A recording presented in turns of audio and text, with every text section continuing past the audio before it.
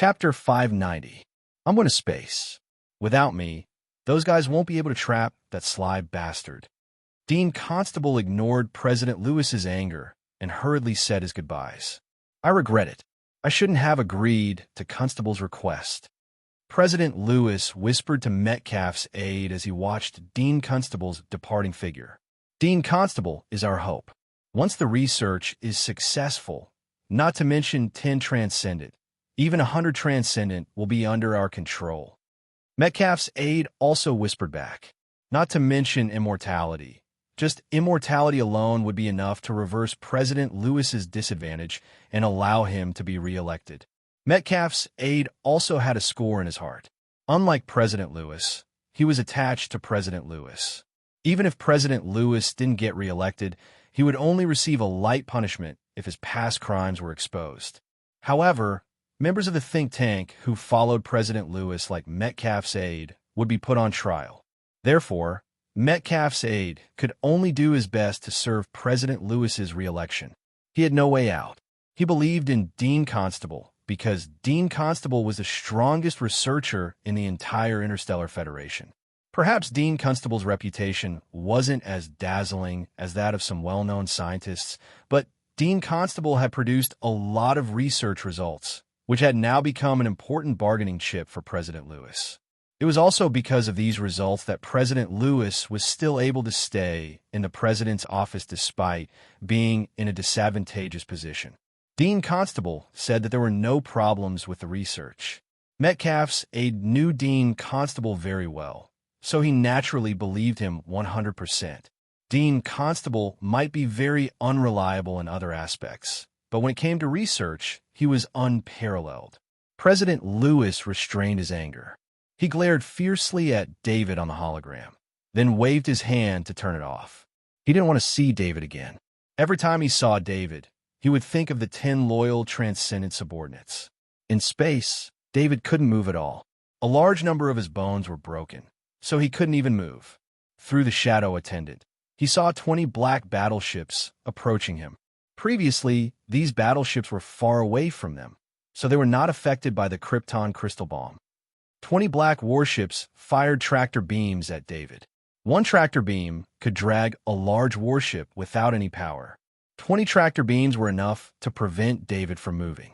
The 20 black battleships didn't take David into the battleships as he expected. Instead, they used the tractor beam to fix him in the middle of the 20 battleships and then drove him into the depths of space. David saw that every black battleship was at least 5 kilometers away from him. From this, it could be seen how heavily guarded the black battleships were against him. The 20 black battleships carried David for a while before stopping in space. Then, through the shadow attendant's observation, David saw a very small spaceship approaching. Then the fleet set off again. This should be the commander, David thought. He was sure that the person who planned this operation was on Planet Origin because the small spaceship was sailing in the direction of Planet Origin. David thought of the opponent that Grand Marshal Andre mentioned. Only someone who could be Grand Marshal Andre's opponent had the ability to send such a large force to Planet Origin. 10 powerful transcendent and 20 unknown battleships. If this person didn't have special authority, they would have been discovered by Planet Origin's defense system long ago. While David was guessing who this person was, he also sailed with the Black Fleet. Their destination wasn't far from Planet Origin. The tractor beam protected David's body as it entered the speed of light. After half a day of sailing, it exited the speed of light. David saw their destination. It was a space building the size of a military battle star. However, there were no military facilities on this space building. It was rare to see a space building built far away from star. Other than the military's need for defense, most space buildings would choose to be near a star. This was because it would be closer to an administrative planet. It would be more convenient in terms of supply and safety. Of course, this place wasn't far from Planet Origin. It was impossible for space pirates to appear in this airspace, so there was no problem in terms of safety. Be careful when you send the experimental materials into the Research Institute. You must be very, very careful. If there are any accidents, you will stay and become my experimental materials. Dean Constable looked at David in space with a crazy gaze and said in a deep voice. The captain of this fleet didn't speak, but his expression was extremely focused. No one knew better than him what Dean Constable meant. He was responsible for most of the experimental materials that Dean Constable mentioned. Since those experimental materials entered the Research Institute, none of them had appeared again. Perhaps living in a research institute was a luxury, and death was the norm. David's body was sent into the Research Institute by the tractor beam. Before he entered the Research Institute, he still had some expectations in his heart. In his opinion, there was no place that could hold him. As long as he was given some time, he could easily leave. Before he left, he could even kill everyone in the building, capture the person in charge here, and interrogate the person behind the scenes. An ear-piercing alarm sounded in the sky above the Federal High Command. Everyone who heard the alarm couldn't help but be stunned. They had forgotten when was the last time they heard such an alarm, but they immediately realized what it meant. Everyone in the Federal High Command turned on their identity bracelets and set their identity to display.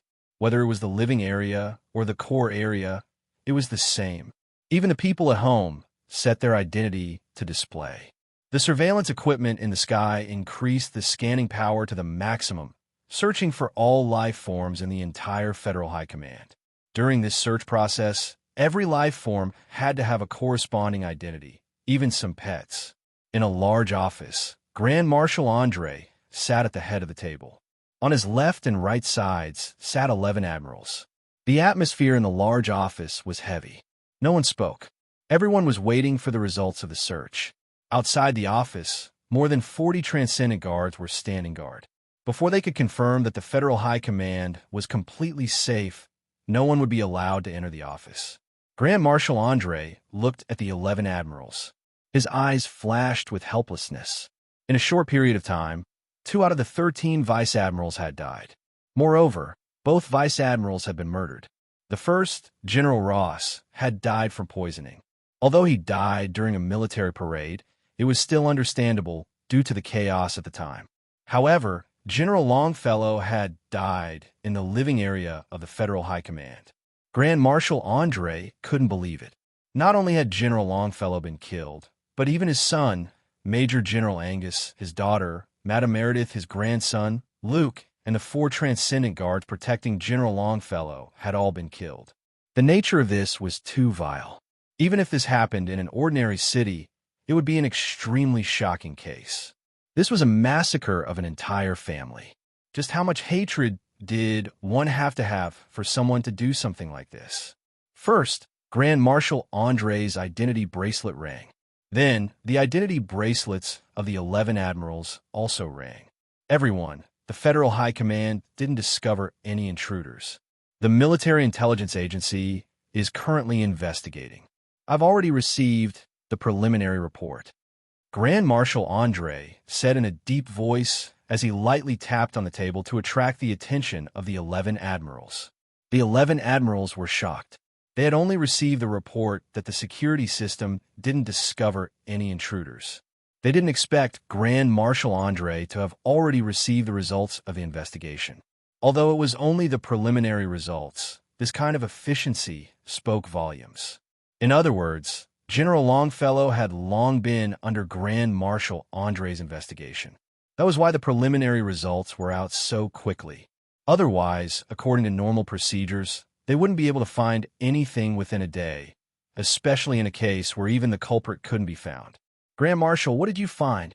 General Francis asked directly as he was very close to Grand Marshal Andre. General Longfellow has been making a lot of moves recently, especially when he arranged several attacks against Major General David. Take a look at this report. Grand Marshal Andre said as he passed the report to the admirals. The reason Grand Marshal Andre was investigating General Longfellow was because of David. He had just arranged for David to be assigned to Planet Bedalia's defense force. Before David arrived, the Tonda Starfield's military had already made frequent deployments to Planet Bedalia's defense force. After that, David had been attacked several times. Although David had emerged victorious, the involvement of the military's higher-ups could be seen. It wasn't easy for Grand Marshal Andre to make a move against General Longfellow. Although he was a Grand Marshal and held a high position in the military, General Longfellow's influence in the military was extremely deep. Even he had to be wary. Without absolute evidence, Grand Marshal Andre couldn't take down General Longfellow. But it was precisely because of this that the investigation against General Longfellow began. But before Grand Marshal Andre could find out the results of the investigation, General Longfellow was killed. Grand Marshal Andre only saw the corpses of the 4 transcendent officers at the scene of the murder and knew that David was most likely involved. He also wanted to protect David, but David had indeed gone too far this time. Killing someone in the Federal High Command, and killing an entire family at that, was something that couldn't be covered up. He wasn't the only one with intelligence agencies in the military. Once more intelligence agencies were involved in the investigation, David would definitely be found out. It would be better for him to capture David and find a place to imprison David for the rest of his life so that David could live. This was also his way of repaying David for saving his life. Grand Marshal, are you suspecting that the Federation's god of war, David, is the murderer? But how did David enter the Federal High Command? He doesn't have the authority to do so, right? General Francis quickly finished reading the report in his hand and immediately asked, "This matter still needs to be investigated. I'm just raising a suspicion." Grand Marshal Andre also had doubts about this. The Federal High Command security system had gone through thousands of years without any problems. Continuous improvements had made this place the safest place in the entire Interstellar Federation. It was impossible to sneak into the Federal High Command. The Federal High Command's identity verification had reached a very strict level. Apart from people with extremely clean backgrounds, as long as there was even the slightest problem, no matter how high one's status was, they would be denied entry. The Federal High Command also had a very high-level energy network around it. This kind of security system that consumed a lot of energy could detect any trespassers. However, until General Longfellow's body was discovered, the Federal High Command security system didn't detect any suspicious characters. Isn't David on Bedalia? We just need to see if he's still there to find out if he's the murderer. General Milton then said, "The intelligence agency is investigating. We don't know why Bedalia's Defense Force Base lost contact." Grand Marshal Andre said in a deep voice. There was no need for General Milton to remind him. The Military Intelligence Agency was an expert in this field. They had already started investigating David. However, when they tried to contact Bedalia's Defense Force Base through the interstellar communicator, they found that they couldn't get in touch. Now, they were trying to contact Bedalia through other means. Just as Grand Marshal Andre was speaking, his identity bracelet rang again. He looked down at his identity bracelet, and his face quickly became gloomy. "Everyone, we can eliminate our suspicion of David," Grand Marshal Andre said with a wave of his hand. "What's wrong?" General Francis asked curiously. When General Longfellow was killed, David's Bedalia Defense Force Base was attacked by the Transcendent. David went missing. All the base personnel were killed, and the base's signal equipment was destroyed. Grand Marshal Andre's voice was full of anger. He had arranged for David to go to Bedalia. This was a safe arrangement. As long as David stayed there peacefully for a year, President Lewis's term would be over, and David would be out of danger. However, Grand Marshal Andre's arrangement wasn't able to protect David. In a short period of time, David was assassinated many times. This time, all the personnel on the base were killed. According to Grand Marshal Andre's judgment, this style of action was very likely done by President Lewis. In his investigation report, there was a video of the Transcendent breaking open the door of David's seclusion room. After the door was broken open, what appeared in the video was David sitting in the room. After that, the video was sent by a member of the scanning team. However, the signal after that was completely blocked. After that, all the information in the base was destroyed, leaving no trace behind. Chapter 591. The highest level meeting of the Federal High Command was still going on. However, the original decision to investigate David had been changed to 2 investigations. One was the massacre of General Longfellow's entire family, while the other was the massacre of Planet Bedalia's Defense Force Base, where David was stationed. The nature of these two cases was extremely vile. It had been many years since a planet's defense force base was massacred. This was a provocation to the military, especially since David had just been given the title of Federation War God not too long ago. Once it was confirmed that David was dead, it would mean that the title of Federation War God that Grand Marshal Andre had promoted would become one of Grand Marshal Andre's failures. The consequences would be extremely great. All of the military's investigation organizations received the order, and the entire military's investigation system was activated. Grand Marshal Andre ended the meeting and returned to his office. He opened the screen and entered a string of passwords. After waiting for 10 minutes, a set of messages was sent back. He looked at the contents of the messages and couldn't help but reveal a trace of a smile on his face. The password Grand Marshal Andre had just entered was to remotely connect to the Advanced Kit's Combat AI. No one knew that the Advanced Kit's Combat AI didn't completely use Federation technology. The core of the Kit's Combat AI was a type of intelligence core purchased from the great world of God. Combined with the Federation's technology, the intelligence of two worlds had fused together, and many hidden abilities had appeared. Grand Marshal Andre didn't tell David that when the Kit's Combat AI was first activated, it was actually a process of recognizing a master. This was the technology of the great world of God. This way, as long as David didn't die, the Kit's Combat AI would only serve David alone. It should be known that the destroyer was originally prepared for Grand Marshal Andre himself. This type of destroyer that only needed one person to pilot naturally had the highest safety standards. The safety standard of a destroyer was that as long as the master was alive, no one else could command the destroyer.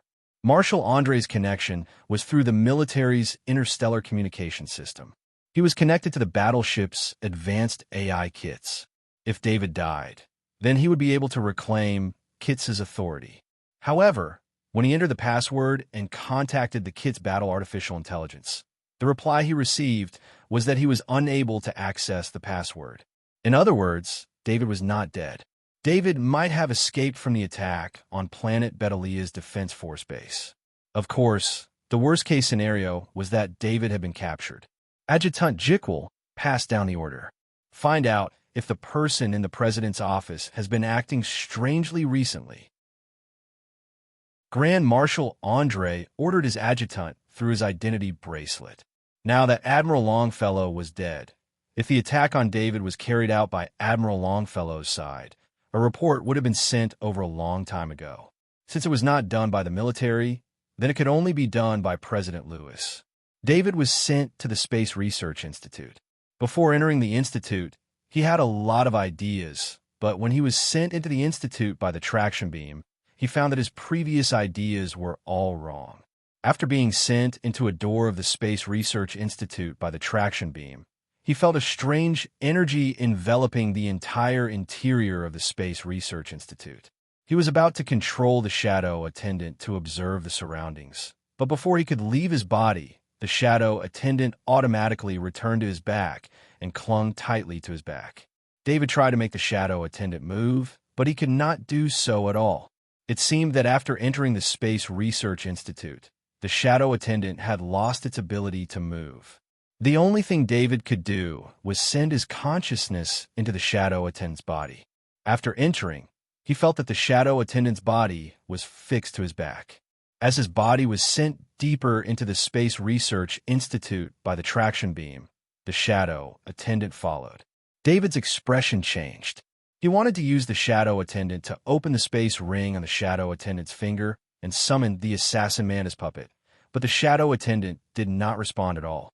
If the shadow attendant had not been in stealth mode and was in a special layer of space, the shadow attendant would have revealed itself long ago. David could not help but panic. His biggest reliance was the two Class 4 insectoid puppets. Even though he was heavily injured, he still had the ability to seize the initiative without the threat of a warship. But now, he had to face a dangerous situation. He had lost his last means of counterattack, and he was completely a prisoner. Two researchers in isolation suits came over. They pushed a hovercraft under David's body, and the traction beam disappeared. David's body landed on the hovercraft, and steel cables extended from both sides of the hovercraft to bind David's body. The two researchers in isolation suits pushed David into a room with walls, ceiling, and floor made of white luminescent materials. The two researchers took out their equipment and began to scan David's body. As they scanned, David's broken golden exoskeleton armor was automatically removed from his body. Then, the two researchers removed as many as four-dimensional bracers from his body. They also found a dimensional bag on his waist and a transcendent stiletto on his calf. They were both removed and placed to the side. The two researchers were very professional. With the help of the scanning equipment, all the items on David's body were removed. Even his clothes were removed, and he was replaced with a large surgical gown. David's consciousness was still there. When he realized that he had been changed into a surgical gown, he could not help but be shocked. The so-called surgical gown was usually only changed into when a hospital was about to perform a major operation. As the Federation's medical science was very advanced, there were very few occasions where a surgical gown was needed. David did not think that the people here were preparing to treat him. He thought of another possibility. He was captured alive and brought to this strange place. Were they going to dissect him for research? The reason he thought so was because his growth was too fast. It was so fast that he could no longer be called a genius. Especially in the final battle, he used many special abilities. These were enough reasons for people to study him. David was pushed out of the room filled with white light. After passing through a corridor, he went through a downward elevator and was finally sent into a huge room. In the middle of the room were two operating tables. There were many instruments that David did not know the function of. Federation God of War David, welcome to the Federation Research Institute's Area 101. Dean Constable changed into a research gown and came to David's side. He lowered his head and introduced David. David didn't like the way Dean Constable looked at him. It was like how a diner would look at his food or a hunter would look at his prey. In his eyes, David didn't feel like a human, but an experimental subject. David had heard of the Federation Research Institute before, but he had never heard of Area 101. Who are you? David tried his best to remain calm and asked. My name is Constable, the Federation Research Institute's director. Dean Constable patiently explained to David. Dean Constable had done some research on David a long time ago. He knew a lot about David. Through his understanding, he was certain that David's spirit was very strong. In the entire Interstellar Federation, there was almost no one with a stronger spirit than David. Without a strong spirit, David would not have been able to achieve amazing results in multiple fields at the same time. He would not have been able to surpass others in a lifetime. Assistant Nigel arranged a deep analysis of his body. Dean Constable turned around and ordered the person beside him. If the person beside him took off his mask, he would be able to see that it was Assistant Researcher Nigel. He was the one who sent people to capture David and turn him into a research subject. However, he failed. However, it was the information brought back by Assistant Researcher Nigel that made Dean Constable pay attention to David. When David soared into the sky and became the Federation's God of War, Dean Constable wanted to get his hands on David. Dean Constable's experiment had started a long time ago. He had found normal people in Kaji. However, these people could not withstand the side effects of the experiment. Even when he used a few transcendent people as research subjects through President Lewis, there were not many results. However, Dean Constable knew that there was no problem with the direction of his research.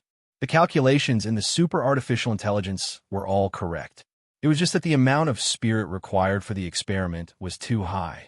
Perhaps the great world of deity might have some qualified experimental materials that Dean Constable needed, but the great world of deity didn't even have the chance to see an expert with such a mind power, let alone capture one.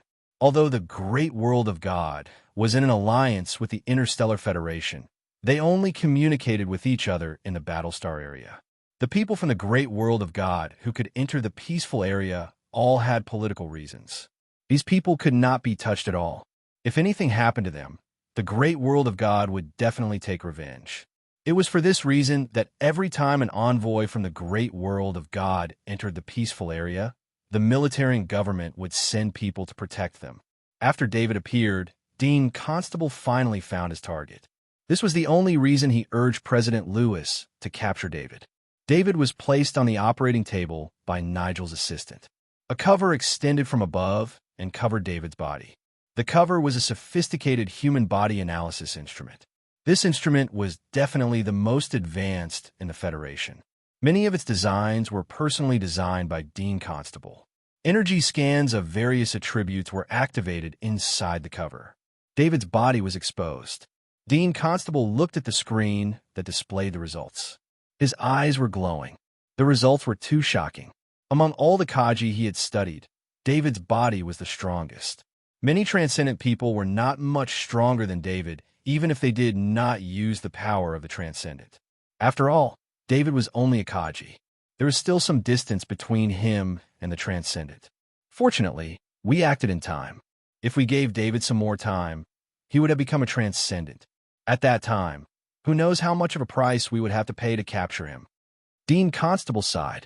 In order to capture David, they had to pay the price of 10 transcendent people despite having an absolute advantage. Those were not 10 ordinary transcendent people. Every one of those transcendent people was a powerhouse among the transcendent people. Although they were not as strong as the veteran powerhouses, they were still among the top in terms of strength among the transcendent people. If an ordinary organization lost 10 transcendent people, they would have collapsed long ago. Even President Lewis had suffered greatly in order to capture David. If one wanted to nurture such an obedient transcendent again, it would take at least 10 years, a precise plan, and a lot of luck. It was no wonder Lewis had lost his composure in the transcendent. Yes, his physique, strength, and agility have all reached the limits of a human. As long as he becomes a transcendent, he will be able to take a huge leap forward and increase his strength by several times. Assistant researcher Nigel nodded in agreement. Use the will detection device. Dean Constable ordered with excitement in his eyes. Assistant researcher Nigel raised the analytical cover and lowered a device from the top. The device was very strange. Its surface was a transparent gemstone covered in runes. The transparent gemstone was obviously in the style of the great world of God, but it was embedded in a very high-tech metal sensor of the Federation. Assistant researcher Nigel carefully placed the transparent gemstone between David's eyebrows. The runes on the transparent gemstone began to glow. David could feel his soul trembling as the runes on the transparent gemstone flickered. However, his soul had already formed a soul fortress that had been upgraded many times. Moreover, it was protected by a crystal barrier, so nothing unexpected happened. As the runes flickered, the metal sensor also surged with energy. It read the data obtained from the transparent gemstone and transmitted it to the light screen. Heavens, 8 times. David's was 8 times stronger than a normal person's. Assistant researcher Nigel couldn't help but exclaim when he saw the results on the light screen. Dean Constable looked at David with great admiration. This kind of gaze made David almost think that he was Dean Constable's child. This was because this was the kind of gaze one would use to look at their most precious thing. David believed that he wasn't mistaken. However, he didn't understand why Dean Constable was looking at him like this. This gaze made him feel even more uncomfortable than the previous ones. Assistant Nigel, you go out first. Order the Research Institute to completely seal off Area 101 and activate automatic attack mode. If any spaceship comes close, kill it immediately. Everyone, get to your post and don't leave without permission. Dean Constable ordered Assistant Researcher Nigel. Although Assistant Researcher Nigel really wanted to participate in this experiment, he couldn't disobey Dean Constable's orders. He could only leave the room with regret in his heart. Chapter 592. David, you are the most mentally powerful human I've ever seen, at least in the Interstellar Federation. No wonder you have such achievements, surpassing the strength of the Transcendent with Kaji's body. Dean Constable said to David with a smile. What are you trying to do? David asked in a low voice. Although Dean Constable was smiling, David could not feel any kindness from it. Instead, a thick sense of evil was spreading from Dean Constable's body. It's a long story, but I'm going to explain it to you. Dean Constable said with a smug look on his face. If he did not tell this secret today, he would never be able to do so again. In Dean Constable's eyes, David was a dead man. He did not need to care about David at all. He only treated David as a listener to satisfy his pride. This would be the greatest achievement of his life. 10,000 years ago, the Interstellar Federation, the great world of God, and the insectoids were not connected yet. The War Star was just an unremarkable remote planet. On that day, the three worlds suddenly intersected, and the world changed. Out of David's expectations, Dean Constable began to talk about history. David tried his best to listen, but in his heart, he was thinking about how to save himself. However, his body was extremely tired, and his injuries were still very serious. He tried to use his mental power to use the bewitching pattern, but he realized that he could not use it in this environment. He wanted to redraw the bewitching pattern, but he encountered the same problem. During the process, the bewitching pattern collapsed. David wanted to use the high-frequency sound wave, but he could not use the mental power required for it. There was something in this environment that was suppressing the transcendent talent. However, very few people know that on that day, a skeleton fell out of the void. That skeleton was kept in the Federation Research Center by the Federation government. Dean Constable did not seem to notice David's struggle and continued. At this time, David also gave up struggling. He had to remain calm and wait for his body to recover. This is a miraculous skeleton. Whenever an injured person gets close to it, the injured area will quickly heal. It has also become the subject of research for the Federation's Research Institute. However, countless years of research have failed to discover the true use of this skeleton until I saw it with my own eyes. Dean Constable's voice became extremely excited. That's a kind of life force. Can you believe that a skeleton has such an exuberant life force that can last for 10,000 years without any signs of weakening? This can't be explained with current technology. Unfortunately, that skeleton lost its research value after countless years without any results and became a collector's item until it met me. Dean Constable's emotions fluctuated as he spoke. At that time, I was just an ordinary researcher in the Research Institute. In order to obtain the right to research this skeleton, I frantically displayed my value. In order to achieve my research goal, I threw myself into President Lewis's faction to obtain his support. After I gave President Lewis the research results he wanted many times, I finally became the Dean of the Federation's Research Institute. That was when I began to make the skeleton my research goal. Dean Constable did not care if David was listening or not. He only wanted to say it out loud. When David heard President Lewis's name, his heart could not help but tremble. Before this, when he heard Grand Marshal Andre mention his opponent, he had guessed a few names, and President Lewis was one of them. Coupled with the fact that Dean Constable had thrown himself into President Lewis's camp and that he had been captured and sent to Dean Constable, there was a high possibility that President Lewis was the mastermind behind all of this. David understood everything now. Why was he discovered even though the military didn't know that he had sneaked into the base? That was because the Skynet system on Planet Origin was in the hands of the government.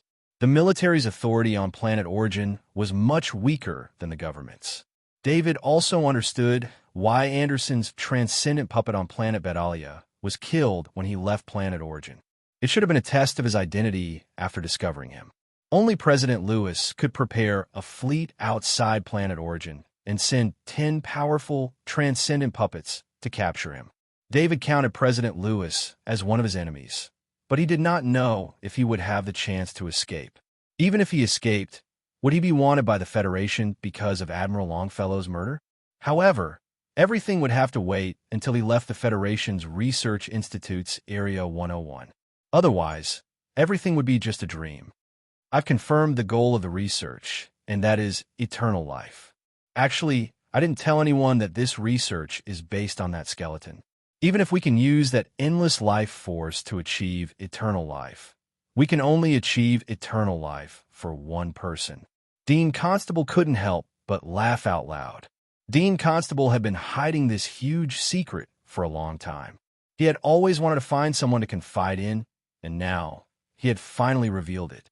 For this research, Dean Constable had embezzled a large amount of research funds. The amount of research funds was astronomical.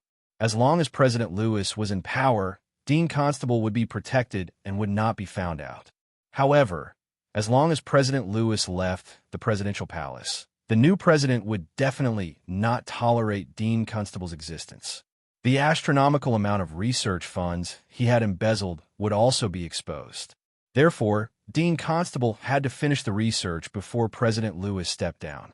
Otherwise, his life's goal would go down the drain. As for President Lewis's hopes of re-election, Dean Constable was very clear. With the conflict between President Lewis and Grand Marshal Andre, President Lewis's chances of re-election were close to zero. Dean Constable would not pin his hopes on President Lewis's re-election. In recent years, he had increased his research efforts. Those transcendent puppets had become his research subjects. "You want eternal life?"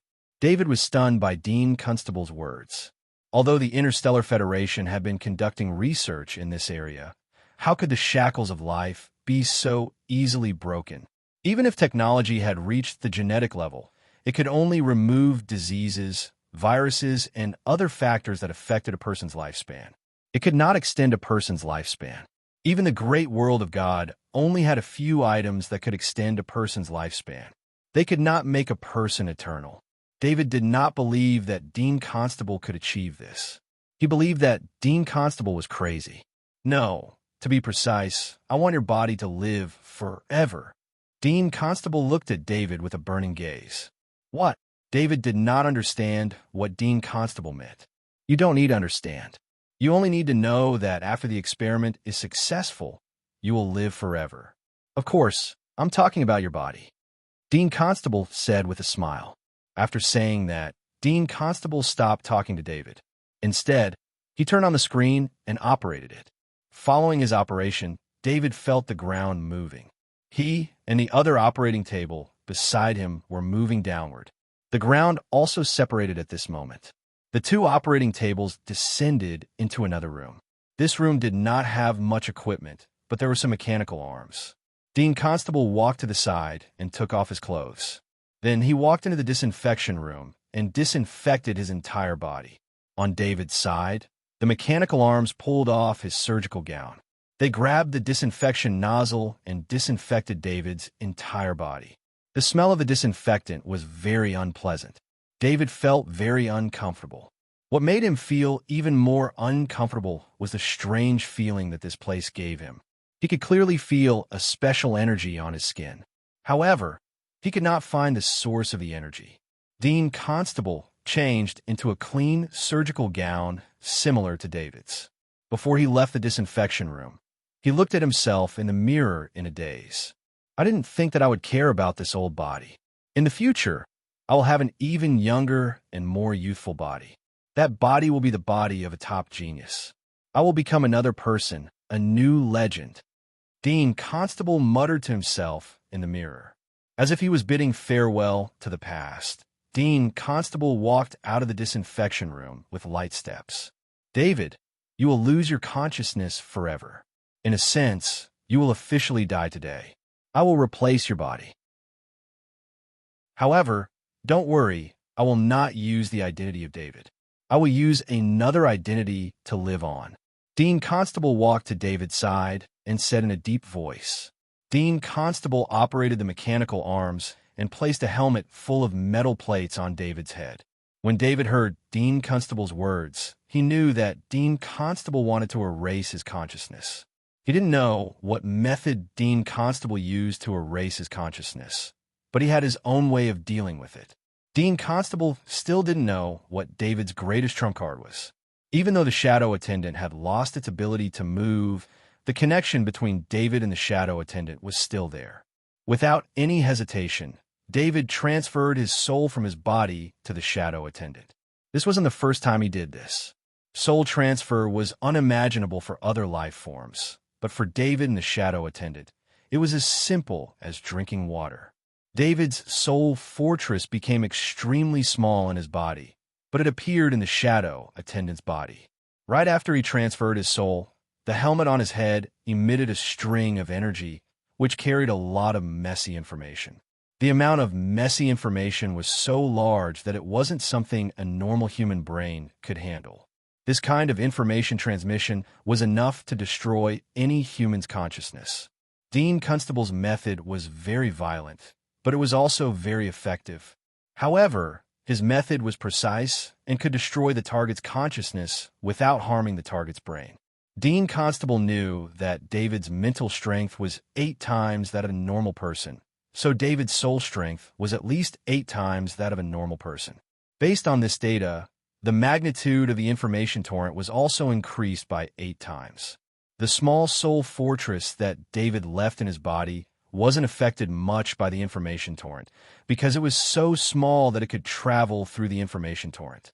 In fact, the fragments of consciousness shattered by the information torrent were bigger than the small soul fortress. Although the soul fortress in his body was small, as long as the soul fortress in the shadow attendant's body didn't disappear, the small soul fortress here would still exist. 2 hours later, Dean Constable turned off the information torrent. David's eyes were no longer as lively as before. Dean Constable didn't determine anything through observation. He tapped on the screen a few times, and the helmet on David's head emitted a set of orderly signals. As long as David's consciousness was still present, it would react to these signals. Once David's consciousness reacted, it would be captured by the helmet. After another half an hour of continuous signals, Dean Constable had a satisfied smile on his face. He was very sure that David's consciousness had been erased. Although he had done this job countless times before and was 100% confident, he was still excited by this success. Dean Constable knew that he was one step closer to success. David's body would become his body. Dean Constable tapped on the screen a few more times, and the mechanical arm pulled out a skeleton wrapped in a transparent cover from a sealed cabinet at the side. The skeleton was placed on another operating table. When the transparent cover was removed, a strong aura of life was emitted from the skeleton's body. Dean Constable knew that everything in this operating room had been processed. Otherwise, as long as there was a piece of wood here, it would have sprouted branches. As for other natural objects, as long as they were alive, they would be affected. Even Dean Constable, who was standing at the side, felt his body become more relaxed. Unfortunately, the life force that leaked out could only have this effect. At most, it would have healing effects. If one wanted eternal life, the body would have to become one with the skeleton. Naturally, the job was done by Director Constable. Director Constable didn't intend to let anyone else do it, even though a professional surgeon might be better at it. In order to complete this task, Dean Constable learned surgical knowledge and practiced with a large number of objects to become a master surgeon. Bone replacement for a single part of the body could be done as early as 10,000 years ago, but bone replacement for the entire body had never been done before. This was because after the Federation's medical technology developed to the genetic level, many surgeries were replaced. Other than some necessary surgeries, gene therapy fluid could be used to heal most injuries. Only a madman like Dean Constable who practiced with objects had the corresponding experience. This experience was based on the lives of countless people. Chapter 593. David felt fear. Through the eyes of the shadow attendant, he saw Dean Constable's eyes. It was a gaze that only a madman would have. Apart from the madness in Dean Constable's eyes, there was more focus. He operated the mechanical arm to cut open David's arm and began the bone replacement surgery. Dean Constable knew very well that he didn't have much time. All the bones in this strange skeleton could only be separated for 10 hours at most. After 10 hours, no matter how far away they were, the separated bones would pass through space and reassemble under the skull of the skeleton. Therefore, he only had 10 hours for the surgery. 10 hours sounded like a lot, but it was extremely short for such a huge surgery, especially since Dean Constable was the only one operating the entire surgery. Due to the need to keep his secret, Dean Constable did not even trust his own assistant. This was related to the most important research in his life, and it was also a research that could not be shared with others. Everyone involved in the research thought that Dean Constable was conducting a research project to extend one's life. No one knew that Dean Constable was only trying to reconstruct an immortal body for himself. Breaking the shackles of human lifespan and becoming the first member of the Interstellar Federation to achieve immortality was Dean Constable's goal, and this goal was already infinitely close to being achieved. He had researched this for decades, and the amount of research materials he had used up was enough to support a large-scale massacre. Dean Constable even used the authority given to him by President Lewis to send his own assistant to collect research materials from all over the Federation. The surgery began. Dean Constable saw David's left arm through the screen. The incision on the left arm was magnified, allowing him to clearly see the larger blood vessels and nerves.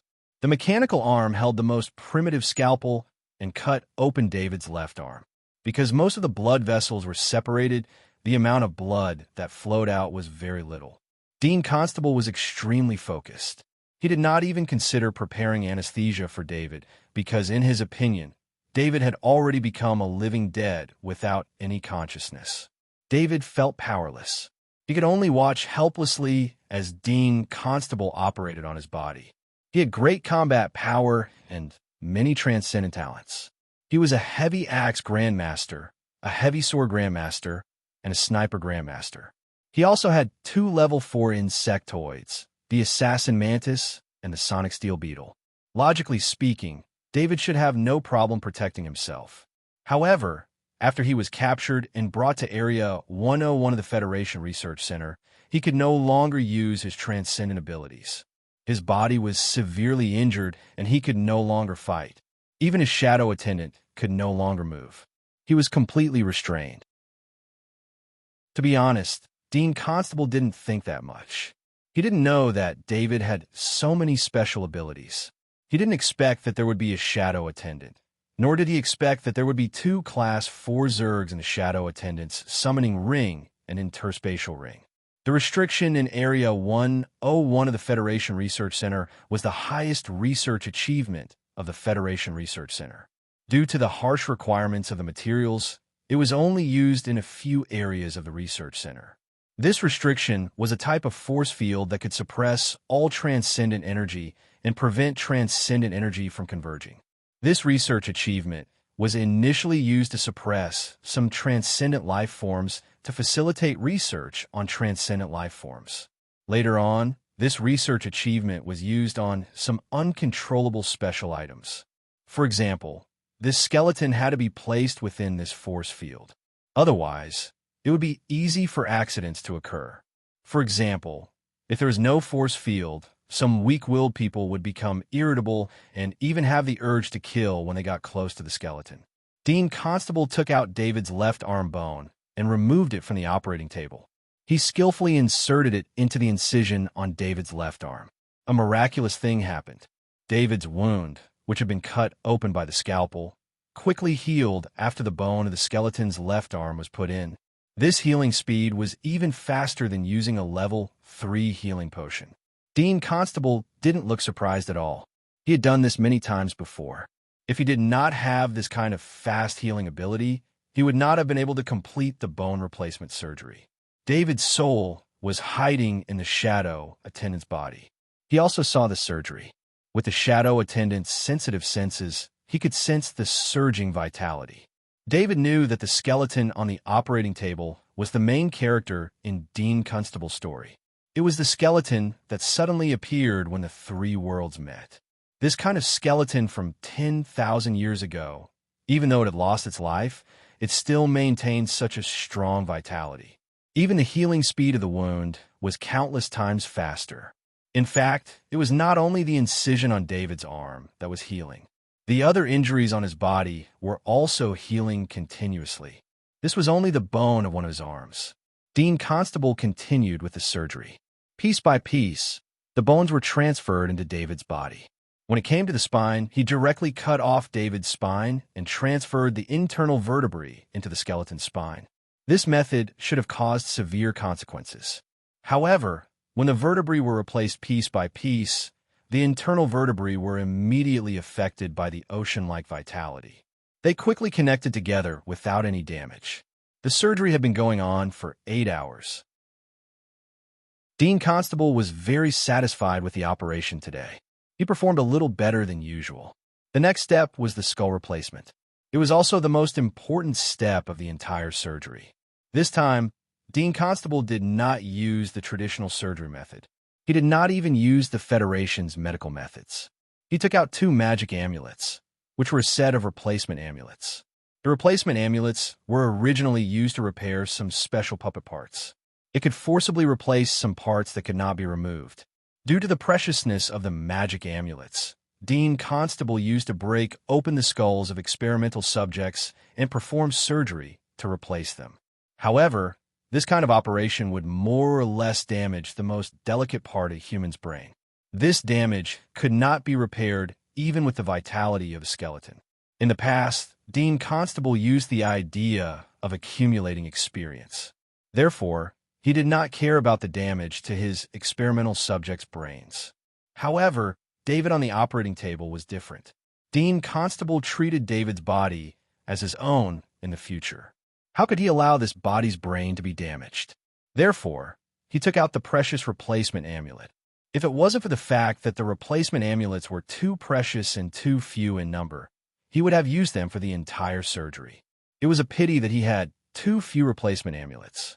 A few of them had been used in his previous experiments, and the 2 amulets he had were the last ones he had. He was saving them for this operation. Dean Constable placed one of the replacement amulets on the skull left by the skeleton on the operating table. Then, he made an incision on David's scalp and placed the other replacement amulet on David's skull. Dean Constable used his spirit to activate the 2 replacement amulets. In a flash of white light, a skull appeared on the operating table. The original skeleton skull was replaced with David's skull. The bone replacement surgery was over, but Dean Constable did not relax. The most important part was what came next. None of the previous surgeries could pass the next test. This was also why Dean Constable believed that only a strong spirit could pass through it. Dean Constable used his mechanical arm to inject 3 potions into David. These 3 potions were all spirit-type potions. The price of each potion was enough to buy a fleet of 100 large warships. It was the kind of potion that had a price, but no supply. Most of the Federation's funds were spent on this. Without the support of these 3 potions, most of the previous experiment subjects could not even last for 10 seconds. So far, the one who lasted the longest was a transcendent experimental subject who lasted for 100 seconds. That transcendent was also a weapon master, which was one of the reasons why Dean Constable specified that he needed an experimental subject with super strong mental strength. After the 3 potions were injected, Dean Constable waited for David's reaction. A golden light appeared on David's body and enveloped him. David's soul, hidden in the shadow servant's body, sensed that an intruder had entered the soul he had left in his body. It was a humanoid life form with a pair of wings on his back and golden armor. The reason he was called a humanoid life form was because no human had a pair of white wings.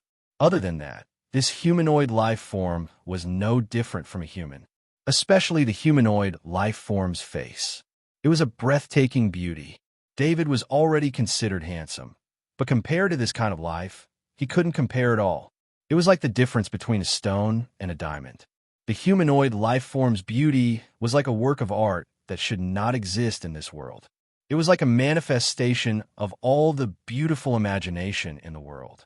I've finally found a decent body, but this soul seems a little strange. The humanoid life form muttered in a strange language. However, the words were spoken in David's soul. The meaning was transmitted through David's soul. David could be considered a language expert.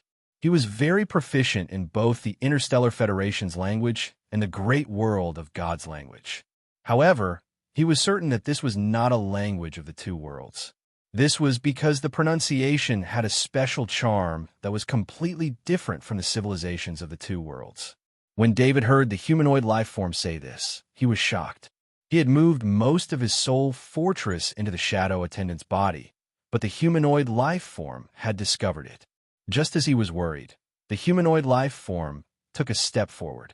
Using the connection between the super small soul fortress and the shadow attendant soul fortress, he appeared directly outside of David's real soul fortress.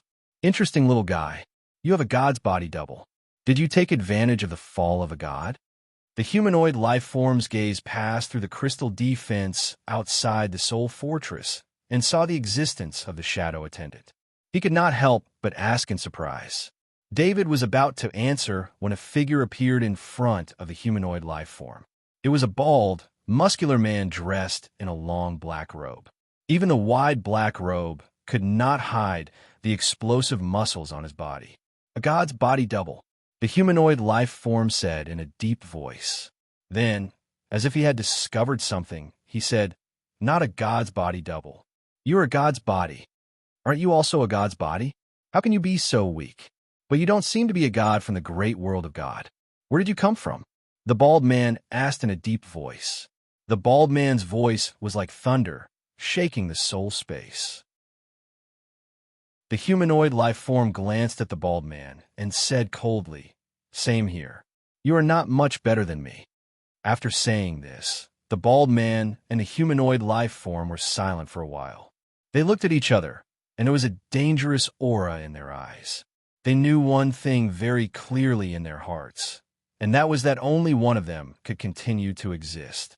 In their current weakened state, it was impossible for peace to appear. The bald man was a failed deity. He had been defeated in a war of the deities long ago, and only a wisp of his soul was left to struggle at death's door. The ignorant David's predecessor had mistaken the sacrifice process and mistakenly connected the sacrifice object to the bald man, a god that was about to disappear. For the sake of his last hope, the bald man combined himself with the shadow attendant and signed a contract with David. He used David to find a large number of souls for him to recover. It could be said that David was his only hope. This was also why when David was in danger, the shadow attendant would take the initiative to save him. This was what the bald man did. However, every time he interfered with reality, a large amount of the bald man's accumulation would be consumed. However, the bald man was very satisfied with David. Following David, he absorbed a large amount of soul energy through the shadow attendant. He only needed to take out 1,000th of the soul energy to give to David and leave the rest for himself to recover his strength. Of course, the 1,000th of the soul energy that the bald man gave to David was not ordinary soul energy. It was soul energy that could be directly absorbed after being filtered by the shadow attendant. This did not violate the contract signed by David. The bald man would not violate the contract signed with David because the contract was only effective for non-gods. Once he recovered his strength, he would be a real god, and the contract would naturally lose its effect.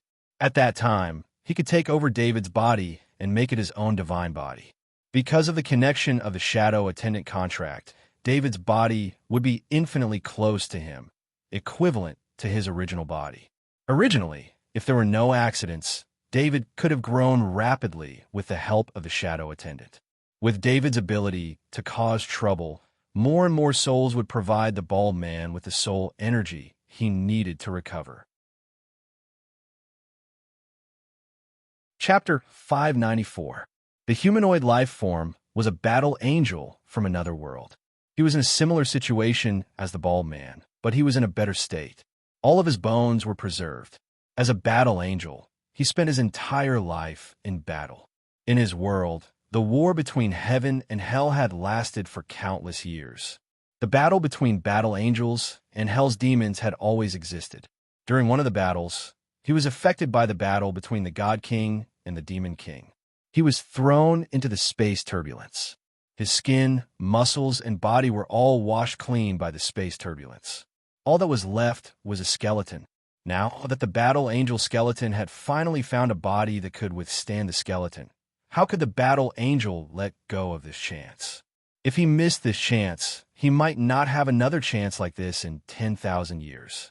The battle angel skeleton wasn't easy to find a body that could withstand it. If it wasn't for the bald man secretly modifying David's body and David's mental strength that was 8 times stronger than normal people, he would have been able to withstand the skeleton. The bald man wanted to survive, and so did the battle angel. The condition for survival was David's body. Therefore, they had to decide the victor. One of them had to die. It seems like our goal is the same. Then let's fight. Even though the battle angel was only left with a remnant soul, he was still passionate about battle. He shouted, "This is my territory. You will die here." The bald man said in a low voice. After the bald man said that, his body expanded. Soon, he was twice as tall as the battle angel. At the same time, the black robe on his body turned into black armor. The simple armor only covered half of the bald man's shoulder, revealing his bulging muscles. He gave off a feeling that he was as heavy as a mountain. The battle angel didn't change. He only flapped the wings on his back. Then, he turned into a golden light and flew towards the bald man. "Defend!" the bald man shouted. The ground in front of him suddenly protruded and formed a thick wall. The golden light that the battle angel turned into seemed fast, but was very agile. Just as he was about to hit the wall, he suddenly changed direction when he was just a little bit away from the wall. He stuck close to the wall and continued to fly towards the bald man. The bald man grabbed with his hand, and a huge club appeared from the ground. He grabbed the club with his right hand and smashed it towards the battle angel. The battle angel nimbly dodged, and a long sword appeared in her hand. After dodging the stick, she stabbed towards the bald man. The bald man's left hand also grabbed the ground and pulled out a shield, blocking the battle angel's attack. This was David's soul space, so he could clearly see the battle that had taken place. Originally, David was very proud because he was a Grandmaster Greatsword, Grandmaster Great Axe, and a Master Sniper. These allowed him to fight Transcendent as Kaji and was stronger than most of the Transcendent. However, after watching the battle between the two of them, he realized that his title of Grandmaster Heavy Sword and Grandmaster Heavy Axe was like a joke. In the battle between the two gods, each of their moves contained a power that could move the heavens and earth. David was very clear about this feeling because the battle angel and the bald man were fighting in his soul space. The power of the heavens and earth was also the power of the heavens and earth in his soul space. David couldn't describe the feeling the battle between the two gods gave him. It was like an ant seeing a dragon for the first time.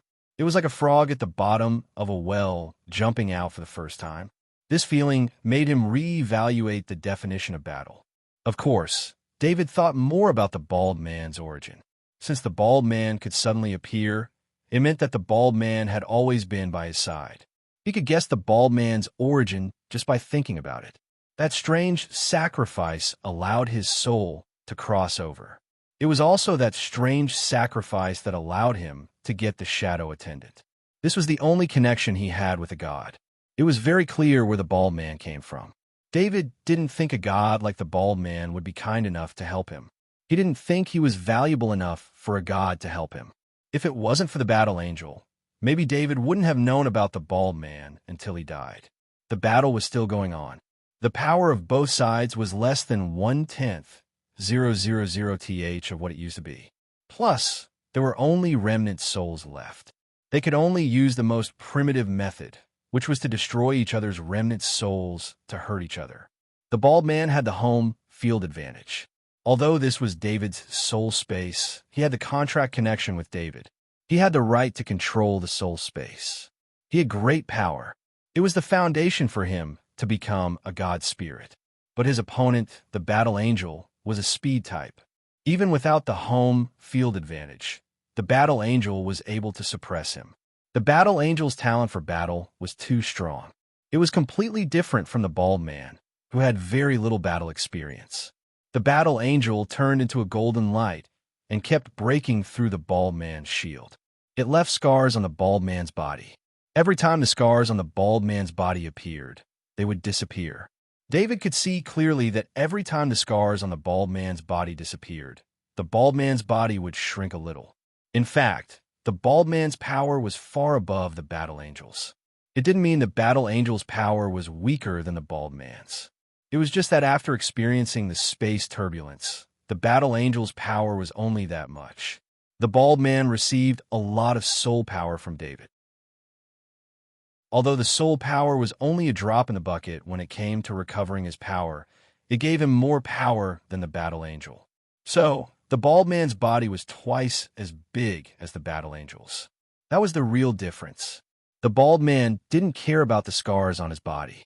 The battle angel's power was limited. After the battle, it kept losing power. He had the help of David's soul space.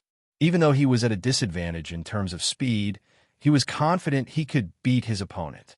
David also noticed the battle angel situation. As the battle continued, the battle angel maintained the advantage, but the battle angel's body shrank.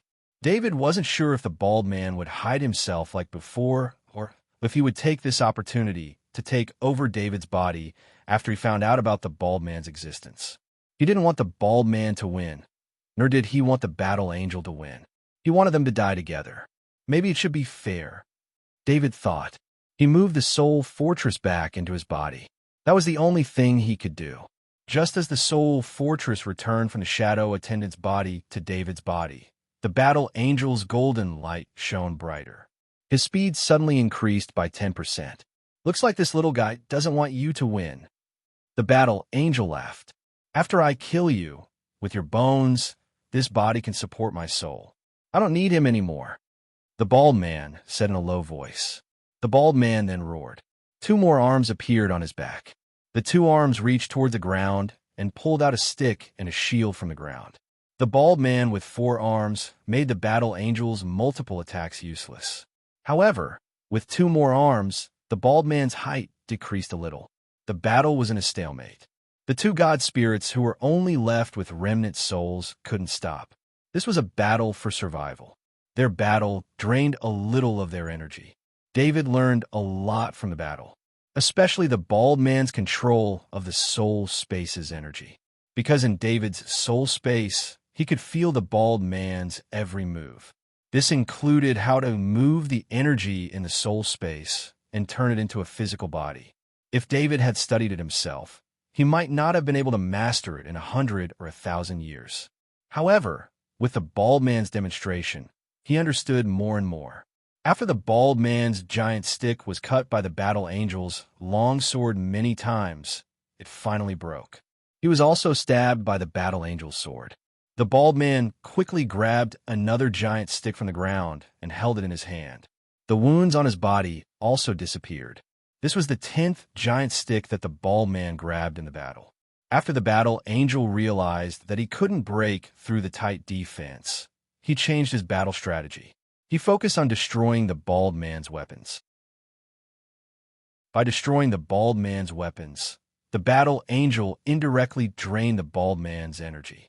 At the same time, the battle angel could create holes in the bald man's defense. David, who was hiding in the soul fortress, had his eyes brighten.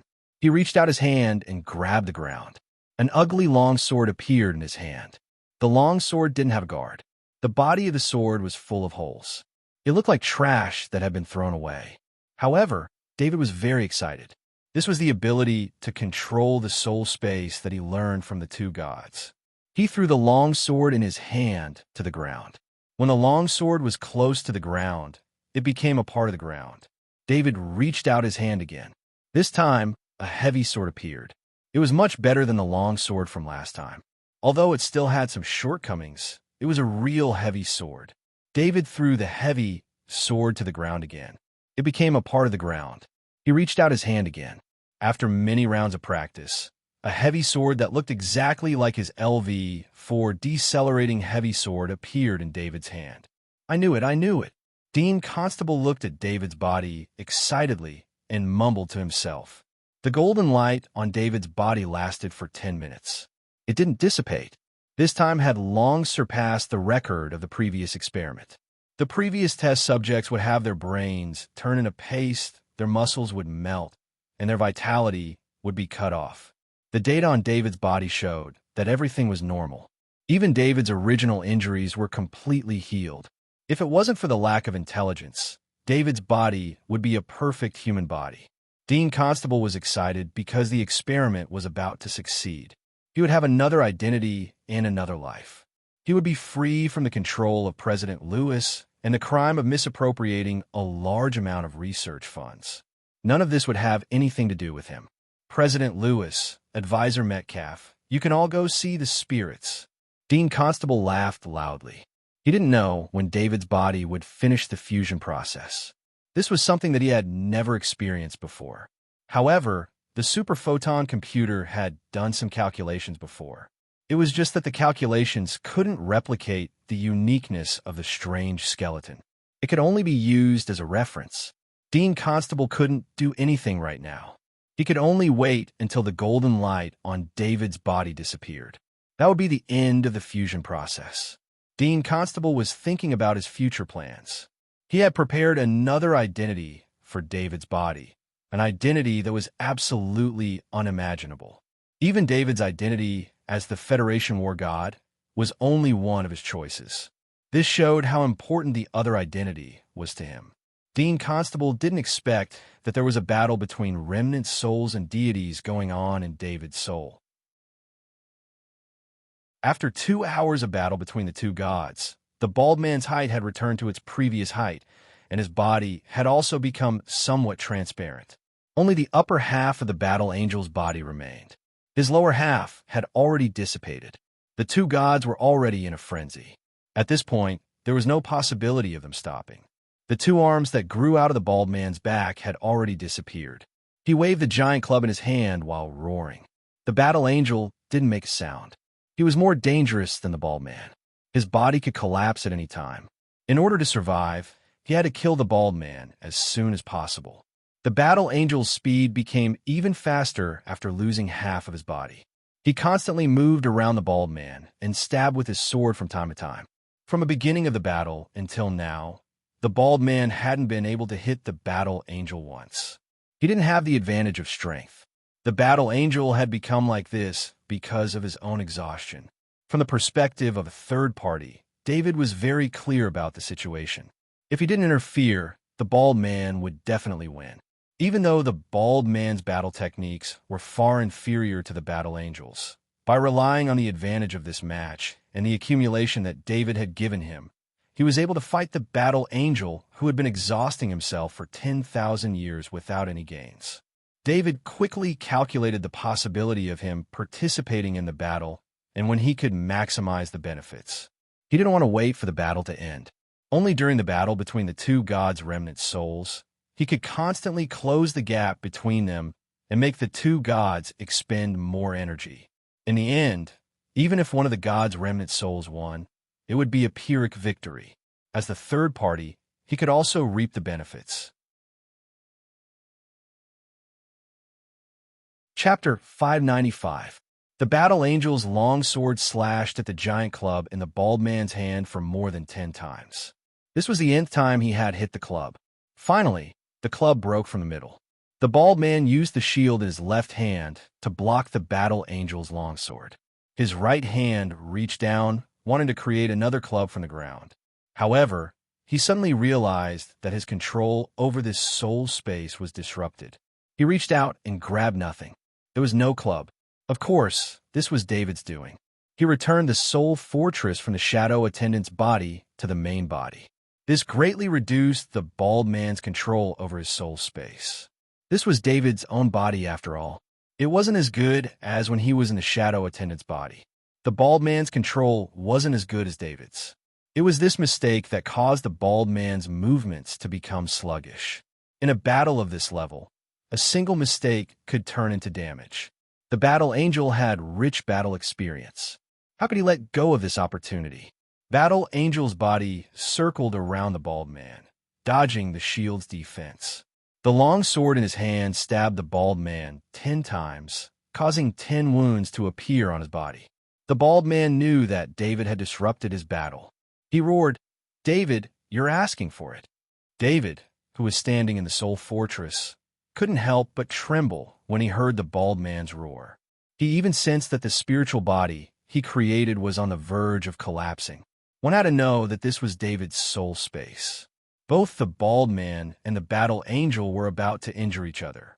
The bald man's roar almost caused David's spiritual body to collapse. Fortunately, the battle angel didn't give the bald man a chance to breathe. He continuously attacked the bald man and used the opportunity when the bald man lost his weapon to heavily injure him. David stabilized his spiritual body. His spiritual body wasn't erased by Dean Constable, but he almost collapsed from the bald man's roar. He stretched out his hands to the ground and thought about the exoskeleton armor. Every detail of the exoskeleton armor appeared in his mind. Then the ground rose and covered his feet, then continued to cover his legs. It continued to cover his entire spiritual body. This was the exoskeleton armor that David used to have. It was also the exoskeleton armor he was most familiar with. With this layer of protection, David felt a lot more at ease. At least his spiritual body wouldn't be completely unprotected like before. In fact, David underestimated himself. This was his soul space. In fact, he had the highest authority here. However, in terms of soul energy control, he was much weaker than the two God Spirit Remnant souls. Because the two God Spirit Remnant souls were incomplete, they could only use his soul space to fight. David observed the battle between the two remnant souls while he sensed the exoskeleton armor on his body. The exoskeleton armor on his body was transformed by spiritual energy. Every detail was a perfect replica of the exoskeleton armor. It also had some of the original exoskeleton armor's functions. This function referred to the defense function of the original custom-made exoskeleton armor. As for the flight function, because the custom-made exoskeleton armor lacked an engine to provide energy, it couldn't fly. It couldn't even increase its strength by 10 times. David's heart jumped. If he could transform the exoskeleton armor, couldn't he transform other things? Of course, if he replicated something complicated, it would be the same as the exoskeleton armor. It only had the appearance but not the inside. Therefore, advanced weapons were useless. David grabbed the ground. As the ground bulged, the bulge turned into a ballista. This was the most primitive heavy long-range weapon he could think of. David didn't activate the ballista immediately. He kept reaching out and creating ballistas from the ground. On the other side, the battle between the battle angel and the bald man was coming to an end. Their bodies became extremely thin. They were transparent like smoke. David felt that his opportunity had come. He waved his hand and 30 ballistas he created shot out at the same time. The armor-piercing arrows drew a perfect curve in the air and fell toward the two remnant souls in the battle. The two remnant souls didn't care about David. Even if the soul space belonged to David, they thought that David was just a mortal. He couldn't be a threat to them. But when the arrows flew toward them, the two remnant souls' faces changed. If they were still in their original bodies, not to mention these transformed arrows, even the real arrows wouldn't be able to hurt them. But now, all of them were only remnant souls, and after going through a life and death battle, they had long since reached the weakest state of remnant souls. Remnant souls were most afraid of weapons made of spiritual energy. This energy could hurt them. That was what the two remnant souls did before. They transformed their spiritual energy into weapons to fight. The two God Spirit remnant souls thought about how David was able to use his soul energy to create weapons. It was because the bald man had gathered his soul energy many times to create weapons. This was also thanks to the battle angel. If the battle angel's countless attacks didn't destroy the giant club formed by the soul energy, the bald man wouldn't have been able to reform the giant club again and again. No matter how much of a genius David was, he wouldn't have been able to learn this technique through multiple conversions. Just as the thought rose in the minds of the two God spirits, the arrows made of spiritual energy fell. The two remnant souls didn't shout. Instead, they glanced at each other, and a hint of relief could be seen in their eyes. To God spirits, death was just a deep sleep. They weren't afraid of death. When facing death, they felt a sense of release. After 10,000 years of perseverance, they were tired. This was also one of the reasons why the two remnant souls decided to fight to the death when they met. Regardless of victory or defeat, it was a release from their previous sufferings. The arrows made of spiritual energy pierced through the two remnant souls. Their remnant soul bodies shattered, and only two specks of light remained. David felt a sense of relief. The two remnant souls appeared in his spiritual space and filled his spiritual space with an oppressive aura. As the two remnant souls shattered, the spiritual space returned to peace.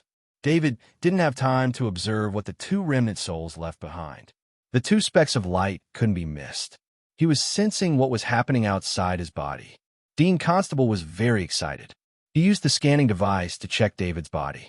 He discovered that David's bones and muscles were perfectly fused together. It was just like David's original skeleton. The Battle Angel's skeleton replaced David's skeleton. The surging life force was restrained. Dean Constable switched to another scanning device. This one was developed by him. It could estimate the target's lifespan based on the changes in the body's genetic structure. This type of lifespan scanning device wasn't very useful. Under the Federation's medical conditions, almost every citizen could extend their lifespan to their ideal limit. Of course, only some transcendent citizens damaged their foundation in battle. That was why their lifespan was shorter than expected. However, it was still longer than a normal person's lifespan. The transcendent citizens didn't need any lifespan scanning device. They had an instinctive sense of their lifespan. This sense was more accurate than a normal scanning device.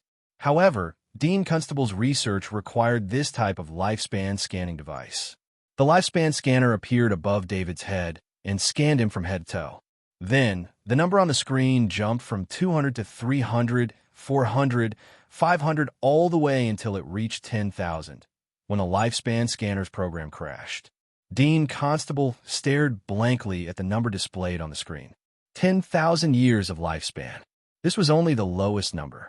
In his opinion, this number wasn't the limit of David's lifespan. It was precisely because David's lifespan exceeded the lifespan scanning device's calculation limit that the device crashed. Dean Constable recalled that he had asked his researcher to write this program. That researcher probably didn't expect anyone's lifespan to exceed 10,000 years. Body of immortality. I finally succeeded. Dean Constable spread his arms and yelled. He jumped around unrestrainedly to express his excitement. Dean Constable still remembered the first time he saw that skeleton in the collection room. When he saw that skeleton, he had the urge to research it.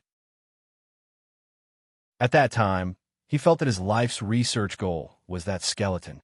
He was willing to do anything for it. Dean Constable had done everything for the past few years.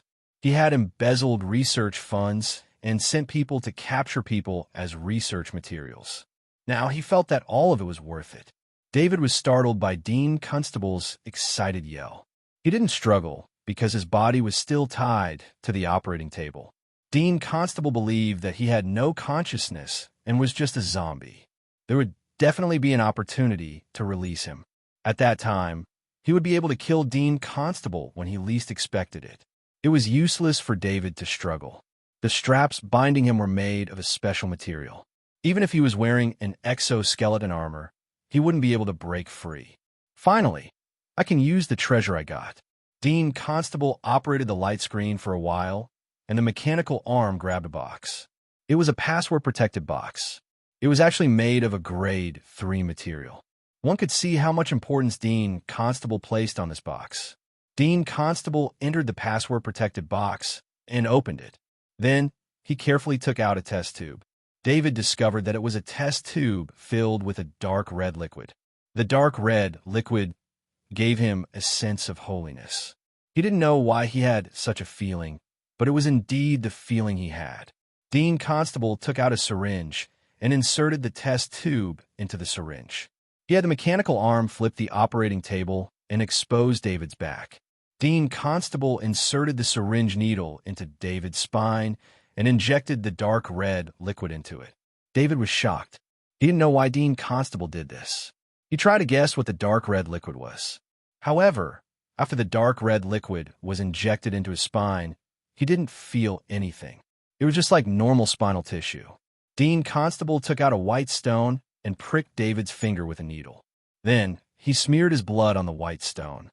He stared at the white stone, but there was no change to it. Let's wait a little longer. It won't fail. I'm too impatient. Constable mumbled to himself. He used his mechanical arm to flip David over again and looked at David with an extremely greedy gaze. Then, he turned around and walked to the side. The mechanical arm brought him a meal. After a long period of surgery and a lot of energy consumption, he was already exhausted. While waiting, he could take a break. David hesitated for a moment. He tried to contact the shadow attendant, and it went smoothly. He could still see the surroundings through the shadow attendant's eyes. The shadow attendant was still unable to move due to the environment and could only stay on his back. He allowed a long sigh of relief. He was originally worried that the fall of the bald man would cause the disappearance of the shadow attendant.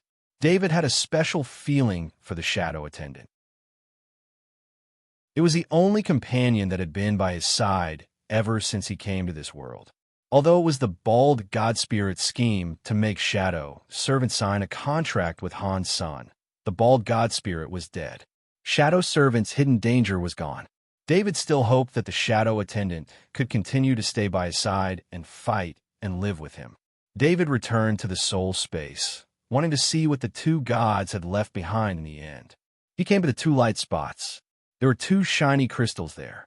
David tried to grab them with his hand, but he found that his hand easily went through the crystals as if they didn't exist.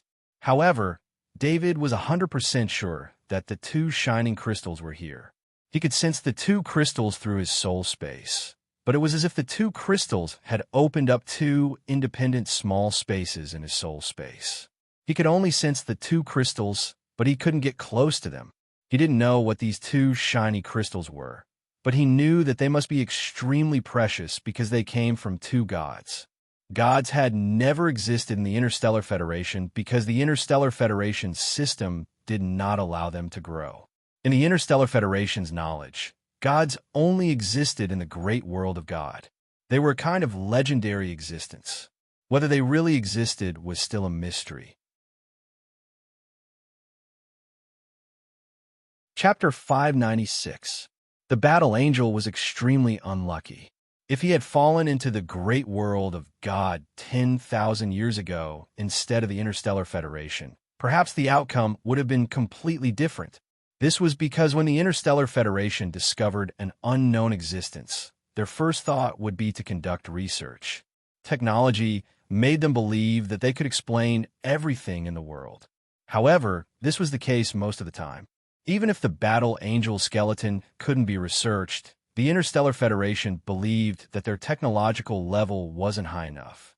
If the Battle Angel skeleton had fallen into the great world of God back then, perhaps it would have been worshipped as a miracle.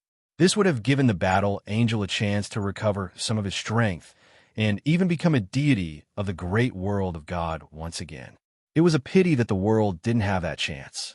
The Battle Angel turned into a piece of crystal in David's spiritual dimension. David looked at the two shiny crystals. He couldn't even move them, let alone know what they were used for. Just as he looked at the two shiny crystals, a warm current gushed out from his body, which startled him. The warm current flowed out from his spine where the dark red liquid was injected. This warm current entered his blood vessels and spread throughout his body. David was extremely familiar with his body. This warm current seemed to be affecting his body. Since he didn't have any sense of danger, this should be a good influence. There should be enough time, right? Dean Constable hastily finished his meal and didn't wait long before he returned to the operating table and muttered to himself. He picked up the white stone again, pricked David's finger, and smeared the blood on the white stone. This time, the white stone lit up with white light. The white light was extremely weak, but it lit up. Although it's a very weak bloodline, the bloodline power is still growing. With the nourishment of the skeleton, the bloodline power should surpass Arthur's bloodline power. Arthur is a direct descendant of the Luce family. Dean Constable's eyes flashed with exceptional excitement as he muttered to himself. David didn't know who Arthur was, but he knew about the bloodline power. He knew that it was unique to the great world of God. Only those with the bloodline power could become a knight. Could it be that the liquid Dean Constable injected into his spine was his bloodline power? However, it was said that bloodline power could not be transferred. By the way, I need to remember everything here. I might experience a temporary memory lapse. Constable mumbled to himself. He quickly operated on the screen as if he was recording something.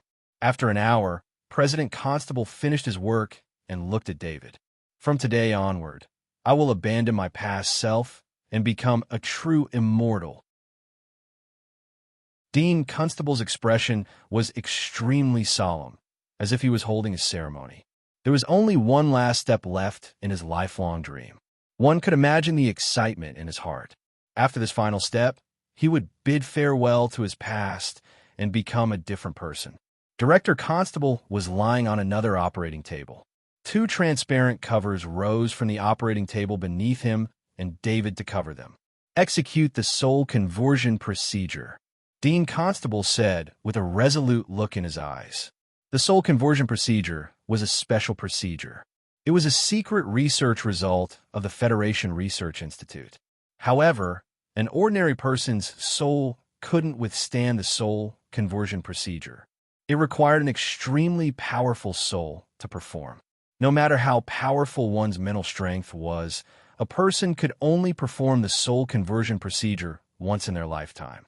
After that, their soul would dissipate. This secret research wasn't publicized to the public, and very few people in the Federation Research Institute knew about it. This was because if this research was made known to the public, the consequences would be dire. Be it legally or ethically, there would be huge trouble waiting for them. Moreover, the soul conversion procedure required a large amount of precious resources every time it was activated. It couldn't be popularized. Liquid flowed into the transparent covers of the two operating tables and enveloped David and Dean Constable. The composition of the liquid was extremely complicated and its value was shocking. Many of the materials were accumulated over countless years by the Federation Research Institute. If this research didn't have a ready-made result, Dean Constable wouldn't be able to conduct so many experiments. The Federation Research Institute was a place where top-notch geniuses gathered. Before Dean Constable, there were many talented researchers who produced many outstanding research results. "Goodbye, my body," Dean Constable said softly when he saw the blue light shining beside him. The soul conversion procedure was a one-time procedure. After the conversion, the body would die and the soul would enter another body. Dean Constable's perception was stretched. He felt as if he had passed through a long tunnel and appeared in front of a huge castle. What a strange soul space. This is David's soul space. Dean Constable exclaimed as he looked at the huge castle curiously. As someone who had a deep understanding of mental strength, Dean Constable was naturally very familiar with soul spaces. He had only heard of such a defensive soul space. As long as I can control this place, I can become the master of this soul space, the master of this body. Dean Constable walked towards the soul fortress. He was very confident that even though the soul fortress had strong defensive capabilities, it would be useless after it lost its sentience. However, when Dean Constable approached the soul fortress, he saw a ballista on the castle's defensive wall. Then he saw a figure walk out. It was Kaji in exoskeleton armor. "David, why are you here?" Dean Constable immediately recognized David and couldn't help but exclaim. Dean Constable activated the soul conversion procedure because David's consciousness had been erased. He was here to take over David's body, not to fight. He knew how strong David's soul was. It had 8 times the mental strength of a normal person. David was the strongest person in the Federation that he knew of. Dean Constable himself only had 5 times the mental strength of a normal person. This was his pride in the past, but it was nothing in front of David. "Dean Constable, you're the one who caught me. Tell me why I'm here," David said to Dean Constable with a smile. David was delighted that Dean Constable had walked right into his trap. In the soul space, he had unimaginable authority. Dean Constable wasn't the remnant soul of the 2 deities from before. He could ravage Dean Constable's soul however he wanted. "Aren't you supposed to have lost your consciousness?" Dean Constable struggled in disbelief. "My abilities are beyond your imagination. Can you tell me the story of Arthur?" David asked with a smile. Dean Constable's face turned pale. He recalled the previous operation.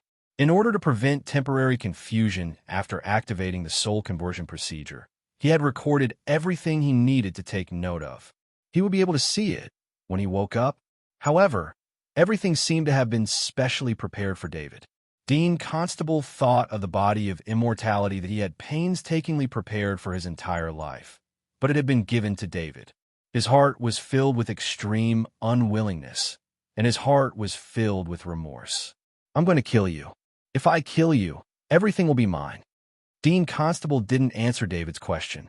Instead, he screamed and charged toward the castle. David shook his head. With a wave of his hand, the 30 ballistae beside him fired simultaneously. Dean Constable's body trembled violently. 30 holes appeared on his soul body. These soul weapons could even injure the remnant soul of a deity, let alone an ordinary soul like Dean Constable. Dean Constable's body dispersed and turned into pure soul energy that fell to the ground and was absorbed by the soul space. On the operating table, David opened his eyes. He felt the restraints on his body being released. He sat up on the operating table. He had been paying attention to the mechanical arms above his head and noticed that they weren't moving. David walked to the screen. He noticed that Dean Constable had recorded a lot of things, but due to the angle, he couldn't see the contents.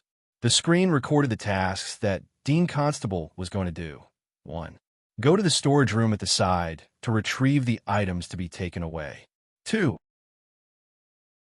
Federation Research Institute Area 101 will self-destruct in an hour. Leave this place on a miniature aircraft within an hour.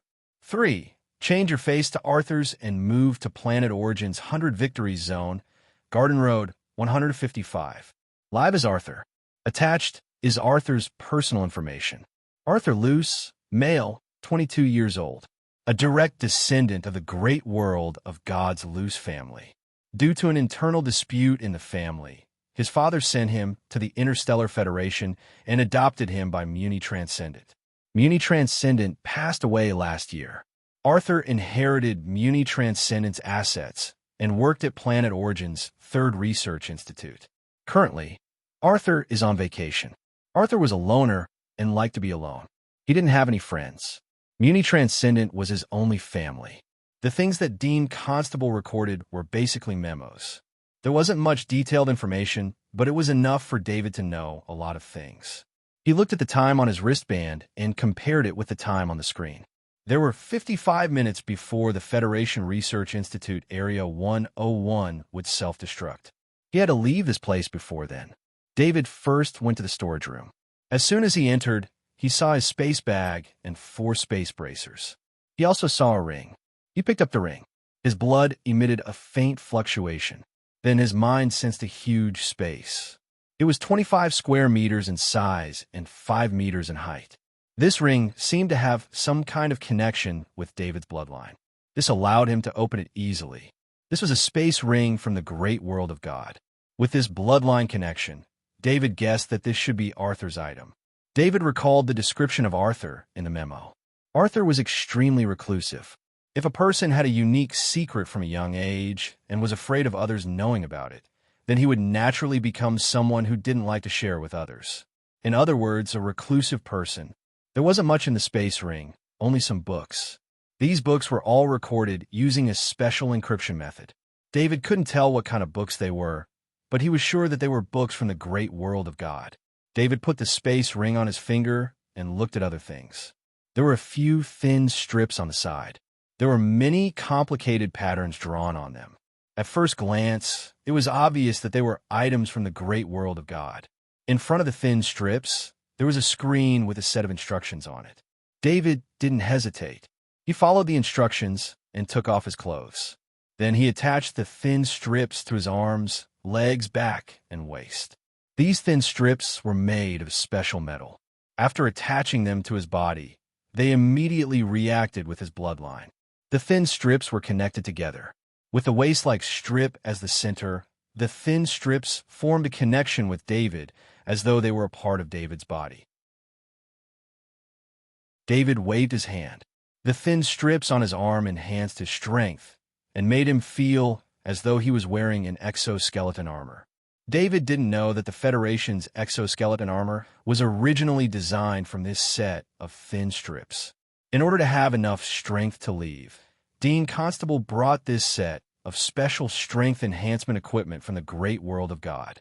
Even though Arthur had the bloodline power, he was a 100% ordinary human.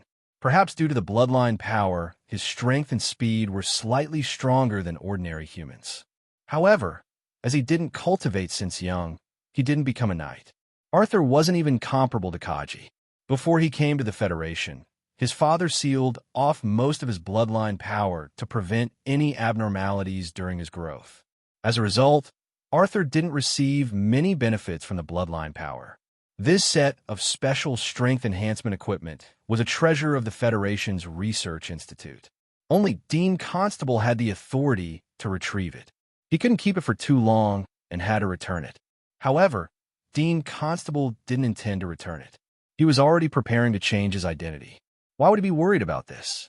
David, on the other hand, was very satisfied. This set of special strength-increasing equipment allowed him to have the attack power of an armored soldier even when he was not wearing armor. Of course, his defense power was not much higher than an ordinary person's. David looked to the side. It was an identity bracelet. He took off his ID bracelet and put on this ID bracelet.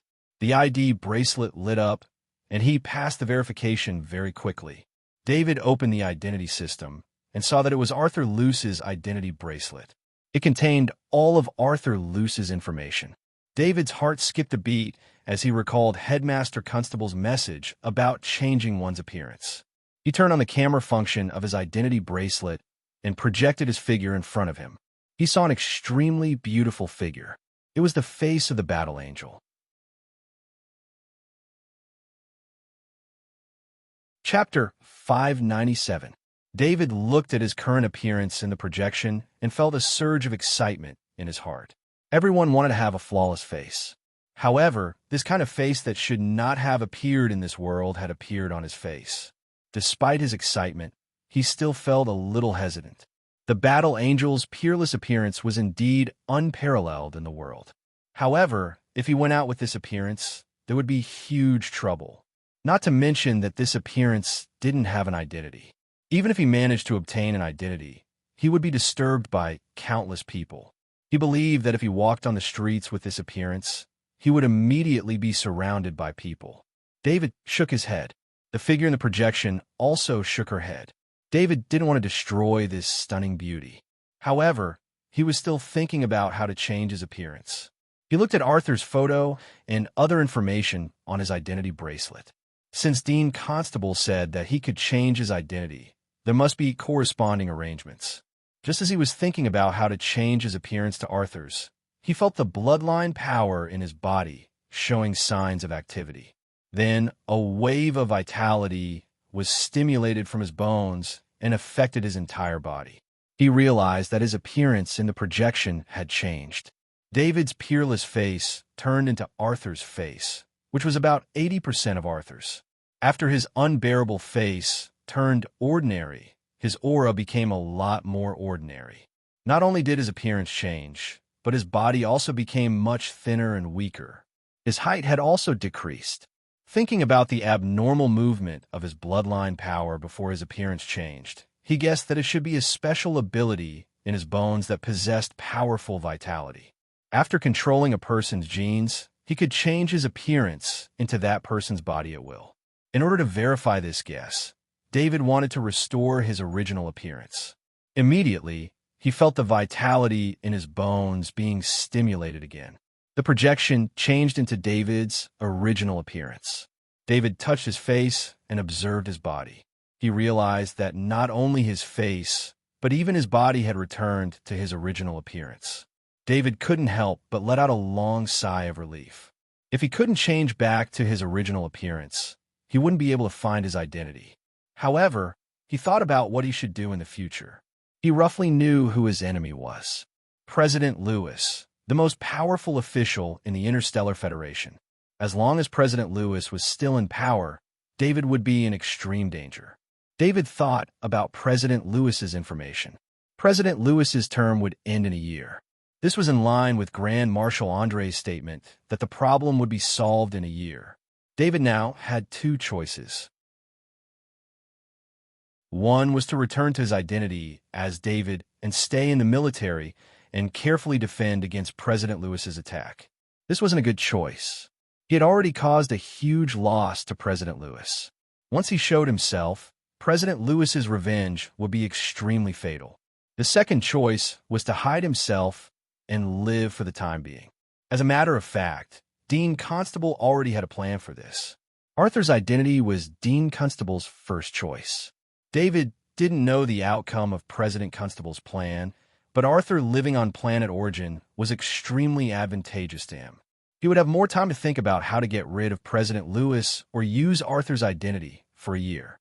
This year would be enough for him to become stronger. After President Lewis abdicated, he would lose his presidential-level defense. By then, it would be very easy for David to assassinate a retired president. Of course, by then, President Lewis would no longer be a threat to him. David didn't think about it for long. He thought about changing his appearance. Soon, his face and body changed into Arthur's appearance. David took everything on the table in the storage room. There were also two boxes on the ground, one big and one small. David opened the small box and revealed the items inside. There were 5 golden perfect grade kryptonite in the small box. David couldn't help but marvel at the benefits of power. He almost lost his life to get a perfect grade kryptonite. He risked his life to steal a perfect grade kryptonite from a level 4 insectoid on planet Battlestar. Even then, he was almost found by a level 5 insectoid. Now, Dean Constable had 5 perfect grade kryptonite, which was more valuable than wealth. David lifted the other big box. It weighed more than 400 kilograms. After opening it, he saw a faint purple glow. The box was filled with neatly arranged level 4 materials. 400 kilograms of level 4 materials.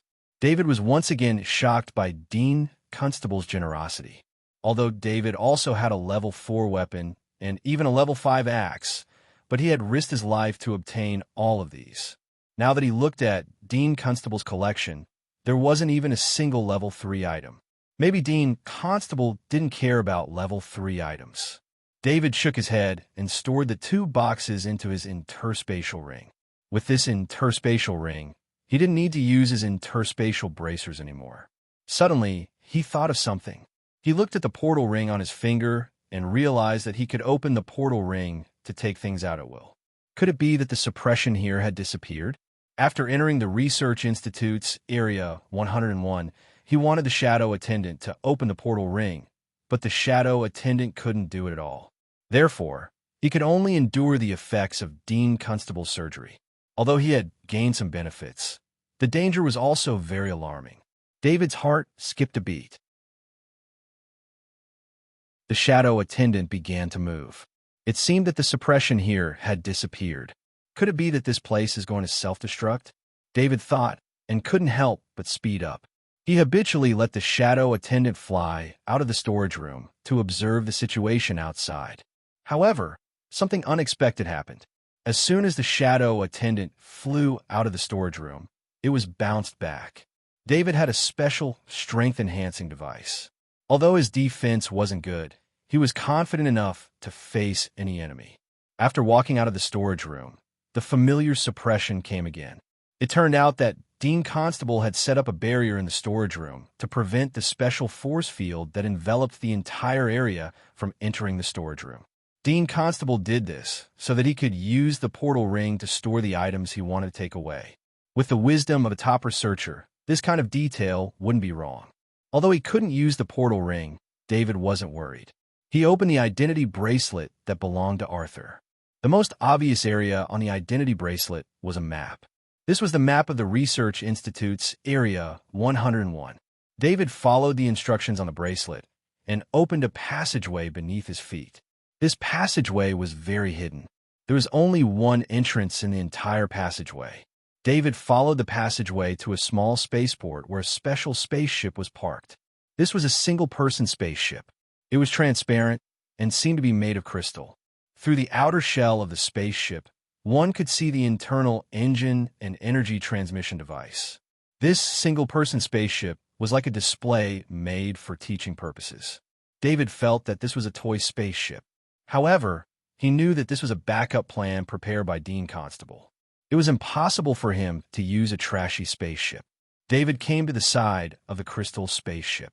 He swiped the identity bracelet on the exterior of the spaceship, and the crystal spaceship was opened. He sat in the crystal spaceship. The interior space of the crystal spaceship was very small and could only accommodate one person at most. Just as David sat in the pilot's seat, a screen popped up in front of him. It explained the operation method and various functions of the crystal spaceship in detail. After reading the information on the screen, David could only sigh at the crystal spaceship. The crystal spaceship was made of a type of extinct crystal. Due to its special nature, Dean Constable used various methods to collect the required amount to build the spaceship. David started the engine. The engine wasn't big, but it was a super luxury item made of level 4 alloy. Its performance was comparable to the engine of a medium-sized warship. However, this crystal spaceship was only a single-person miniature spaceship. One could imagine how much energy it had. As the engine started, a water ripple appeared on the surface of the crystal spaceship. Then, the crystal spaceship entered stealth mode. The hatch of the small spaceport opened, and the crystal spaceship sailed out. After leaving the Research Institute's Area 101, David couldn't help but feel relieved. The shadow attendant also came back to life. He released the shadow attendant. After the shadow attendant left the crystal spaceship, he was shocked to find that the crystal spaceship couldn't be seen through the eyes of a shadow attendant. This crystal spaceship was even more thoroughly stealthy than the fire beacon he obtained from the great world of God. The fire beacon could only hide from scanning, but this crystal spaceship was physically stealthy. It couldn't be seen through the eyes of others. Of course, since it could be used as a trump card by Dean Constable to leave, this crystal spaceship was naturally immune to all scanning. This was also why these extinct crystals were so precious. After David piloted the crystal spaceship away from the Federation's Research Institute's Area 101, he looked at the Space Research Institute through the eyes of the shadow attendant and counted down in his heart. When he counted down to 0, the Federation's Research Institute's Area 101 suddenly collapsed and exploded outwards. The entire Research Institute's Area 101 was instantly turned into fragments. Due to Dean Constable's order, the entire Federation's Research Institute's Area 101 was completely sealed. Therefore, no one could escape from the Federation's Research Institute's Area 101. Everything was destroyed. David didn't stay to check. He knew that there would be spaceships coming to check soon. He increased the engine, and the crystal spaceship flew towards the planet of origin. On the way, David thought for a while and used his identity bracelet. When he was close to a space signal relay station, he sent a message to Grand Marshal Andre. Grand Marshal Andre, I need to hide for a while. Please help me deal with the trouble caused by this. After David sent this message, he was about to pilot the crystal spaceship away from the space signal relay station when he received a reply from Grand Marshal Andre. The reply was very short. There were only 2 words, agree. David didn't expect Grand Marshal Andre to reply so quickly. It took less than a minute. If Marshal Andre was a bit late, David would have put his identity bracelet into his space teleportation finger ring. By then, he would not have been able to receive Marshal Andre's message. In a large office of the Federal High Command on the planet of origin, Grand Marshal Andre had a helpless look on his face. After he saw David's message, he immediately knew that David was safe.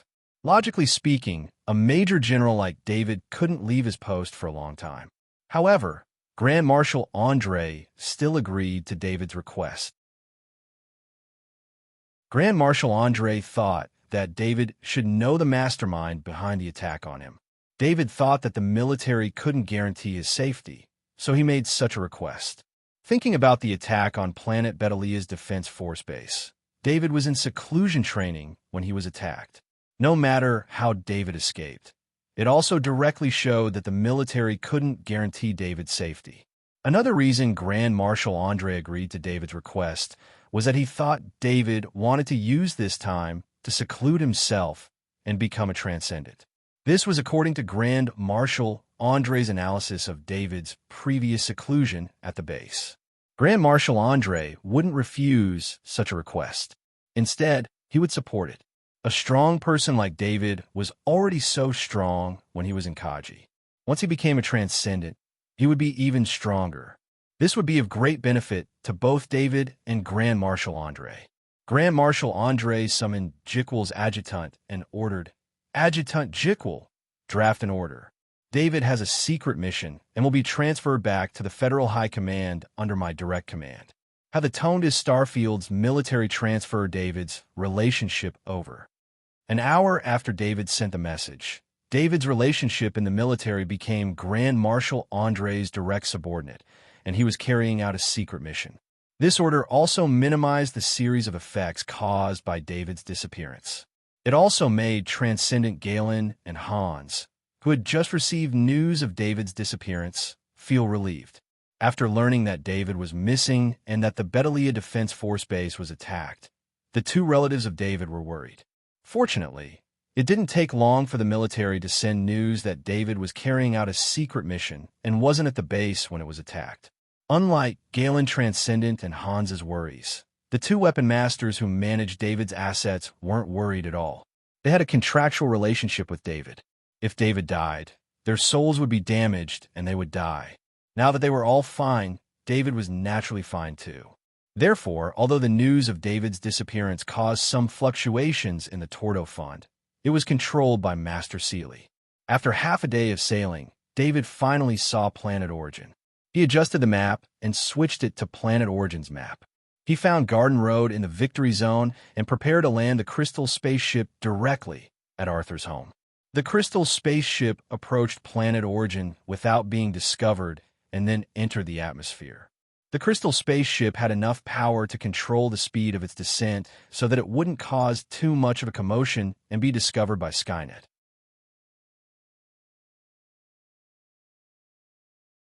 Chapter 598. There was a row of villas on Garden Road in Planet Origin's Triumph District. Each villa was more than 2,000 square meters in size, which was considered luxurious on Planet Origin. Arthur's Villa 155 was at the end of Garden Road. It was close to the ocean, and the scenery was beautiful. When David drove the Crystal spaceship close to Villa 155, his identity bracelet was connected to the villa's security system. He operated the bracelet for a while, and the grass behind Villa 155 parted to reveal a secret hangar. David parked the Crystal spaceship in the hangar, and the grass above his head closed again. He walked out of the Crystal spaceship, thought for a while, and put the Crystal spaceship back into the spatial ring.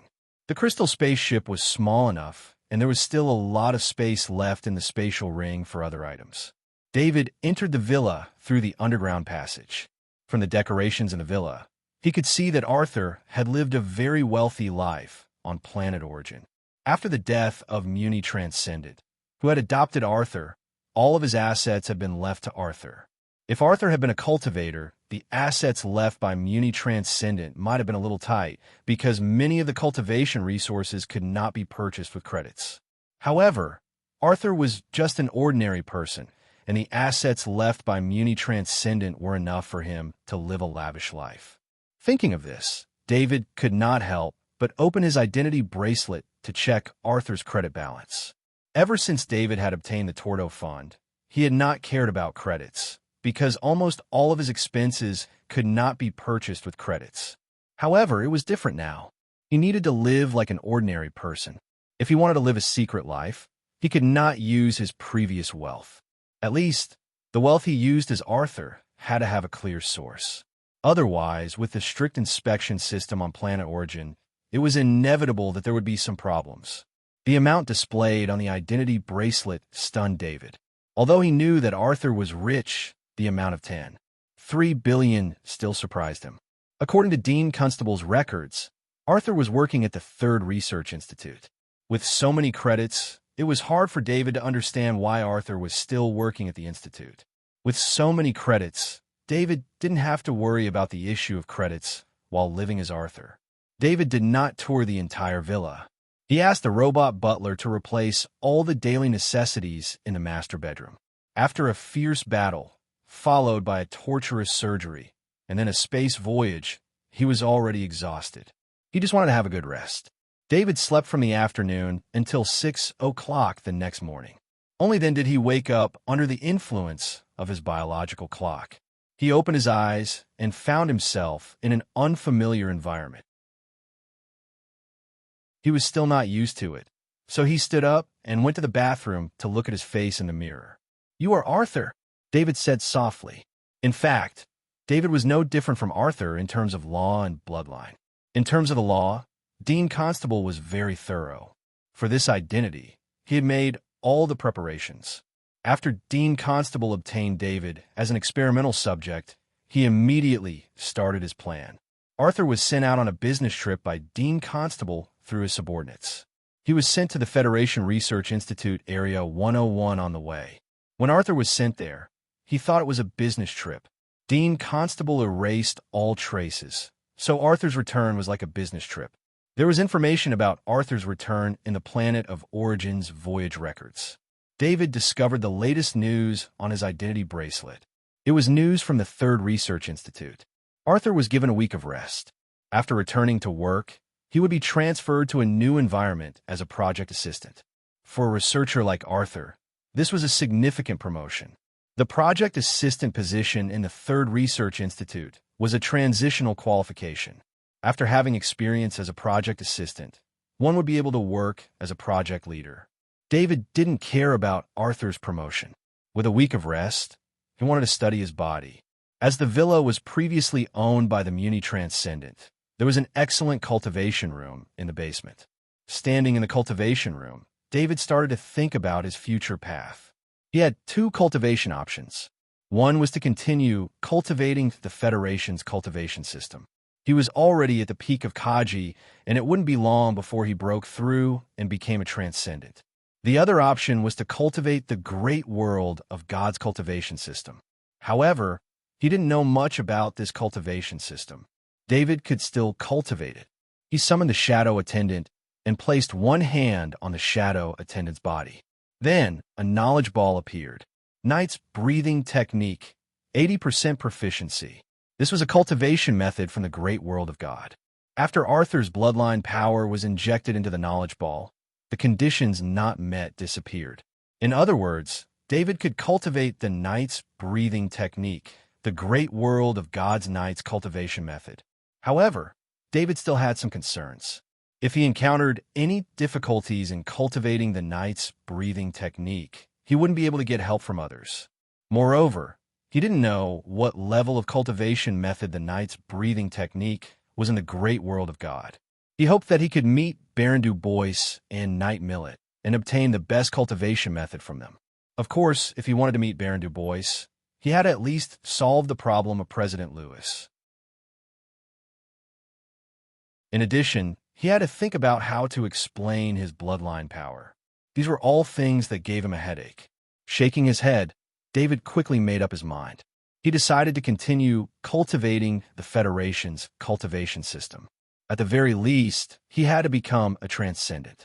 Only by becoming a transcendent could he have more confidence in dealing with President Lewis. Cultivating the great world of God's cultivation system would have to wait. Although David was very interested in the great world of God's cultivation system, he knew that he couldn't be too casual about it. He knew too little about the great world of God's cultivation system. Before cultivating, David carefully checked the shadow attendant. This time, because he had enough time, he experimented with various operations many times and found that the shadow attendant was still very different from before. However, these differences were good. First of all, the shadow attendant's strength had been greatly improved. In the past, the shadow attendant could only lift items of 200 grams, but now the shadow attendant had the strength of 100 kilograms, which was not much different from the strength of an ordinary person. Of course, this strength was still not of much help to David in battle. But this change meant that the shadow attendant was no longer suppressed by the bald man and could display its original ability. This was a good change. The other change was not so good, and that was the decrease in the shadow attendant's intelligence. In the past, the shadow attendant only needed to give a general order to complete the task after David gave it. But now the shadow attendant had to give a specific order to complete the task. David was most concerned about whether the shadow attendant could still absorb the soul energy and convert it into energy that he could absorb, as well as extract the knowledge orb from the soul. However, he couldn't find the soul energy for a while. This was planet of origin, and it was not easy to find a body that had just died. In terms of public security on planet of origin, unless David encountered a special event, it would be very difficult to let the shadow attendant absorb the soul energy. David asked the shadow attendant to open the attributes panel, and his attributes appeared in front of him. Name: David Kerr. Strength 5, 1-1 Dexterity 5, 1-1 Constitution 5, 1-1 Spirit 8,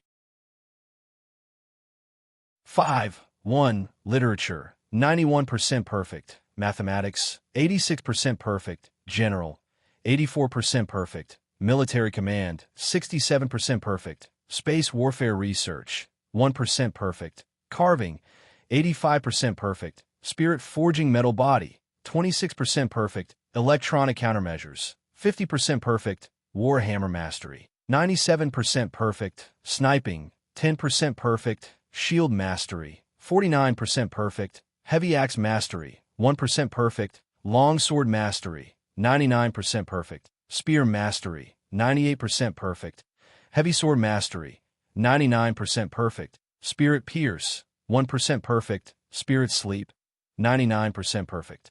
Flexible Body Technique 65% perfect, Spaceship Piloting 77% perfect, Mechanical Maintenance 87% perfect, Spaceship Maintenance 65% perfect, Empty-Handed Combat 66% perfect, Steel 80% perfect, Divine Language 99% perfect, Negotiator 12% perfect, Singing 88% perfect, Piano 99% perfect, Finance 96% perfect, Makeup 70% perfect, Power Shock Talent, Power Increase Talent, Power Overlap Talent, Constitution Enhancement Talent, Extreme Speed Talent, High Frequency Sound Wave Talent, Cooking 1% perfect, Underground Stealth Talent, Knight's Cross Slash 99% perfect, Heavy Sword Space Slice 1% perfect, Charge Strike, Battle Skill 10% perfection, Flame Drawing Talent, Poison Talent, Spirit Storm Talent, Space Dash Talent requires space energy to activate, Corpse Controlling Talent, Shadow Stealth Talent, Research 1% perfect. David exclaimed. He saw that his strength, dexterity, and constitution had all exceeded the human limit of 5, reaching 5. 1. According to the Federation's training system, he should be a transcendent. However, David didn't feel anything strange. There was no transcendent power, no earth-shattering change. He waved his fist. His strength had indeed increased, but the special equipment from before had made him unable to accurately judge his own strength.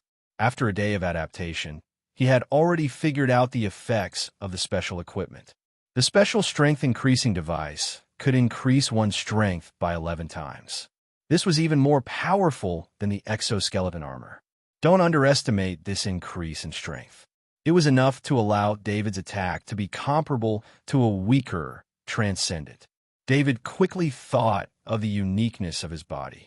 First of all, the battle angel skeleton was in his body. Coupled with the influence of the bloodline power, his body was developing in an unknown direction. Accurately speaking, his body wasn't a normal human body. David couldn't help but bitterly smile. The increase in strength, dexterity, and constitution was a good thing, but his training had also undergone an unknown change. Perhaps in the future, he could only explore his Kaji training by himself. No one else would be able to give him any advice. David continued to look. At the end, he saw the ability Research 1% perfect.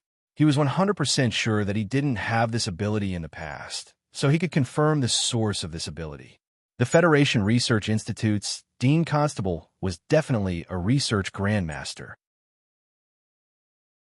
His soul had dissipated in David's spirit space, so it was possible for him to obtain one of Dean Constable's talents. Back then, David and the shadow attendants' bodies were stuck together. Although Dean Constable's soul had dissipated in David's spirit space, the shadow attendant still played a role. It instinctively converted Dean Constable's strongest talent into David's ability. However, this conversion didn't go through the process of absorbing the knowledge ball. Instead, it was forcefully converted into David's talent ability. Fortunately, this was a knowledge-type talent ability. When David's consciousness wanted to activate the research, 1% perfect talent ability, a large amount of research experience entered his brain. David stood in the training room in a daze. After about half an hour of surging information, his eyes regained clarity. He recalled the research grandmaster talent ability in his mind. All sorts of formal, special, cruel, and dark research methods appeared in his mind. David was originally worried about impersonating Arthur.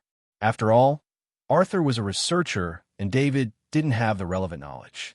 Even though Arthur had been transferred to a new work environment and didn't have to worry about getting along with his colleagues, problems at work were unavoidable. With the research grandmaster talent, David had to be careful not to overdo it. David carefully checked his attribute panel and didn't discover any additional talent abilities. He couldn't help but feel disappointed. After seeing the research, 1% perfect talent ability, he thought of the two deities, the bald man and the battle angel. Since Dean Constable's soul had dissipated in the spirit space and the research grandmaster talent ability had appeared, then the two deities had also dissipated in his spirit space. Would they also have gained some abilities? This was the ability of a deity, and any one of them would be an incredible talent ability. David didn't know that although the two deities didn't leave behind any talent abilities, they left behind something even more precious. He just didn't know what it was for now. David suppressed this matter. He took out the earth vein tree leaf, soup, and level 3 strengthened meat and consumed them. Then, he placed the thunder crystal in front of his chest.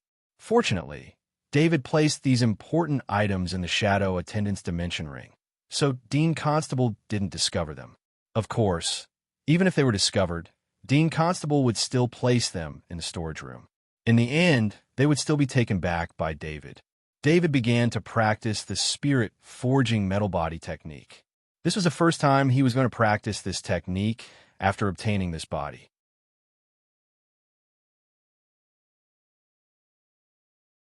Chapter 599. When David had obtained the spirit forging metal body technique, his proficiency level had been 26%. Even after such a long period of practice, his proficiency level was still at 26%. From this, one could see how difficult it was to raise the level of the spirit forging metal body technique.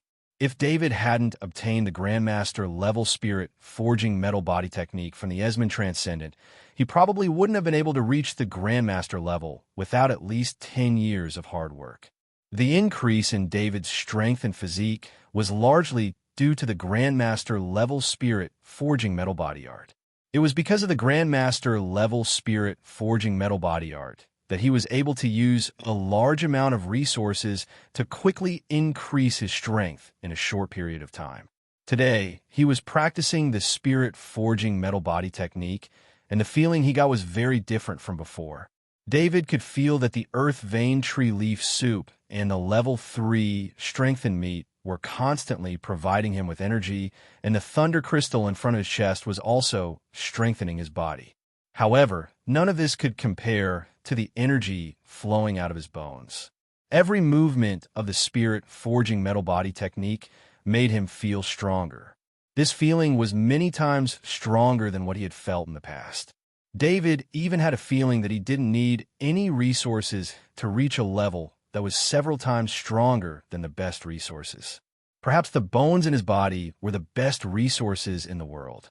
The gentle energy that was constantly pouring out of his bones made him feel like he was soaking in warm water. After finishing a set of the spirit forging metal body technique, his body would normally send out a warning that he couldn't continue. This was because the spirit forging metal body technique could only be practiced once a day. Otherwise, his body wouldn't be able to handle it. But now, David felt that his body wasn't satisfied. He followed his heart and practiced the second set of the spirit-forging metal body technique. It was almost the same as the first time, except that the earth vein tree leaf soup and level 3 strengthen meat were used up halfway through the second round of the spirit-forging metal body technique. David could feel the surging power in his body. He had a feeling that the effect of this training was beyond his imagination. He summoned the shadow attendant and placed a hand on the shadow attendant's shoulder. Then he ordered the shadow attendant to open his status panel. David was shocked to find that his strength and physique had both reached 5. 3. Every time he practiced the spirit-forging metal body technique, his strength and physique had increased by 0. 1. This kind of increase made him doubt his own eyes. But the feeling of his body wouldn't lie. His strength had indeed increased. David didn't drink the earth vein tree leaf soup or level 3 strengthened meat. He even put away the thunder crystal. The thunder crystal could recover energy, but it couldn't be used for a long time. After using it a few times, it would need to absorb energy again to recover. David was not prepared to let this cultivation resource, which had been passed down for generations, be accidentally destroyed by him. After the 3rd set, the 4th set, and the 10th set, he finally felt tired. It wasn't the exhaustion of his body, but the exhaustion of his mind. One had to know that in the past, his mind was far stronger than his body. But now, after continuous training, his mind couldn't take it anymore. His body didn't feel anything, but his mind couldn't take it. This was unimaginable in the past, but it was happening right now. David's endurance and recovery were far beyond his imagination. If the spirit-forging metal body technique wasn't a high-level body technique that required the use of the mind, he would have been able to keep training. He even had the thought of switching to a pure, high-level body technique that didn't rely on the mind. Perhaps that would really be able to increase his strength like crazy.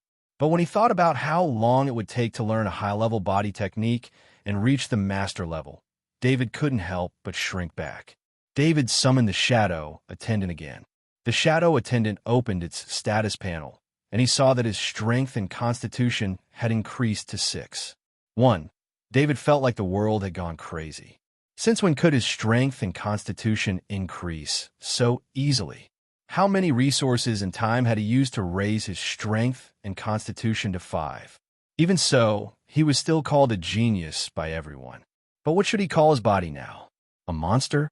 David enjoyed the benefits of changing his bones. This speed of improvement made him decide not to worry about President Lewis for a while, nor did he plan to assassinate him. After a while, his strength would increase by leaps and bounds. At that time, he would have a better chance of assassinating the president.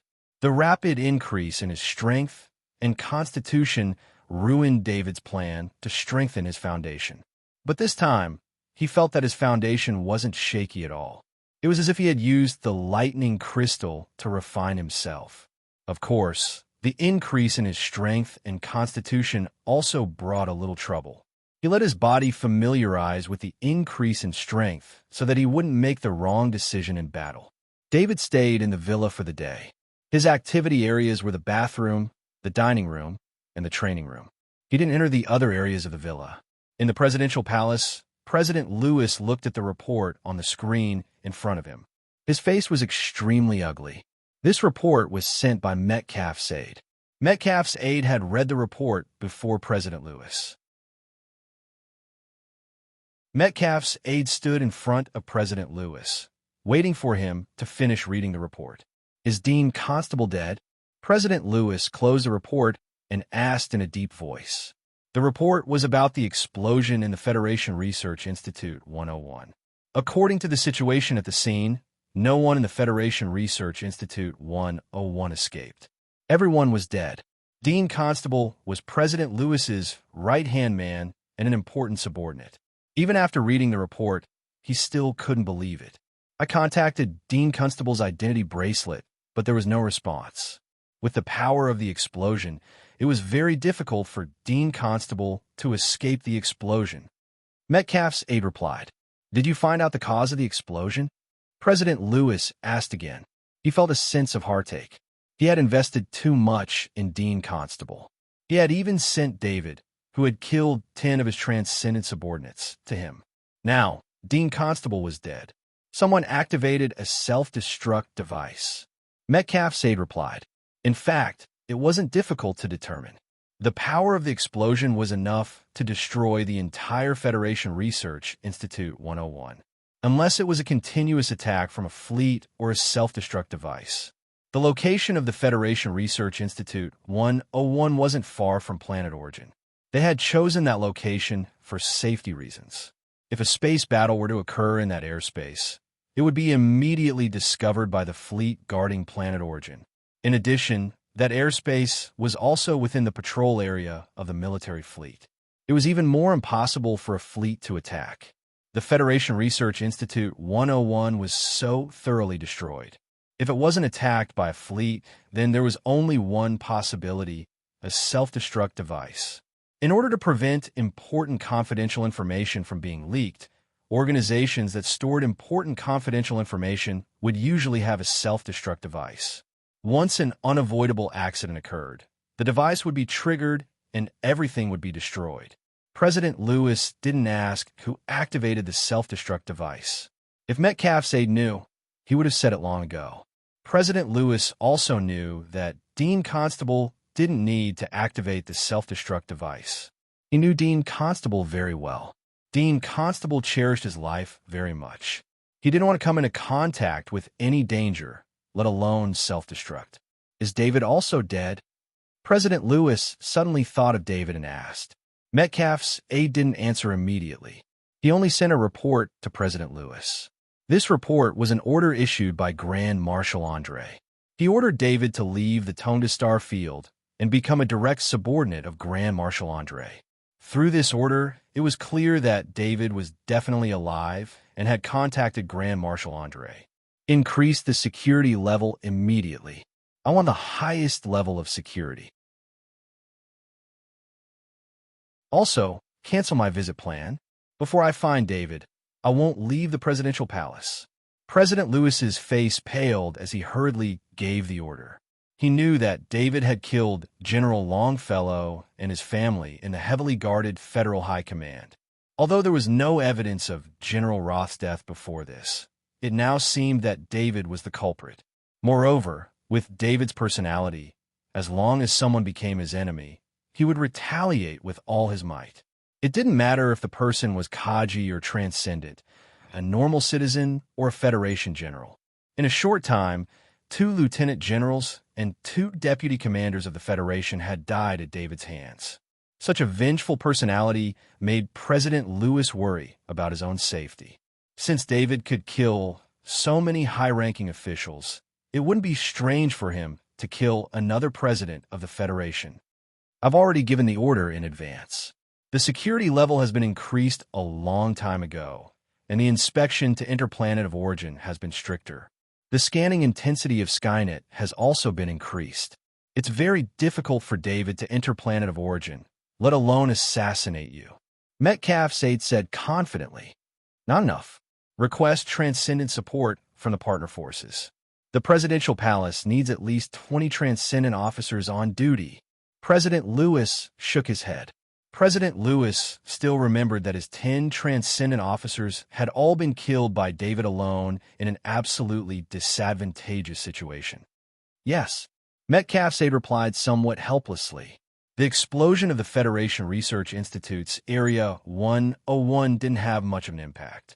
Most people didn't even know that the Federation Research Institute had Area 101, let alone that Area 101 had self-destructed.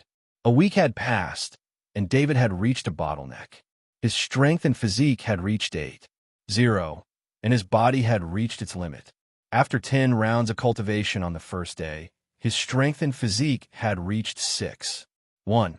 Although the effect of his cultivation in the following 4 days had slowed down a bit due to the increase in his strength, he still reached 8.0 after 40 rounds of cultivation in 4 days. David's strength had reached 25,600 kilograms without using the special equipment to increase his strength. His pure strength was comparable to that of high-ranking Kajis when he was wearing exoskeleton armor. Of course, it wasn't his body that supported this kind of strength, but his bones. On the contrary, because his body was too weak, his body's limit had decreased a lot. 25,600 kilograms was the limit that David's body could withstand at the moment. This strength had long since broken the original theoretical limit of human beings. In the following 2 days, he still practiced the spirit-forging metal body technique 10 times a day, but there wasn't any improvement. However, David had a feeling that his body was currently storing up a burst of strength, but the time wasn't certain. Monday morning was also David's first day of work after his vacation ended. Since David had decided to live on the planet of origin as Arthur, he would work according to this identity. He went to the garage and found that it wasn't filled with luxurious hover cars as he had imagined. Instead, there was only a very ordinary hover car. David felt that Arthur was an extremely low-key person, as if he didn't want others to know about his wealth. Sitting in the hover car, David opened the map and entered the address in the notice. The Third Research Institute had many projects, and he was going to one of them. It wasn't in the Third Research Institute, but in a building near the sea. David guessed that Dean Constable wanted to live with Arthur's identity. He didn't want to have too much contact with his former colleagues and cause unnecessary trouble. Therefore, he transferred Arthur to a project development team outside the Third Research Institute. The hover car sped along the roads of the planet of origin with David. Planet of origin was indeed the most beautiful planet in the Federation. The scenery along the way could be turned into a painting. Living on the planet of origin was like living in a painting. After a series of identity checks, David walked into his workplace, which was a 3-story building. Deputy Team Leader Arthur, you're very young. Team Leader Layer of the project team looked at David in front of him and said lightly. He was very dissatisfied with the arrangement of a deputy team leader. His research progress was more than halfway, and he was about to produce results at any time. Sending someone over at this time and making him a deputy team leader was obviously to enjoy the results. Hello, Team Leader Laird. David didn't seem to understand the meaning behind Team Leader Laird's words. He was different from Arthur. He didn't care about this job. In fact, David would rather Team Leader Laird be dissatisfied with him and kick him out of the Research Institute so that he could go back and train. You have 3 days to finish reading the research materials. After 3 days, you have to participate in the research with the team. I don't keep useless people here, Team Leader Laird said in a deep voice. Reading through the research materials in 3 days was difficult. Unless Arthur didn't rest for 3 days, he would have a rough understanding of the research materials. As for participating in the research, it would take at least a month to get used to it.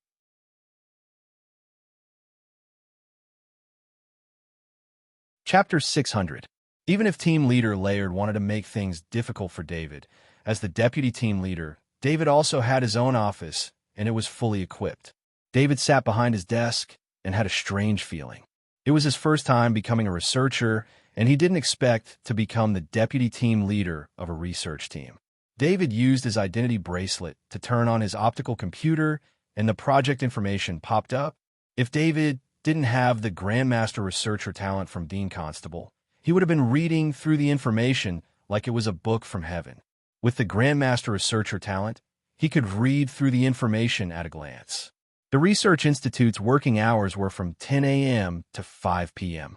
Lunch was at the restaurant on the first floor of the building. David spent the entire morning reading through all the information of the research team. He even had some ideas about this research. This research was a branch of biomaterial research. Through cultivation, biomaterial could be industrialized. This biomaterial could be used in many ways, and it was lighter and stronger than steel. However, David discovered a mistake in this research. During the early stages of the research, there was a deviation in the direction of the research. This caused the research to be unable to produce results in the later stages of the research. David shook his head. He wasn't going to tell anyone about this discovery. On one hand, he was only the deputy team leader. Team Leader Laird obviously didn't like him, and he didn't want to help him. He just wanted to live a peaceful life. On the other hand, he couldn't explain his own judgment. With the Grandmaster researcher ability, he couldn't tell anyone about his observation from above. Looking at the time, it was already lunchtime. David stood up. On his identity bracelet were the relevant rules of the research team. It included the arrangement of rest and work. David came to the first floor and realized he didn't have a good relationship with people. There were more than 60 staff members in the restaurant, but they only gave him a perfunctory smile and no one took the initiative to talk to him. This was what David wanted. He didn't want to make any friends here. After ordering a meal, David sat down and ate alone. At this moment, team leader Laird walked in. More than 60 staff members stood up and nodded to greet him. Team leader Laird also saw David. David also smiled and nodded to team leader Laird. However, team leader Laird ignored David as he took his food and sat far away from David. Seeing this situation, the staff present naturally knew what had happened. Previously, some people would occasionally look at David. At least, their expressions were friendly. Now, no one looked at David. They treated him like air. David did not take these things to heart. He quickly finished his meal and stood up to leave. Deputy Team Leader Arthur, come here. Team Leader Laird said. David was slightly taken aback, but he still walked over. How's the research going? Team Leader Laird didn't let David sit down. He asked while eating. Team Leader Laird's behavior was very rude. David was the deputy team leader and was considered the manager of the research team. Team Leader Laird didn't give David any face. Instead, he stepped on David's face. I've finished reading. David wasn't someone who would swallow his pride. Even though he was working as Arthur, he didn't want to be bullied. Therefore, he answered straightforwardly. Team Leader Laird called David over to attack David's prestige in the research team.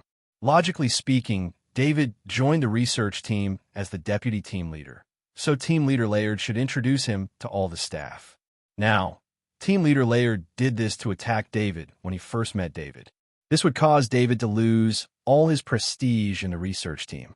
However, Team Leader Laird didn't expect David to say this. His face was filled with shock and then anger. Deputy Team Leader Arthur, you should respect everyone's research results and read the research seriously. Don't talk nonsense here. Team Leader Laird reprimanded in a deep voice. Team Leader Laird, I said I've finished reading all the research. David repeated with a heavier voice. Fine, then answer my question. Team Leader Laird said angrily. He then asked David 5 questions about the contents of the research materials, and David answered them all without thinking, as if he had memorized all the research materials in his mind. The entire cafeteria was silent. All the staff were waiting for a good show. Now, they were all stunned by David's answers. Not to mention that David had only been here for half a day. Even among the researchers who had been participating in the research, many of them were unable to answer these 5 questions. In the research team, every researcher only participated in their own part of the research. They only had a rough understanding of the rest of the research. They didn't have a strong memory to memorize the research data. Since you've finished reading the research data, then you can participate in the research in the afternoon. Team Leader Laird stood up and threw away his unfinished lunch. Then, Team Leader Laird left the cafeteria. He felt that he didn't trample on David's reputation in the cafeteria. Instead, he placed his reputation at David's feet. David's performance in the afternoon was normal. He didn't show any excessive talent. Of course, he didn't act like a newbie. He acted like a mature researcher. At 5 p.m., David drove the hover car out of the research institute. What's going on? Just as David was driving the hover car on the road and nearing the villa, he felt an aura full of malice observing him. At this moment, David thought that his identity had been exposed because that malicious aura was that of a transcendent. Arthur was just an ordinary person. How could he be targeted by the transcendent? David didn't want to get into trouble, especially with his identity as Arthur. Once he made a move, his strength would be exposed. Fortunately, the transcendent presence seemed to be cautious and didn't do anything on the street. They were on planet Origin. Anyone who dared to make a move on planet Origin would have to consider if it was worth it. After parking the hover car in the garage, David walked into the living room. He wanted to check the security system to see if there were any loopholes. At this moment, the security system received a request to enter the villa. He casually turned on the surveillance screen at the entrance and saw the transcendent and 2 middle-aged men in formal wear. David was surprised that the Transcendent would come to see him directly. He thought the Transcendent would use illegal means to hack into the security system or break into the mansion. David also wanted to know the Transcendent's purpose. He wasn't worried that the Transcendent would do anything. Inside the mansion, there was no Skynet monitoring.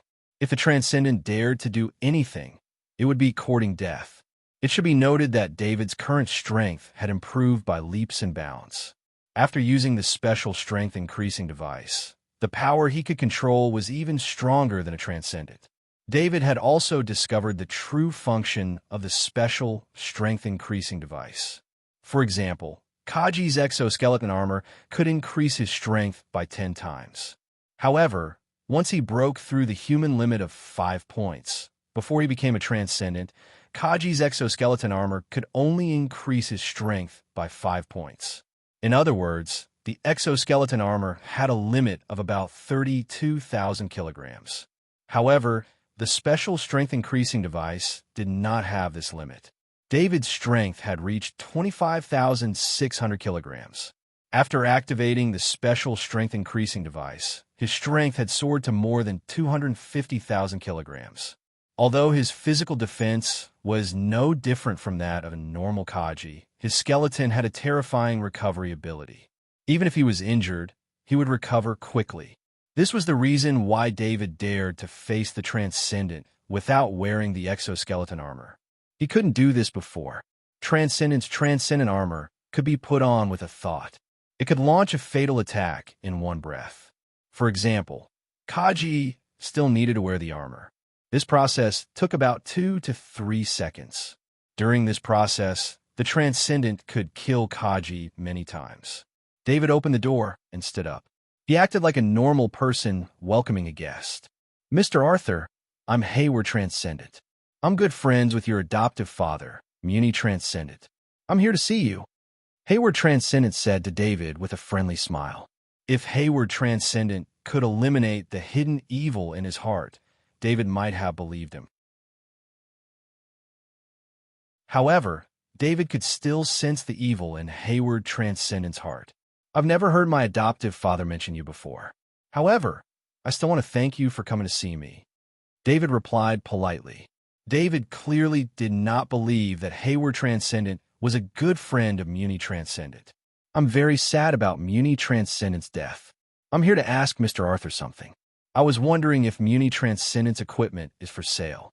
I'm here to purchase Muni Transcendent's equipment with sincerity." Hayward Transcendent's smile did not waver as he revealed his intentions.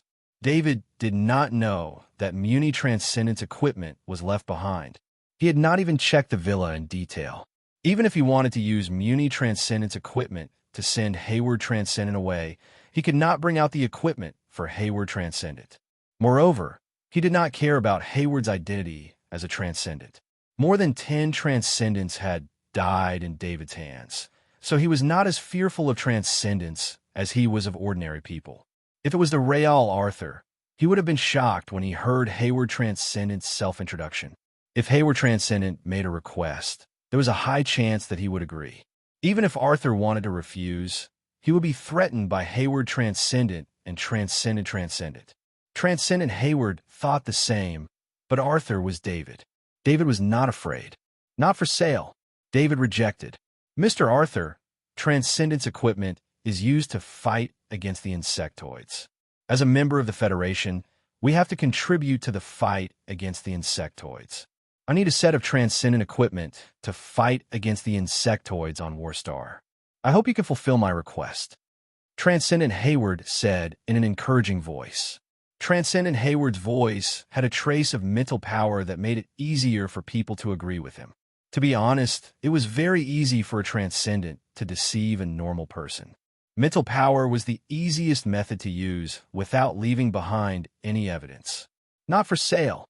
Transcendent Hayward was somewhat surprised by David's response.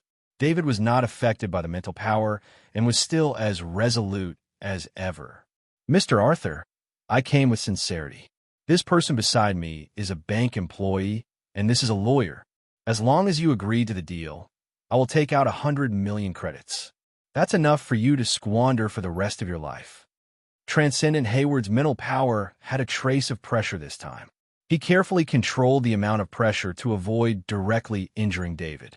David did not seem to feel the pressure. He tapped on his identity bracelet, and the security system immediately sounded an ear-piercing alarm. "Get out of my house." David stood up and pointed at the open door. Transcendent Hayward stood up abruptly.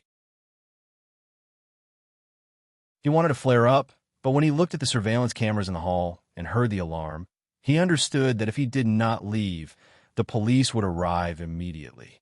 Transcendent Hayward was not afraid of the police, but if something happened to David in the future, his conflict with David would very likely make him a suspect. "Mr. Arthur, please reconsider. I'll take my leave first," Transcendent Hayward said in a low voice, forcefully suppressing his anger. With that, he turned and left. The two people who had followed him hurriedly chased after him. David shook his head. He wanted to buy a set of transcendent equipment for 100 million credits.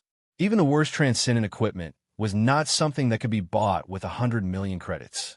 Transcendent Hayward was definitely trying to bully him because he was an ordinary person and use underhanded means to force him to make the deal. If David's job was not in the research institute, but in an area that Transcendent Hayward could not interfere with, Transcendent Hayward would find someone to take away David's job, then slowly force David to agree to the trade for the transcendent equipment at a cheap price. David turned off the alarm and submitted a statement explaining why the alarm had been activated. He then released the shadow attendant and began to investigate the villa, starting from the basement. With the shadow attendant, David could easily investigate the entire villa. No hidden place could escape the shadow attendant's investigation. Soon, in the study on the second floor, there was a secret room. David walked into the study and stopped in front of the inner wall of the study. He had no intention of opening the wall in front of him, because the wall in front of him used a mechanical and signal synthesis security mode. He needed an identity bracelet and the corresponding mechanical password to enter. David had the identity bracelet, but the mechanical password would have to be checked slowly. He did not have that much time to waste. The shadow attendant had already been in the secret room for a long time. He directly stored everything in the space ring.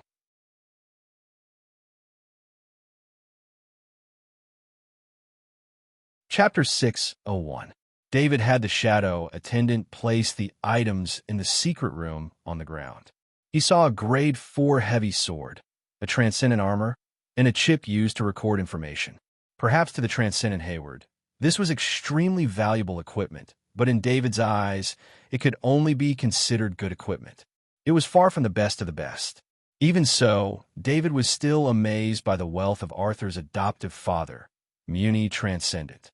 It should be known that unless a Transcendent had joined a powerful faction, it was very difficult for them to own such equipment. However, if Muni Transcendent had joined a powerful faction, then his equipment would not be here.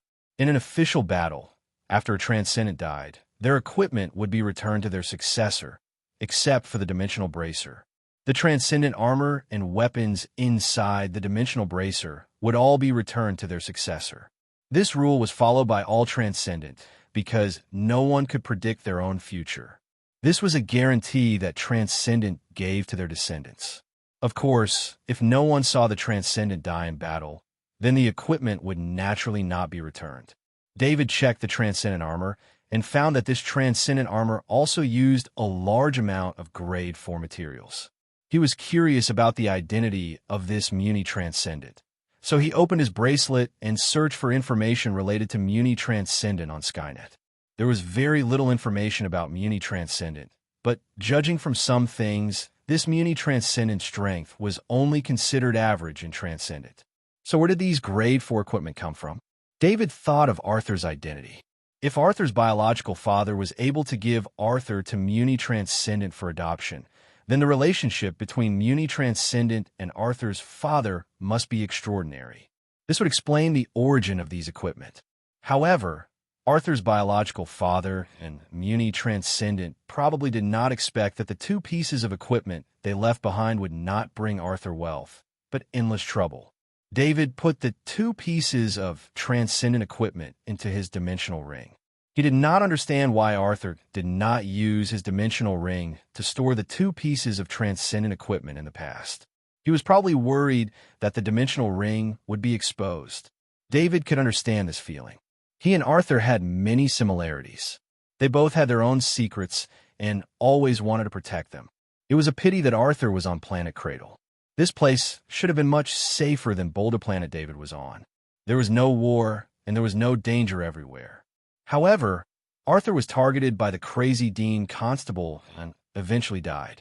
After finding what Hayward Transcendent wanted, David knew that Transcendent Hayward would not give up so easily. Fourth grade equipment was extremely rare in Transcendent.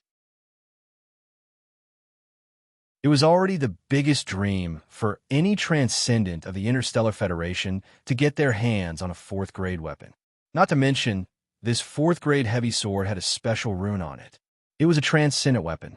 On top of that, it was the Transcendent armor made from fourth grade materials. It was enough to make any Transcendent go crazy. David did not know if Arthur had encountered something like this before, but he knew that this kind of trouble would be his in the future. David did not rest after that. Instead, he went to the training room. He had only practiced the spirit-forging metal body technique 3 times in the morning. The battle angel bones gave him endless vitality. If it wasn't for the fact that his mind needed to rest, he could have stayed awake for the whole night.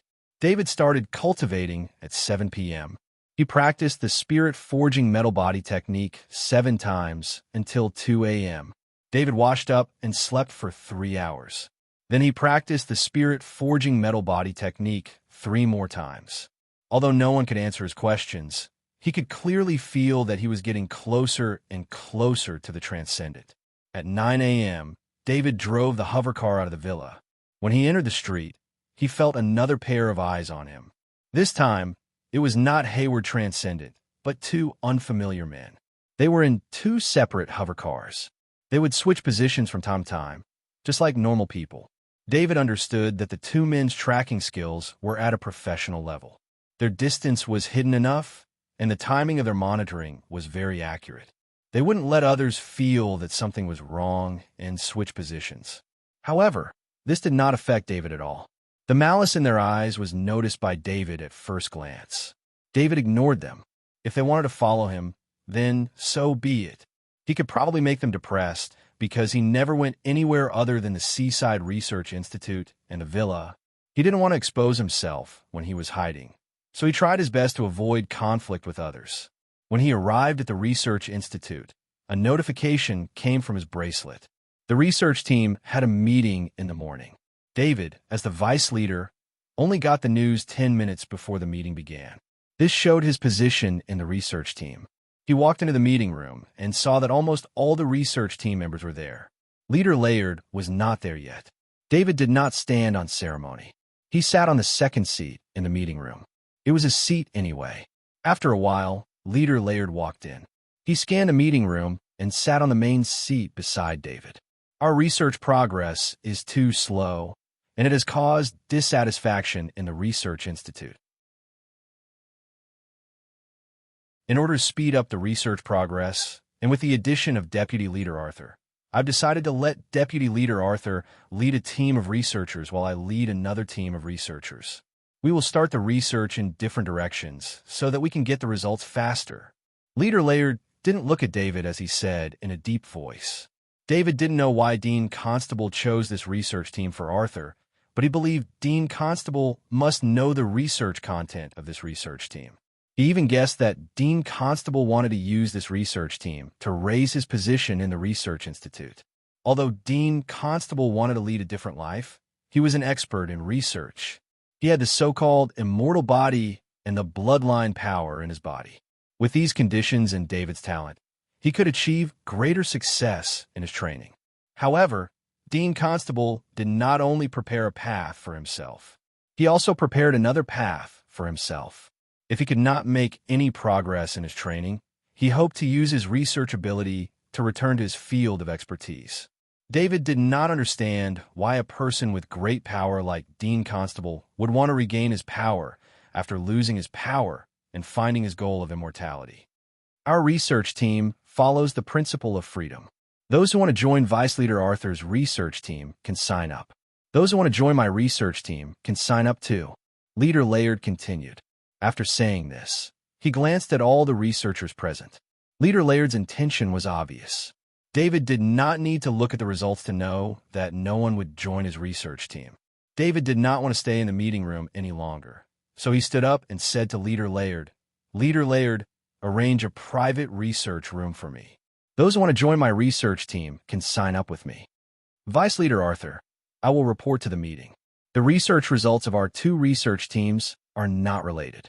If you have any results, it will be your own. It has nothing to do with me. Leader Laird said calmly. Okay, I agree. David nodded. Great, you can use the third research room. I hope you can achieve great results. Don't waste the Research Institute's resources. Leader Laird said with a mocking gaze. David turned around and left the meeting room. He had gotten what he wanted. As soon as David left the meeting room, all the researchers enthusiastically signed up with Leader Laird. Everyone knew what to choose at a time like this. When David arrived at the third research room, he realized it had been abandoned. The equipment was still intact, but there was not a single assistant. One had to know that the research lab didn't just need a researcher. It also needed assistants to help with trivial matters. David received a document from the third research room on his identity bracelet. It clearly stated the division of labor of the research team that David was in. Leader Laird and David would each lead a team of researchers in different research areas. The results would not be shared. Leader Laird is quite fast. David couldn't help but laugh. From Leader Laird's point of view, this was targeting David, but in reality, it was giving David an opportunity. David might not want to work, but he was willing to use this opportunity to obtain a better working environment. He did not mind not having an assistant. He skillfully turned on the equipment and started to test them. These equipment had not been used for a long time. If any researchers saw what David was doing, they would be shocked. The reason why Leader Laird assigned the third research room to David was because it had not been used for a long time. Just testing the equipment alone would take many days. These sophisticated and complicated equipment required a lot of professional knowledge to test. Leader Laird believed that even if David was a true genius, he would not be able to achieve results faster than him under these conditions. His research had already passed the middle stage. The next step was time and luck. He might be able to achieve results in a few days. As for David, even if he could test the equipment, he would not have an assistant or researcher. If he relied on David alone, it would take at least a few years for him to achieve results. But in reality, these equipment that other researchers thought was complicated, David only needed to test it a few times to get it right. The ability of a research grandmaster was at the grandmaster level in any aspect of research. Researchers who could be called a research grandmaster were all the pillars of the Federation's research field. David used an hour to test all the equipment. After that, he started to think about what to do next. He was not troubled by the research project. He was just thinking about how long it would take for him to achieve results. Judging by the ability of a research grandmaster, this research was only at the normal level. The bigger projects were in the hands of the stronger research institutes.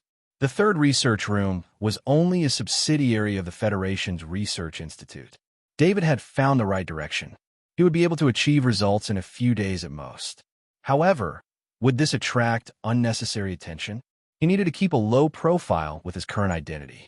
He could show that he was a genius, but he could not attract too much attention. With that in mind, David sat in front of the research table. He did not immediately choose the best direction for the experiment.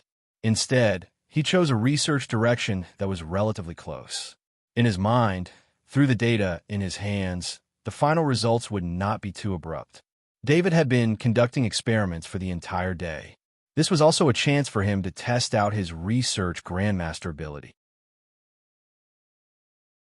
All the knowledge of a research grandmaster was directly transmitted to the brain. Although there were practical experiences, it lacked hands-on experience. David was like a child who got a new toy. He finally found a way to pass the time. He realized his job was not bad. After work at 5 p.m., David closed the third research room and made some changes to the security system. After David left, Team Leader Laird appeared outside the third research room. He hesitated for a moment before using his identity bracelet to open the door.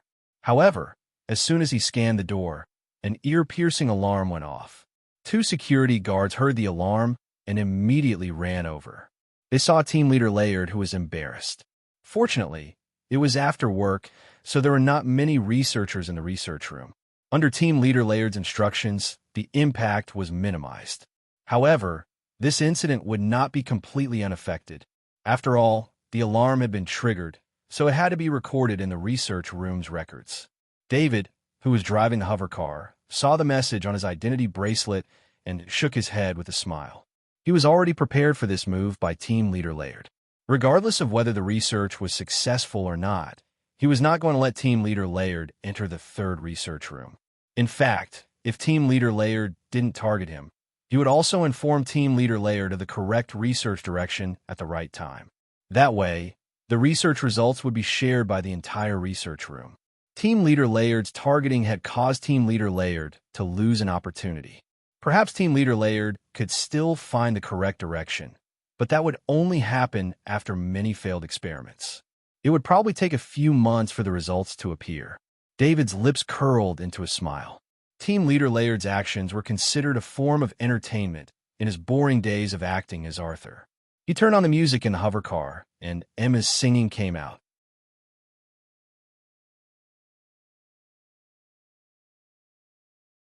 Chapter 602. When he suddenly heard Emma's voice, David fell into a momentary daze. In his current situation, he did not dare to contact Emma. His enemies were too powerful. So powerful that if he contacted Emma, it was very likely that Emma would be implicated.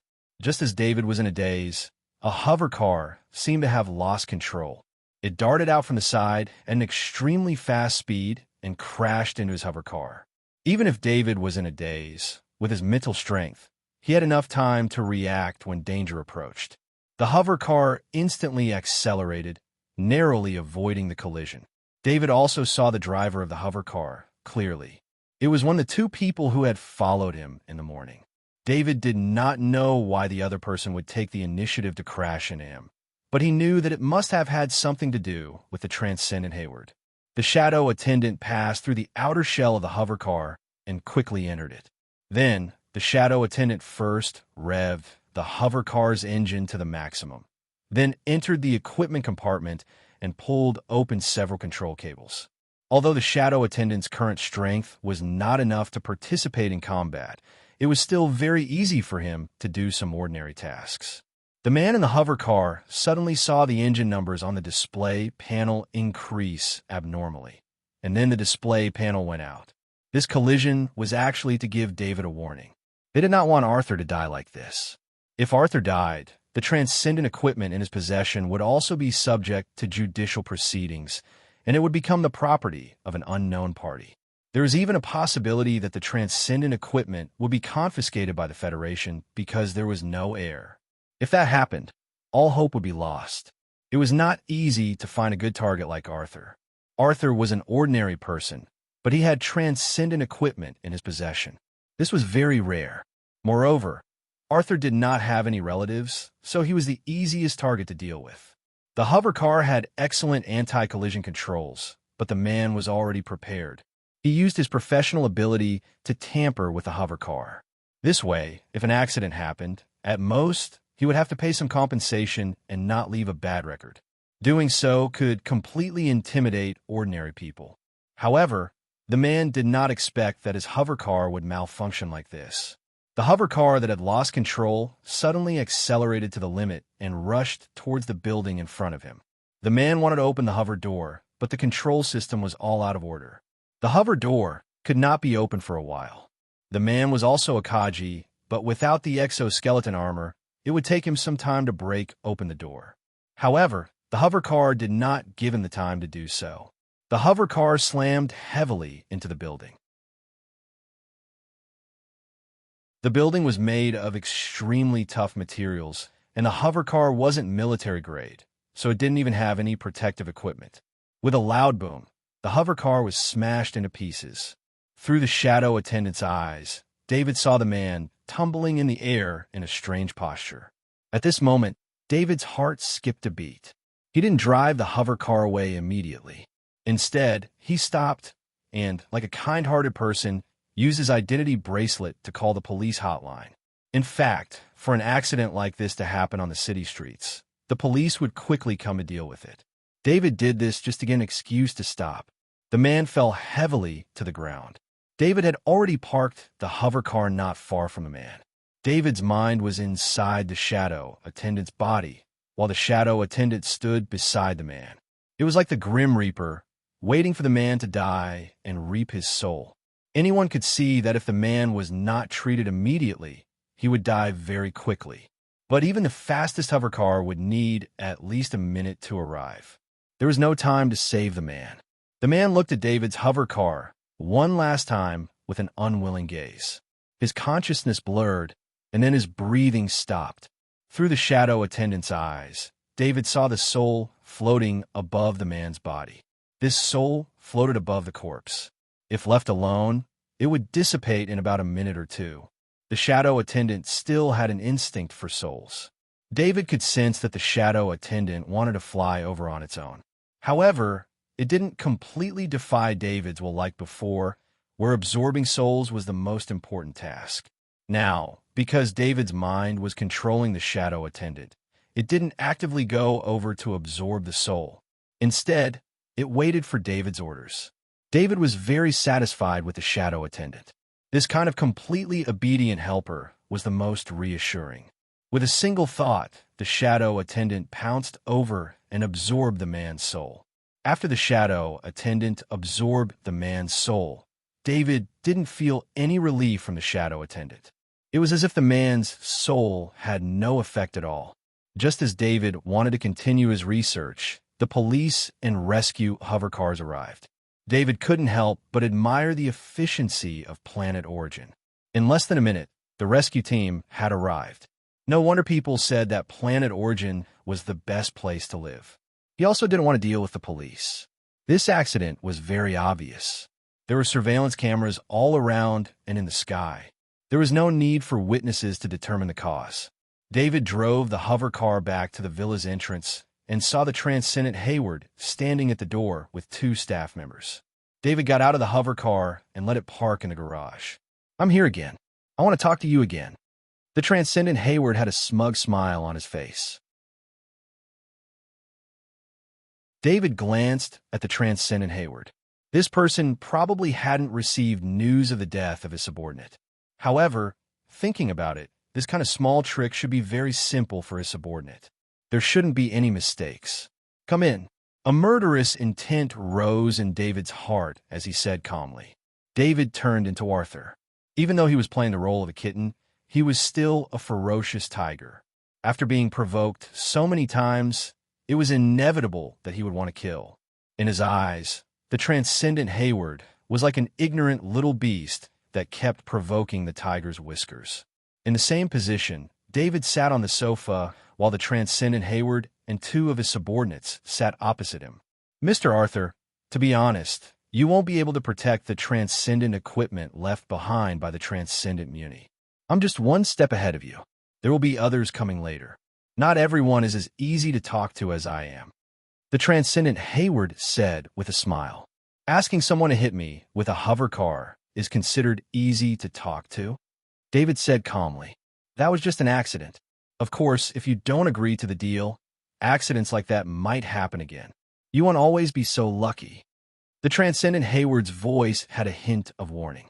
"Are you saying that every time you kill your subordinate in front of me, the price of using this method to intimidate me is too high?" David asked with a smile. "What do you mean?" The Transcendent Hayward heard David's words and was stunned. He quickly opened his identity bracelet and received a reply. "Mr. Arthur, you've made me very angry. I lost an important subordinate because of you. The consequences of my anger are very serious." The Transcendent Hayward said with a murderous look in his eyes. "Please tell me. Let me know the consequences of your anger." David wasn't frightened by the Transcendent Hayward and said with a smile, "Do you really think your security system can protect you?" The Transcendent Hayward suddenly changed his expression and said with a laugh, David looked at the transcendent Hayward in confusion. The security of planet of origin relied on the ubiquitous Skynet and the city surveillance system on the outside, but the indoors relied on the private security system. If the transcendent Hayward made a move in the mansion, David's private security system would immediately send everything here, including the video, to the nearest police station. Soon, the transcendent Hayward would become a wanted criminal. Even a transcendent like the transcendent Hayward wouldn't be able to escape the pursuit of the planet of origin police. Because of the identity of the transcendent Hayward, many transcendent would be sent to kill him. This is the agreement Sir Hayward used to purchase aid security. The company you're using the security system belongs to Sir Hayward now. The lawyer on the side showed an electronic document to David in the form of a light screen through his identity bracelet and said, it turned out that the transcendent Hayward had purchased the security system development company of David's mansion to deal with David. Although the cost was shocking, it was worth it compared to 2 level 4 transcendent equipment. You mean to say that my mansion security system is now useless? David looked at the lawyer and asked, yes. There isn't even a record of us entering this mansion. The lawyer replied confidently, Mr. Arthur, I still insist on the transaction method. If you agree, the 100 million credits will still be given to you, or I can use another method. The transcendent Hayward said in a deep voice. David had a strange expression on his face. He didn't expect the transcendent Hayward to do this. The reason he didn't make a move before was because he was worried that he would expose his strength. He didn't expect the transcendent Hayward to hide everything so well. There was no record of them entering his mansion. In other words, even if the transcendent Hayward died here, no one would know. With that thought, David stood up and walked to the door. He closed the door from the inside and turned around. Since the transcendent Hayward wants to use force, then don't leave, David said calmly. The transcendent Hayward saw David's actions and couldn't help but laugh out loud. Even the bank staff and lawyer who came with the transcendent Hayward laughed. Mr. Arthur, your adoptive father, Mooney, is also a transcendent. I thought you knew how powerful the transcendent is, but it seems like you didn't. In that case, I'll let you know why the transcendent is called the transcendent. The transcendent Hayward said with a smile. He didn't even bother to put on his transcendent armor. Instead, he walked towards David. David got into a barehanded combat stance. This made the transcendent Hayward even more amused. This was what a researcher was like. His brain had been messed up by all the research he did every day. David looked normal on the surface, but he had already activated a special strength-boosting device and raised his strength to a terrifying 256,000 kilograms. Because he had been using the sniper master to hide his presence, the transcendent Hayward's transcendent senses couldn't sense any danger. This made the transcendent Hayward even more fearless. The transcendent Hayward walked in front of David and reached out to restrain David. As long as he could restrain David, he could force David to reveal the location of the transcendent's equipment. After that, he could kill David to silence him. In fact, the transcendent Hayward didn't want to kill anyone. On the planet of origin, no matter how perfect a murderer was, there was still a chance of something going wrong. Therefore, the transcendent Hayward had always wanted to resolve this matter through a trade. However, David's stubbornness forced him to use the method he didn't want to use the most. Just as the transcendent Hayward's hand was about to grab David's shoulder, David moved. He threw a backhand punch with all his strength. Facing a transcendent, David didn't want to hide anything. He wanted to take advantage of the transcendent Hayward's carelessness to get rid of this problem in one fell swoop. The transcendent Hayward saw David's punch, but he didn't care. He treated David as an ordinary person who had learned martial arts. Throughout the entire process, the transcendent Hayward didn't understand one thing: who he was facing. When he heard the sound of the fist rubbing against the air, his expression changed. With a thought, he prepared to equip the transcendent armor. However, the transcendent Hayward's thought was still a step too slow. David's fist hit the transcendent Hayward's abdomen first. The force of more than 250,000 kilograms smashed into the transcendent Hayward's abdomen. causing his abdomen to cave in and his backbones to protrude outwards. Along with this punch, there was the sound of bones breaking and organs exploding. When Hayward's transcendent armor flew backwards, he was finally able to put on his transcendent armor. However, he was already heavily injured by this time. David didn't care about the transcendent Hayward. With the transcendent Hayward's injuries, the transcendent Transcendent's life was nothing to worry about. He looked at his own fist. The strength of this punch was indeed more than 250,000 kilograms under the enhancement of the special strength-enhancing device. However, his skin, bones, and other tissues weren't able to match it. Therefore, after David's punch, the flesh on his fist cracked, revealing the jade-like bones inside. The transcendent Hayward fell to the ground. Although he had put on the transcendent armor, he had lost the ability to fight. He forced himself to raise his head and look at David, just in time to see the flesh on David's fist squirming. The exposed bones were quickly wrapped up by flesh and blood. In just 2 breaths of time, David's fist had returned to its original state. "You're not human. What kind of monster are you?" The transcendent Hayward said in a hoarse voice. "My name is Arthur Luce. I'm 22 years old this year.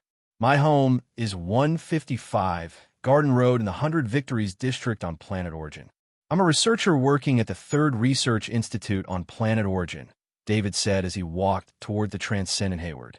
The transcendent Hayward's eyes were filled with fear. He was sure that the Arthur in front of him wasn't the real Arthur. David came in front of the transcendent Hayward and grabbed the transcendent's head. With another burst of strength, the transcendent Hayward's head was twisted more than 180 degrees. With a crisp sound, the transcendent Hayward collapsed.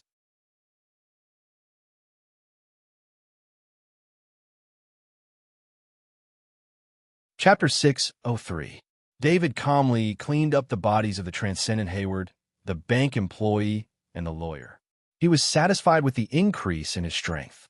Although the transcendent Hayward had been careless, no one would have thought that a researcher, an ordinary person, would be stronger than the transcendent. Arthur didn't even need to wear the transcendent armor or the exoskeleton armor. This was unimaginable in the Federation. The transcendent Hayward died without understanding how Arthur had become so strong that he didn't even have a chance to resist. David was also surprised by his own strength, but he also understood the weakness of his strength.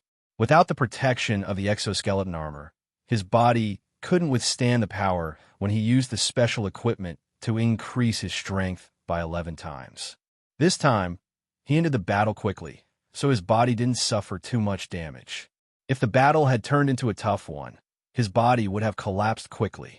Although David's exoskeleton armor had strong vitality and could continuously heal his body, he couldn't fight and bleed at the same time. Someone would notice his abnormality. "Looks like I'll have to end the battle quickly in the future. It's best if it's an assassination." David couldn't help but mutter to himself. After cleaning up the 3 corpses, David went back to continue his unfinished cultivation. This was his cultivation plan, and he would not waste any time on it. At 2 o'clock in the morning, he ended his training. This time, he didn't immediately rest. Instead, he summoned the shadow attendant. David pressed his hand on the shadow attendant's shoulder. To his surprise, there was no soul energy entering his body. This time, the shadow attendant didn't absorb much soul energy. A Kaji, 2 ordinary people, and a transcendent. This amount of soul energy was very little for David, but he could still feel it. But now, there wasn't any soul energy at all. He couldn't help but panic. After all, his biggest advantage over everyone else was the ability of the shadow servant. The shadow attendant's ability was to absorb soul energy and convert it into soul energy that he could absorb. This directly strengthened his soul. Although the conversion ratio was small, it was the main reason why his soul was so strong. The strength of his soul made David's mental strength far superior to everyone else. This gave him an advantage over others. Once this advantage disappeared, it would be extremely difficult for his mental strength to increase again. David was worried as he split his consciousness into the shadow attendant's body to see what was wrong. In the end, he saw 4 small green balls inside the shadow servant's body. Within the green balls, he saw 4 illusory figures. They were Transcendent Hayward, the soldier who crashed into the car, the bank employee, and the lawyer. David understood that these were the souls of the four people. However, this was the first time he had seen a soul appear in a shadow servant's body in this form. He contacted the shadow attendant, and the shadow attendant responded. It turned out that the soul energy absorbed by the shadow attendant was not immediately converted into soul energy. Instead, it was waiting for David's order. Only when David gave the order would the shadow attendant absorb the soul energy. In the past, this task was controlled by the bald god. That was why the shadow attendant could automatically convert the soul energy after absorbing the soul energy. Shadow attendant, convert these souls into soul energy that I can absorb, David ordered in his mind. In the shadow attendant's body, the 4 green soul balls were constantly rotating. Traces of green energy were extracted from the soul balls. The green soul energy gathered together, and it was as transparent as a ball of water. There were no more illusory figures in it. The overall size of the soul energy was half the size of the 4 soul balls combined. During this process, when the 4 green balls transformed, they separated into 4 balls of knowledge. When David saw the soul energy ball, he instinctively had an impulse to approach it and absorb it. This was the instinct of life towards soul energy. The shadow attendant also had the same impulse, but the shadow attendant needed David's order to act. Divide the soul energy into 2. We'll each take 1. David ordered the shadow attendant. He would not treat the shadow attendant unfairly. Whether the shadow attendant had a consciousness or not, he regarded the shadow attendant as his closest comrade. Especially after the bald god disappeared, he understood that there were no longer any hidden dangers in his control of the shadow attendant. This made him value the shadow attendant even more. The shadow attendant sent a message of joy to David. Then the green soul energy ball divided into 2 halves. One half dispersed and became a part of the shadow attendant. The other half flew into David's body and entered David's brain. David felt a wave of comfort wash over him. A mist appeared in the soul fortress, nourishing every area of the fortress. David quickly felt that something was wrong. This was not something that could be done with such a small amount of soul energy. In the past, when he absorbed soul energy, even if it was a few times more than a transcendent soul energy, he still would not feel this way. David asked the shadow attendant to show him his status panel. He saw that his will was 8. 51. He clearly remembered that his will was 8. 5 before this. A transcendent soul energy could increase his will by 0. 1. He remembered that he had to kill at least 10 level 3 insectoids to gather their soul energy to achieve this effect. That bald god spirit took away so much of my soul energy. David thought of the reason and couldn't help but yell. If the bald god spirit had not appeared because of the battle angel, David might not have known how much soul energy the bald god spirit had taken for himself. Although the soul energy was converted by the bald god spirit's control of the shadow attendant, it was still David's soul energy that he had worked so hard to obtain. Sharing a few tenths of the soul energy was a bit unreasonable. David then thought of the soul energy he had absorbed on the Battlestar battlefield. If he had discovered and gotten rid of the bald man earlier, he wondered how much the soul energy he had absorbed in that battle would have improved his will. Fortunately, all of this was over. The bald god spirit had disappeared, and David could absorb more soul energy in the future. Of course, he was not going to be stingy like the bald god spirit. He decided that he would share all of the soul energy with the shadow attendant. David felt the happy emotions coming from the shadow attendant as he looked at the knowledge orbs that had been separated from the soul transformation orbs. The attributes of the 4 knowledge orbs were displayed on the knowledge orbs. David saw a knowledge orb that said Law, 5% complete. That should have been the lawyer's. That inconspicuous lawyer turned out to be a master-level legal talent. But thinking about it, to be able to catch the eye of a transcendent like Hayward, he must have decent professional skills. The knowledge orb that was extracted from the bank worker's soul was Finance, 2% complete. That knowledge orb was useless to David. Because David himself had mastered finance, 96% perfection, he was more knowledgeable than the bank staff in terms of financial expertise. The knowledge orb that was extracted from Kaji's soul was heavy axe mastery, 87% complete. That was also useless to David. Finally, the knowledge orb that was extracted from the Hayward transcendent soul was heavy sword mastery, 15% complete. He did not expect the Hayward transcendent to be a heavy sword master. David was not surprised that the knowledge orbs were useless to him.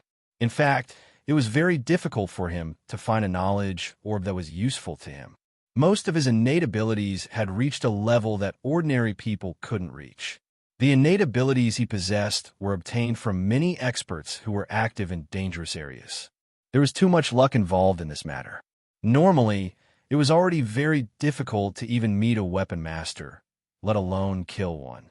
Of course, a heavy sword master like the Hayward Transcendent could only be considered a beginner heavy sword master. Perhaps for the Hayward Transcendent himself, he wanted to get the equipment left behind by the Transcendent Muni to improve his strength. After observing the situation of the 4 knowledge balls, David felt as if a huge rock had been lifted from his heart.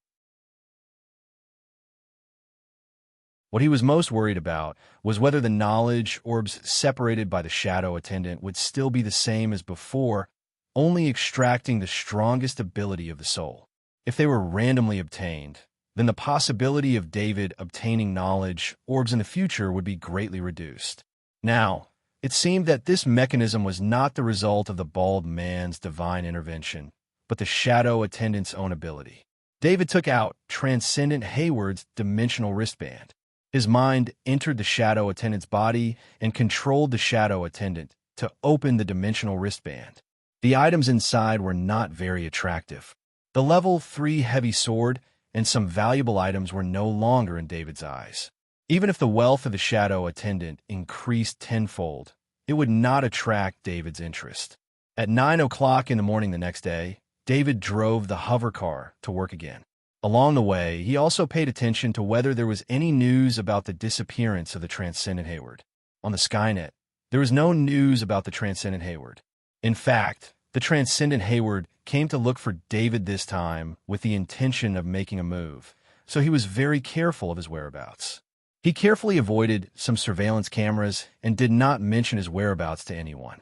Therefore, the disappearance of the Transcendent Hayward was not as big of an impact as the disappearance of the bank staff and the lawyer. However, if the Transcendent Hayward wanted to investigate the disappearance of these 2 people, they would not be able to trace it back to David. David's following days were very dull. Every day, he cultivated like crazy. After work, he also did research alone. The Transcendent Hayward mentioned that other Transcendent Hayward had targeted David did not happen. Perhaps the other Transcendent Hayward was not as bold as the Transcendent Hayward, daring to make a move on planet origin. Even if they wanted to make a move, they would wait for the right opportunity. Of course, some surveillance was done.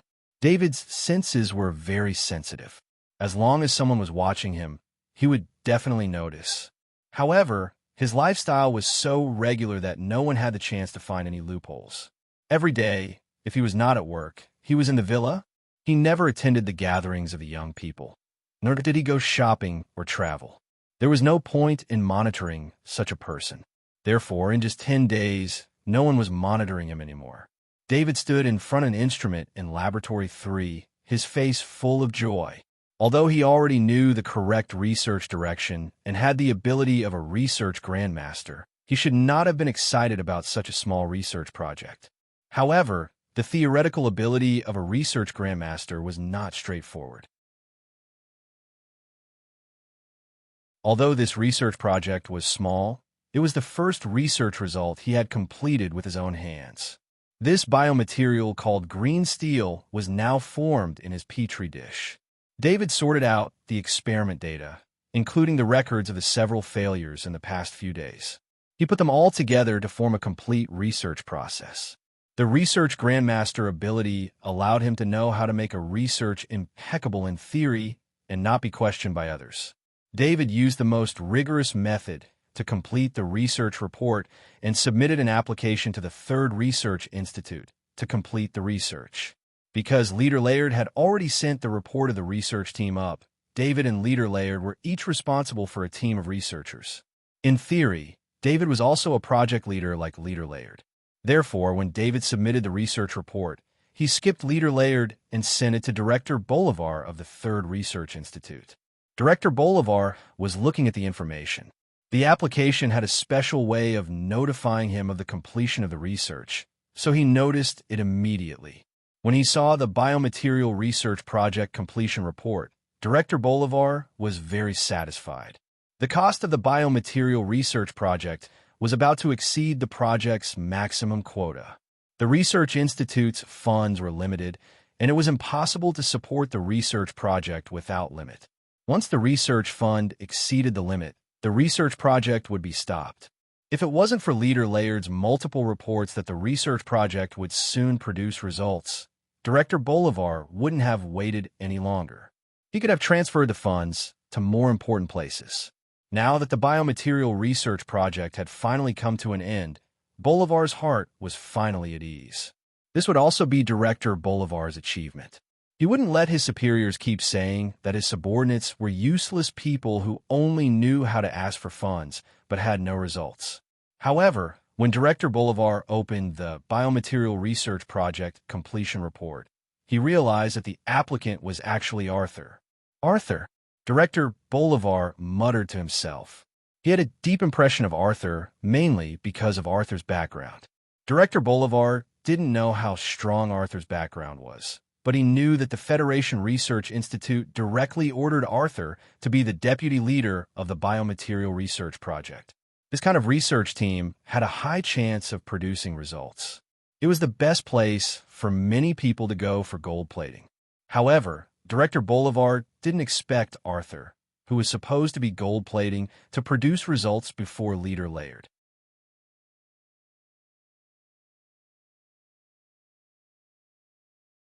Chapter 604. Director Bolivar knew about Laird's request to split the research group, but he didn't oppose or support it because Laird had a backer behind him. This was because Team Leader Laird had someone backing him up. Even though the person behind Team Leader Laird was only a deputy director, Bolivar didn't want to offend him because of this. Additionally, Director Bolivar wanted to see who was behind Arthur, and this was the best opportunity. However, he didn't wait for Arthur's backer to make a move. Instead, he got this result. Director Bolivar looked at the Biomaterials Research Project completion report. It was clear, the data was clear, the thinking was meticulous, and the content was rigorous. This report was a very professional completion report. With Director Bolivar's experience, there was no need to doubt the authenticity of this report.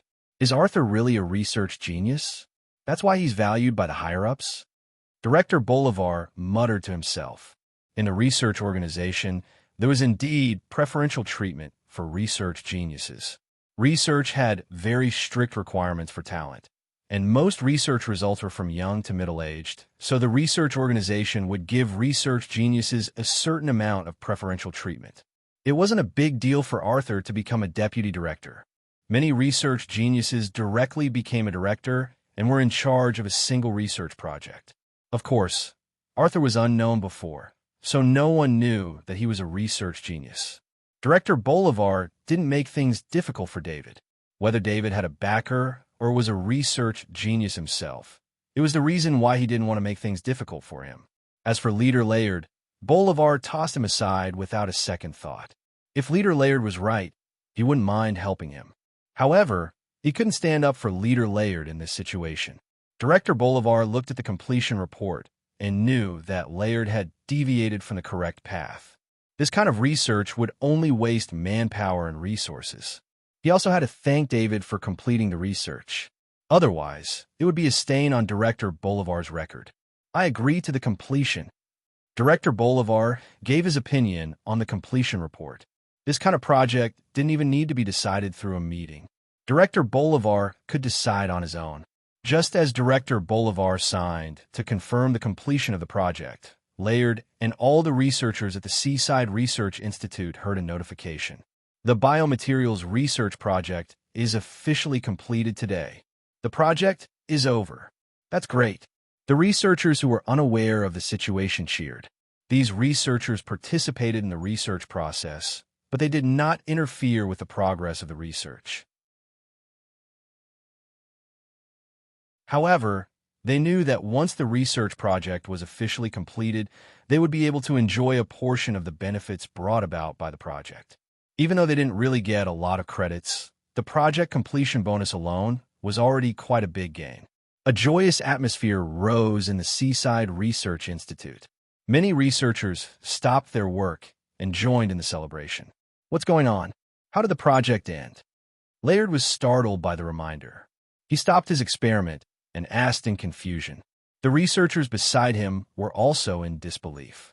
The light screen in front of them showed the research process, and it was obviously a failure. Could it be that a research team accidentally completed our project? A researcher asked. This kind of thing was not impossible. There were always unexpected things that happened in research. In the past, there were research teams that did not produce any results for a long time. But another researcher accidentally completed another research team's project when he was working on another research. Let me check who completed the project, Laird said as he opened his identity bracelet. He saw a name on the project completion list and was stunned on the spot. The researchers beside him looked at Laird's identity bracelet curiously and saw a very familiar name. It's Deputy Leader Arthur. How is that possible? Am I seeing things? The researchers were all talking at once, expressing the confusion in their hearts. Laird's suggestion of splitting the research team was a joke in the eyes of these researchers. This was because team leader Laird had been researching for several years and was about to produce results. On the other hand, David was just a newbie. It was impossible for him to defeat team leader Laird in the research that team leader Laird excelled in. However, the truth was that David had won the competition. David was the only one in his research team. On the other hand, Leader Laird's research team had gathered almost all of the researchers. It could be said that David had single-handedly gone against a mature research team and obtained a complete victory. An indescribable emotion spread among the researchers. If they had joined David's research team before, they would have been able to enjoy the results of the research. In the field of research, everyone didn't care about authority. Instead, they cared about the research ability. Even the Federation's Research Institute focused on the research ability. Only when the research ability was recognized would one have the corresponding authority. The researchers that followed Laird knew that he had lost this round. At the same time, his years of hard work had gone down the drain. According to Laird's suggestion of splitting the research team, the research results of one team had nothing to do with the other team. At this moment, Laird was suffering the consequences of this. It didn't take long for the news to spread throughout the research team. Everyone was stunned. Regretful and frustrated voices were constantly heard in the Seaside Research Institute. Some of the smarter ones had already run to the third lab to report to David. It was actually a form of seeking refuge. However, these people couldn't enter the third lab.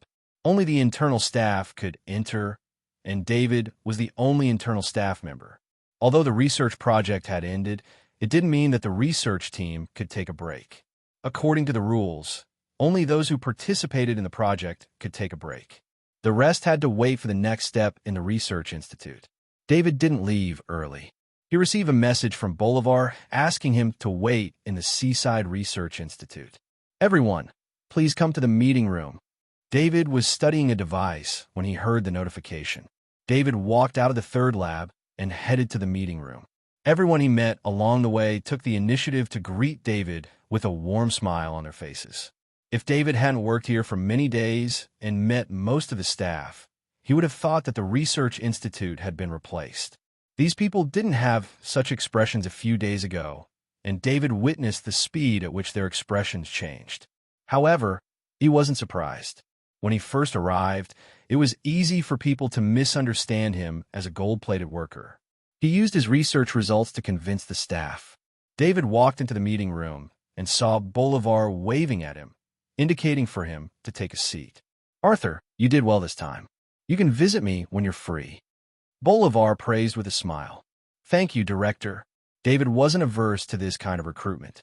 His identity was just a disguise, so he could deal with it however he wanted. After David sat down, he turned to look at Layard. He noticed that Layard's expression was unpleasant. Layard noticed that David was looking at him, so he glared at David with hatred. Previously, it was just hostility, but now, Layard treated Chien like a mortal enemy. Soon, the Research Institute staff arrived. Dozens of gazes were directed at Bolivar and David. As for Layard, only a few of them looked at him with sympathy. They knew why Bolivar came to the Research Institute at this time. It was normal for research institutes. All right, I'm here today to congratulate Captain Arthur on completing the research mission. Captain Arthur only used 14 days to complete the research team's several years of research. If it weren't for Captain Arthur, this research would have been canceled due to some people's mistakes.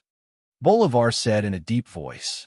When Bolivar mentioned certain people, everyone present stole glances at Layard. Especially when Bolivar kept repeating Arthur's name.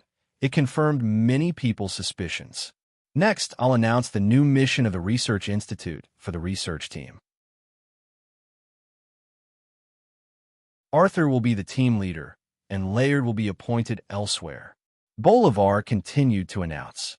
That was the reality of the research field. As long as you could complete the research, you would receive the authority you deserved. Of course, if you don't produce any results like Leader Layard, then this authority will be taken away. This rule allowed the Federation Research Institute and its subordinate research institutes to maintain their vitality and continuously release all kinds of research results. Even Constable, the director of the Federation Research Institute, couldn't raise enough funds for his research. That was why he used the funds of other projects to ensure the smooth progress of his research. As soon as Bolivar finished his speech, everyone in the conference room, except for Layard, clapped enthusiastically. At that moment, everyone forgot their previous attitude.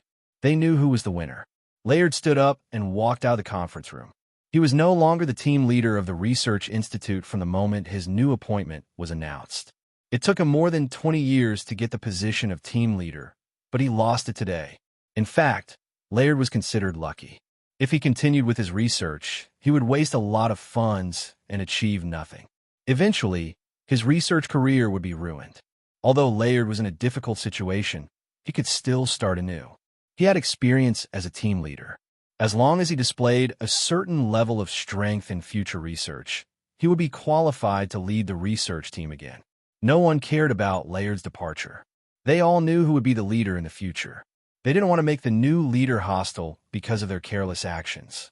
At 5 p.m., the meeting ended on time. The meeting was very short. This was also a rule on Planet Origin.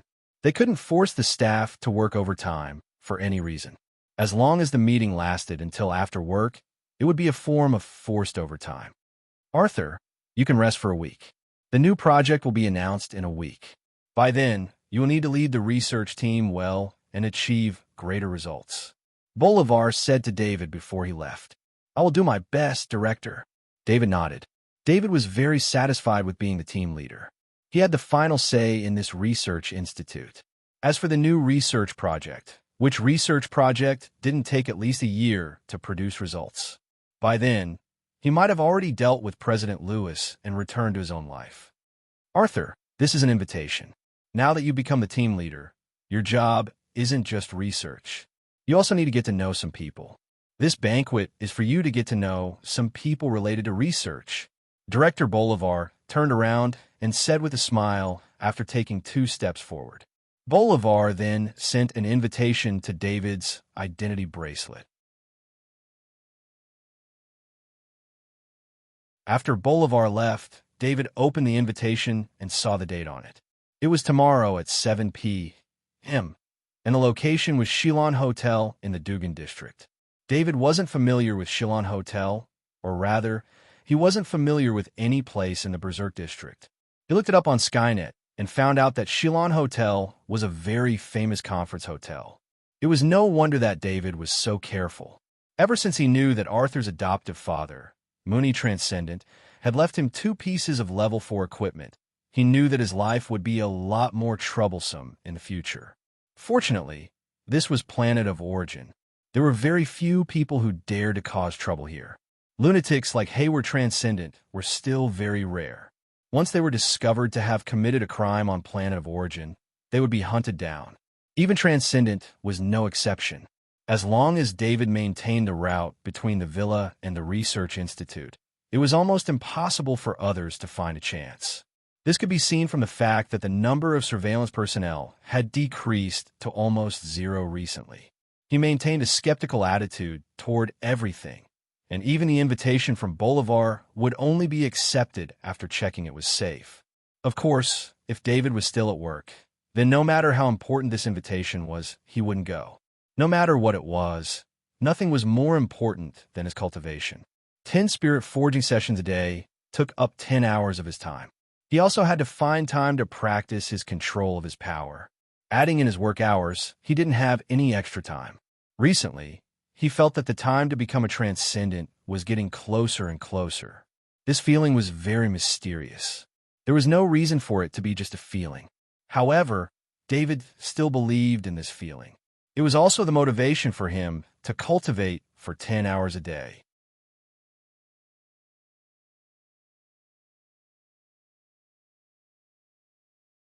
Chapter 605. David changed into a formal attire, which was the only formal attire in Arthur's wardrobe. From this, it could be seen how unsociable Arthur was. It was also due to this reason that it was extremely easy to impersonate him. David drove the hover car towards Shillon Hotel. He looked at the navigation map in front of the car and found that he would pass by the presidential palace on the way to Shillon Hotel. This made his heart skip a beat.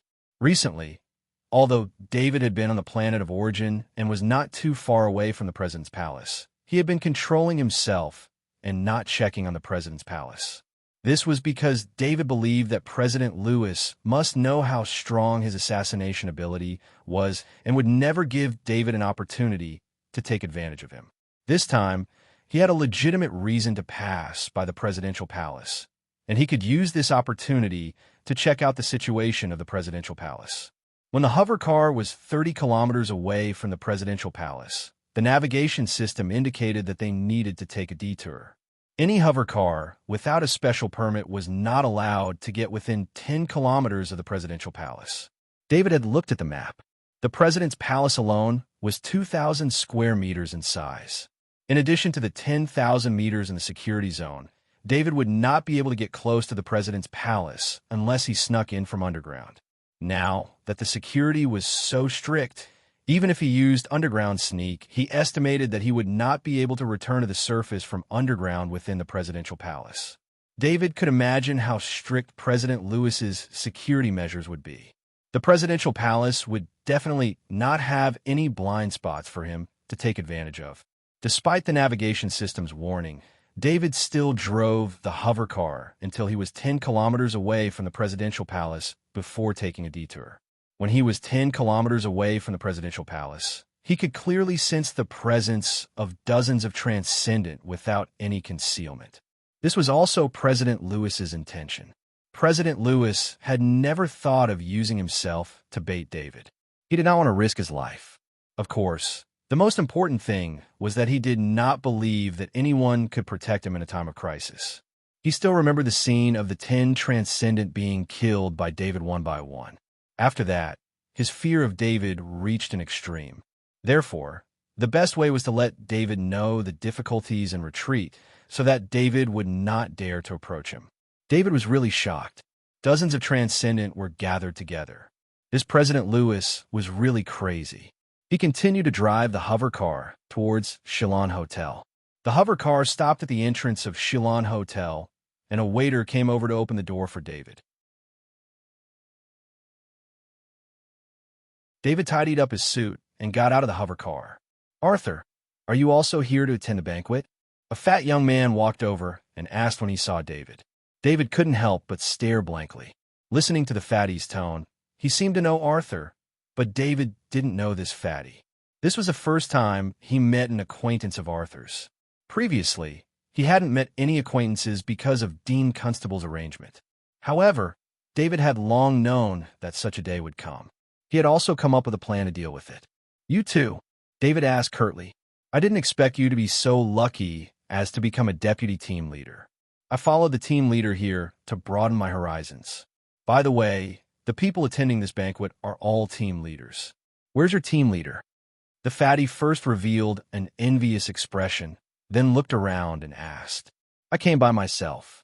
David didn't know the fatty's name or identity, so he could only give a vague answer. At this moment, David saw a hover car arrive. The person who got out of the car was Director Bolivar. Director Bolivar also saw him.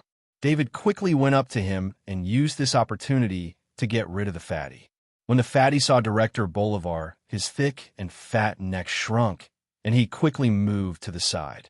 He also saw David's actions and couldn't help but sigh inwardly at the unfairness of the world. Arthur was originally an ordinary researcher like him, but he was much more flexible than Arthur. With his eloquence and superb flattery skills, he was like a fish in water.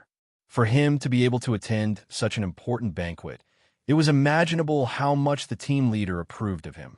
However, after comparing him to Arthur, he felt unbalanced. In his opinion, Arthur was just lucky to be taken care of by the higher-ups.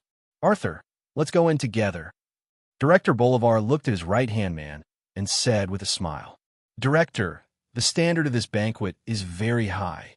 David couldn't help but ask when he saw a transcendent standing at the entrance of the Chalon Hotel.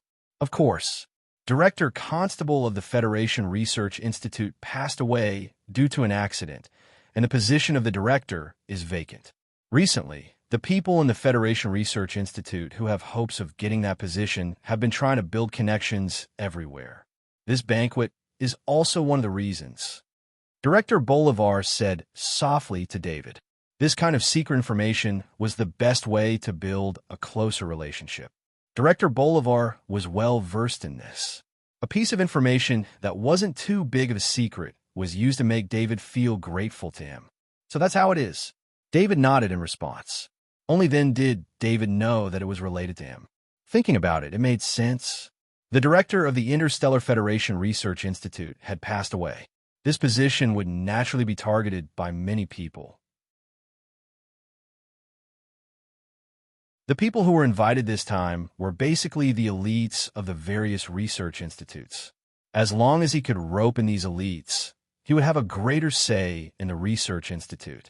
Director Bolivar came in front of the Transcendent and showed the invitation in his identity bracelet to the Transcendent. David also showed his invitation, and the two walked into the hotel together. The entire hotel was booked, and it was set up to be a huge banquet venue.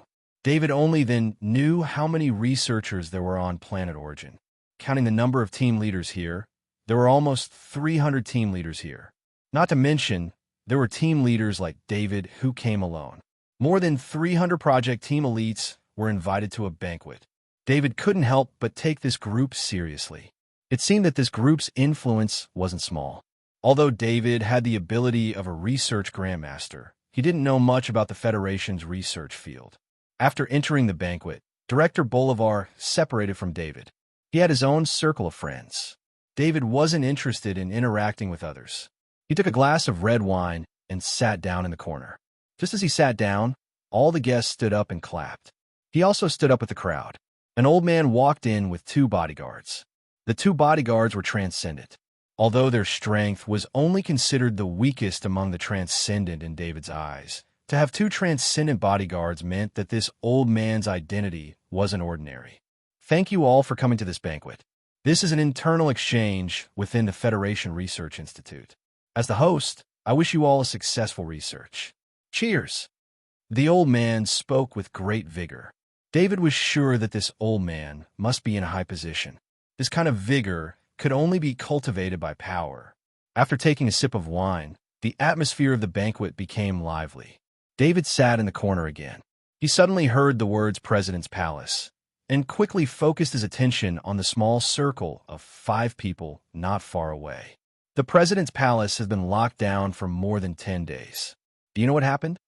I heard that a transcendent wanted criminal entered Planet Origin. The President's Palace received news of a threat, so they increased the security level. It's been so chaotic recently.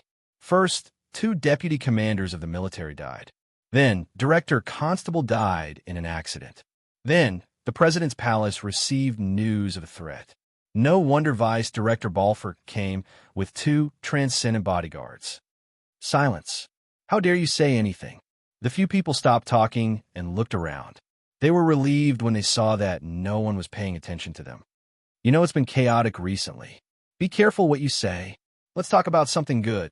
The flag award is in 2 months. Who do you think has a chance to win it? It won't be you or me. Yes, the flag award is something that all researchers in the Federation are fighting for. It's a great honor to be given the award by the president himself. The few people stopped talking again. Their eyes were filled with yearning. David couldn't help but have an idea when he heard that the president would personally give the award. He had always been perfunctory when it came to research and didn't pay too much attention to it. However, David also knew about the Flag Award. The Flag Award was the highest award in the Federation's research field, named after the late outstanding scientist Flag.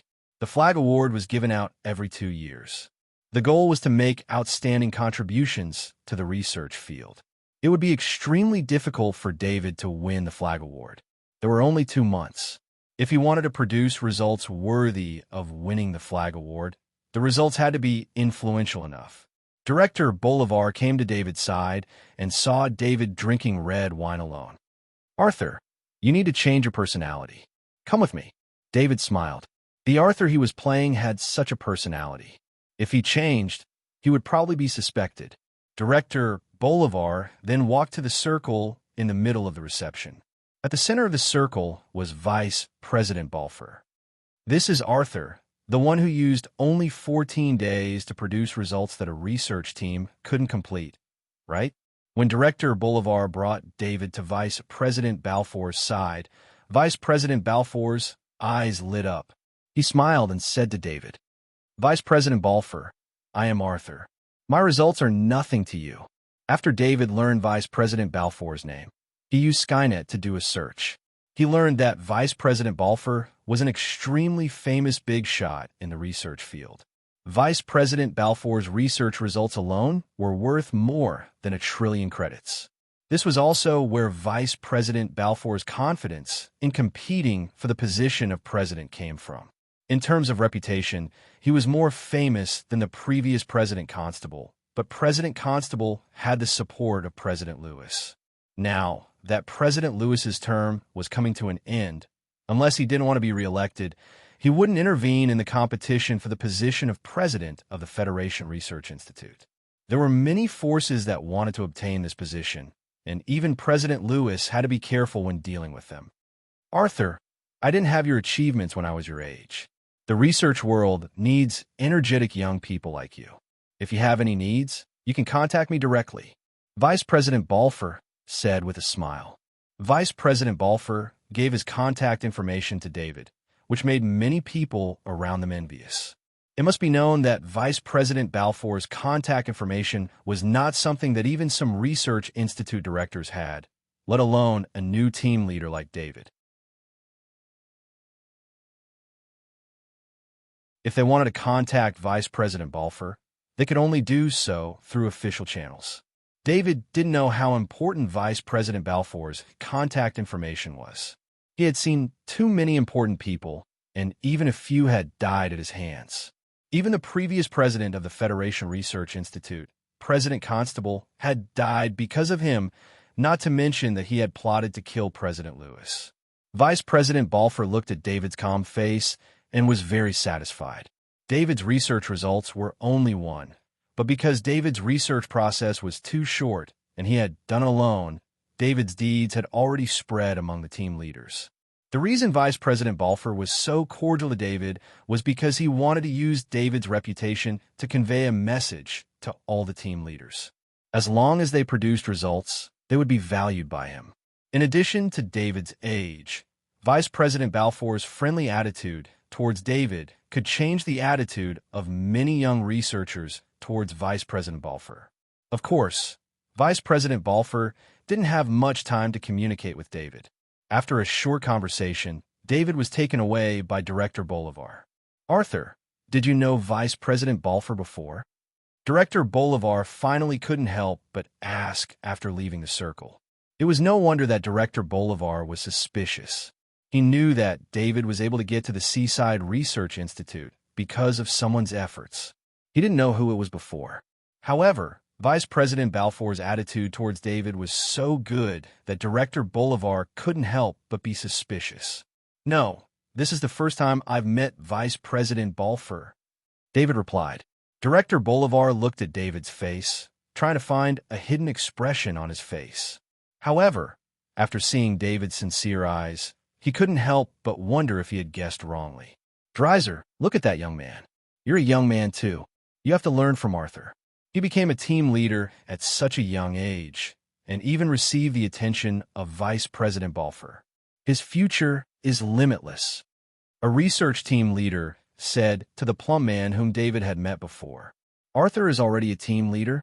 Fatty Dreiser opened his mouth wide and asked in disbelief. "You know Arthur?" The team leader asked in response to Fatty Dreiser's tone. "Arthur and I were originally interning at the same place.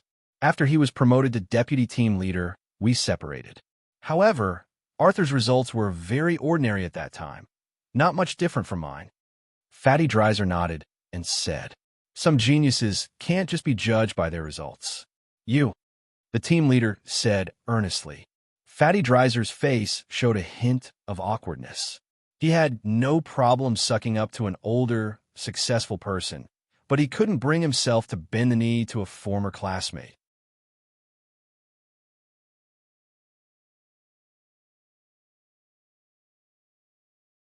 Chapter 606. David left before the banquet ended because he saw Fatty Dreiser constantly looking in his direction, as if he wanted to come over and talk to him. David would not interact with Fatty Dreiser again before he could figure out the relationship between Arthur and Fatty Dreiser. It would be too easy to give himself away. He drove the hover car in the direction of the Garden Road in the Triumph District. The distance was quite far. He had to cross 3 districts, and there was an area full of trees between each district.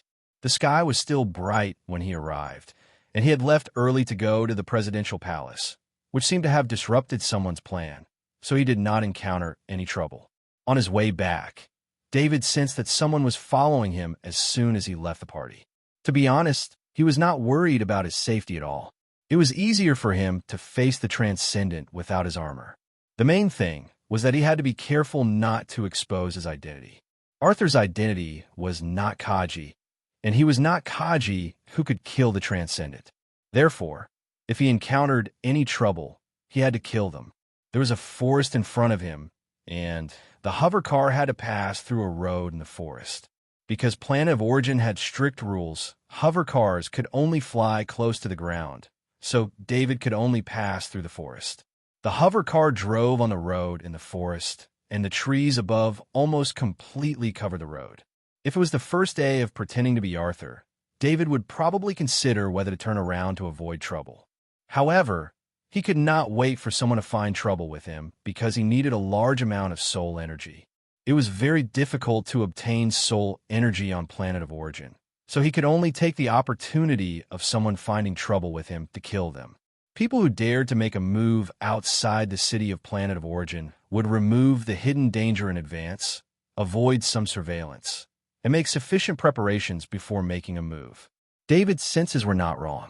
Not long after entering the forest, 2 Kaji in exoskeleton armor appeared in front of him, blocking the road ahead. Behind him, 2 Kaji also got out a hover car. For Kaji completely blocked David's path. David was stunned. Only then did he realize that he was wrong. Although it was a transcendent who wanted his level 4 equipment, there was no need for the transcendent to personally come and capture him. He was just an ordinary person without any combat ability, so sending a few soldiers was already thinking highly of him. David frowned. He didn't get down from the hover car. Instead, he took out his transcendent stiletto and applied a level 4 poison to the transcendent stiletto. Then, he handed the transcendent stiletto to the shadow attendant and put it into his spatial ring. A trace of his consciousness entered the shadow attendant's body, and the shadow attendant passed through the hover car. It was hard for David to say how fast the shadow attendant could move. The shadow attendant's range of movement was 100 meters around him. Ever since the bald man's god spirit had disappeared, the shadow servant's speed had increased. In the past, when it was only returning, it was no different from teleportation. Now, as long as it was within 100 meters, it could arrive there in an instant. David didn't plan to do it himself. Even if he was investigated, he could shirk the responsibility. He looked at the time and used his identity bracelet to contact Director Bolivar. "Director, I have a project that I want to research. Can I proceed?" David asked. Just as David asked the question, a trace of his consciousness controlled the shadow attendant. The shadow attendant appeared behind one of the Kaji, and a transcendent stiletto appeared out of thin air and stabbed at the Kaji. With the shadow attendant's true strength, it would be difficult to break through Kaji's rank 2 exoskeleton armor with a rank 3 stiletto However, this wasn't a normal rank 3 stiletto. It was a transcendent stiletto with the ability to travel through space. When the shadow attendant stabbed forward with the transcendent stiletto disappeared and reappeared behind the Kaji. At this time, the transcendent stiletto was under Kaji's skin. The shadow attendant used the special ability of the transcendent stiletto to break through Kaji's defense. Although this kind of damage wasn't much and could only scratch the soldier's skin a little, the transcendent stiletto had been enhanced with the poison ability and was now a level 4 poison. Kaji's eyes were filled with confusion. Before he fell, the shadow attendant had already appeared behind Kaji and used the transcendent stiletto again. It was the same method of attack. Although it was simple, it was also the most effective. The two soldiers saw this clearly, and their faces were filled with shock. They turned around and wanted to escape. However, as soon as the two soldiers took a step forward, the soldier on the left paused for a moment. The transcendent stiletto pierced his skin, and the transcendent stiletto disappeared again. When it reappeared, it had already pierced the skin of the soldier on the right. The shadow attendant put the 4 corpses into the portal ring and appeared beside David. At this time, David was still talking to Director Bolivar. "No more than 5 million credits.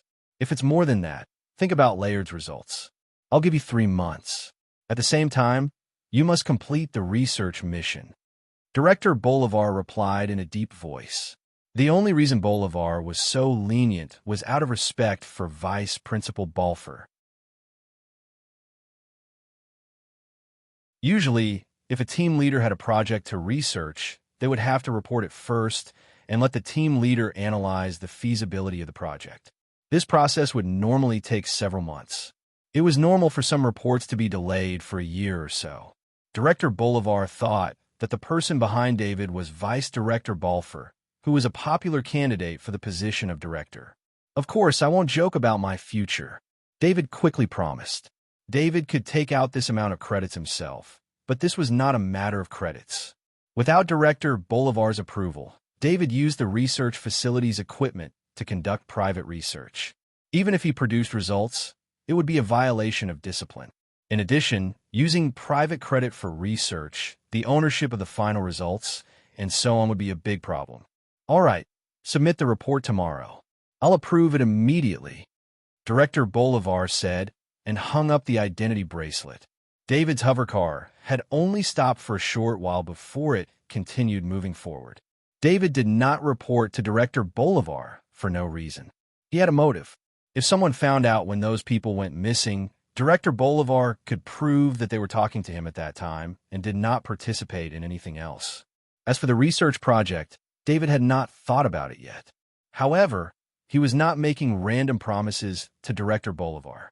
He was really confident. This time, there was no more trouble. David returned to the villa. He did not cultivate immediately after returning to the villa.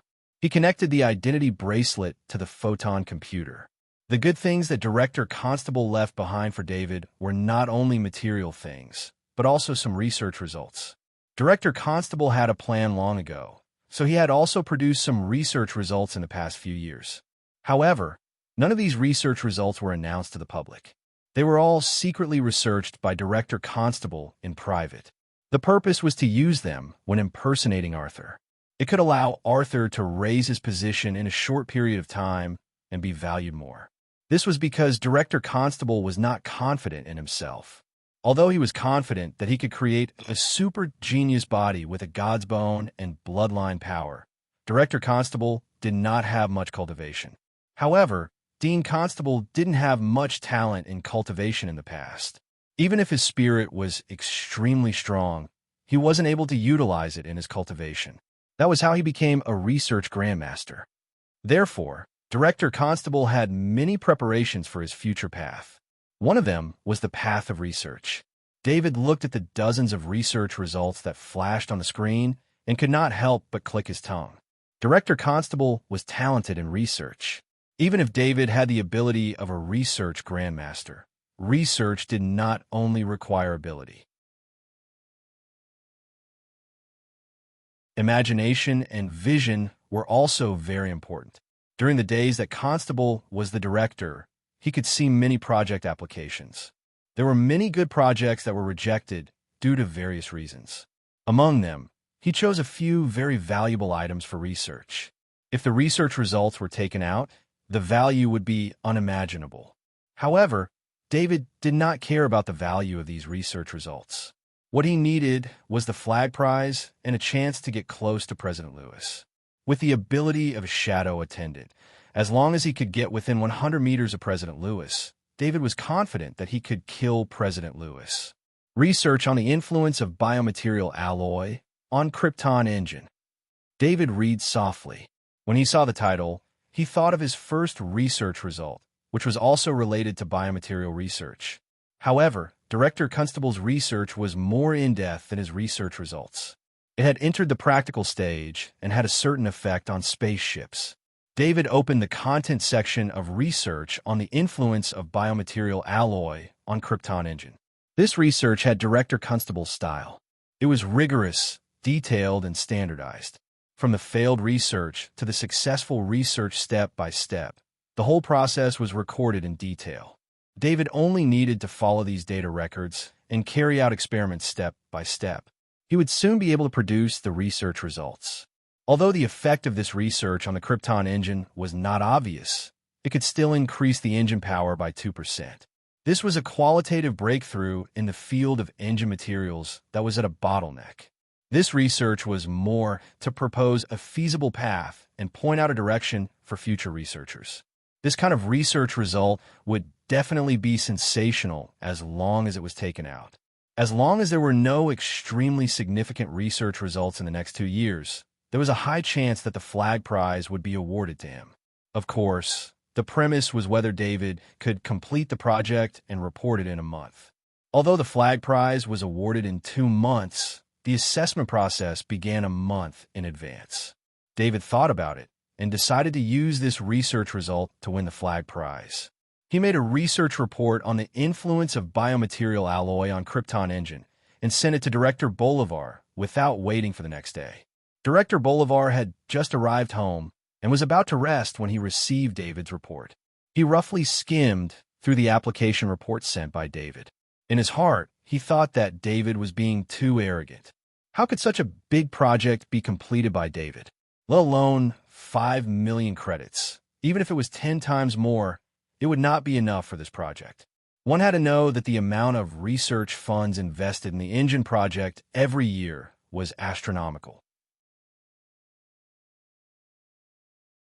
Almost all possibilities have been tested to achieve the high efficiency of the Krypton engine. However, Director Bolivar still approved David's application even though he had objections. David was already cultivating, so he didn't check Bolivar's reply right away. David did not plan to return to the Seaside Research Institute immediately. He still had a few days of vacation left, and he spent all of it on cultivation. Lawson Transcendent was a consecrated of the Federation's intelligence department. After he learned that Arthur had 2 level 4 items, he used his authority to get the Federation's intelligence department to monitor Arthur. However, Arthur went on a business trip for a period of time, and even the Federation's intelligence department couldn't find out where he went. This made the Transcendent Lawson wonder if Arthur had been killed by someone else who had taken his level 4 equipment before killing him. Some time ago, Arthur had returned, which gave Lawson another chance as a Transcendent. After such a long wait, Lawson Transcendent's patience was exhausted. He sent 4 Kaji's direct subordinates to capture Arthur. However, Lawson Transcendent did not expect the 4 Kajis to disappear into thin air, and the target, Arthur, returned to the villa as if nothing had happened. Lawson Transcendent used his authority to discover that Arthur was on the way back and was talking to Director Bolivar. This was the time when the 4 Kajis planned capture of David. Damn it, someone's trying to sabotage my plans. Lawson Transcendent did not suspect David. He did not expect David to be a strong individual. Lawson Transcendent suspected that someone from the Transcendent had made a move. Perhaps this person was a friend of Muni Transcendent or a competitor. In order to prevent Lawson Transcendent from succeeding, this person had disrupted Lawson Transcendent's plan. I can't wait any longer. I have to be one step ahead. Lawson Transcendent decided. There were many Transcendent members who had the same idea as Lawson Transcendent. Every Transcendent had their own authority, and they were all using their own methods to obtain the level 4 items in David's possession. It was precisely because of the thoughts of so many Transcendents at the same time that a miraculous balance was formed, preventing the previous Arthur from being caught. However, Hayward Transcendent was the first to break this balance. Although they did not know where Hayward Transcendent had gone, many Transcendent members knew that Hayward Transcendent had acquired the security company of David's villa's security system. In order to capture David before anyone else, they were eager to make a move.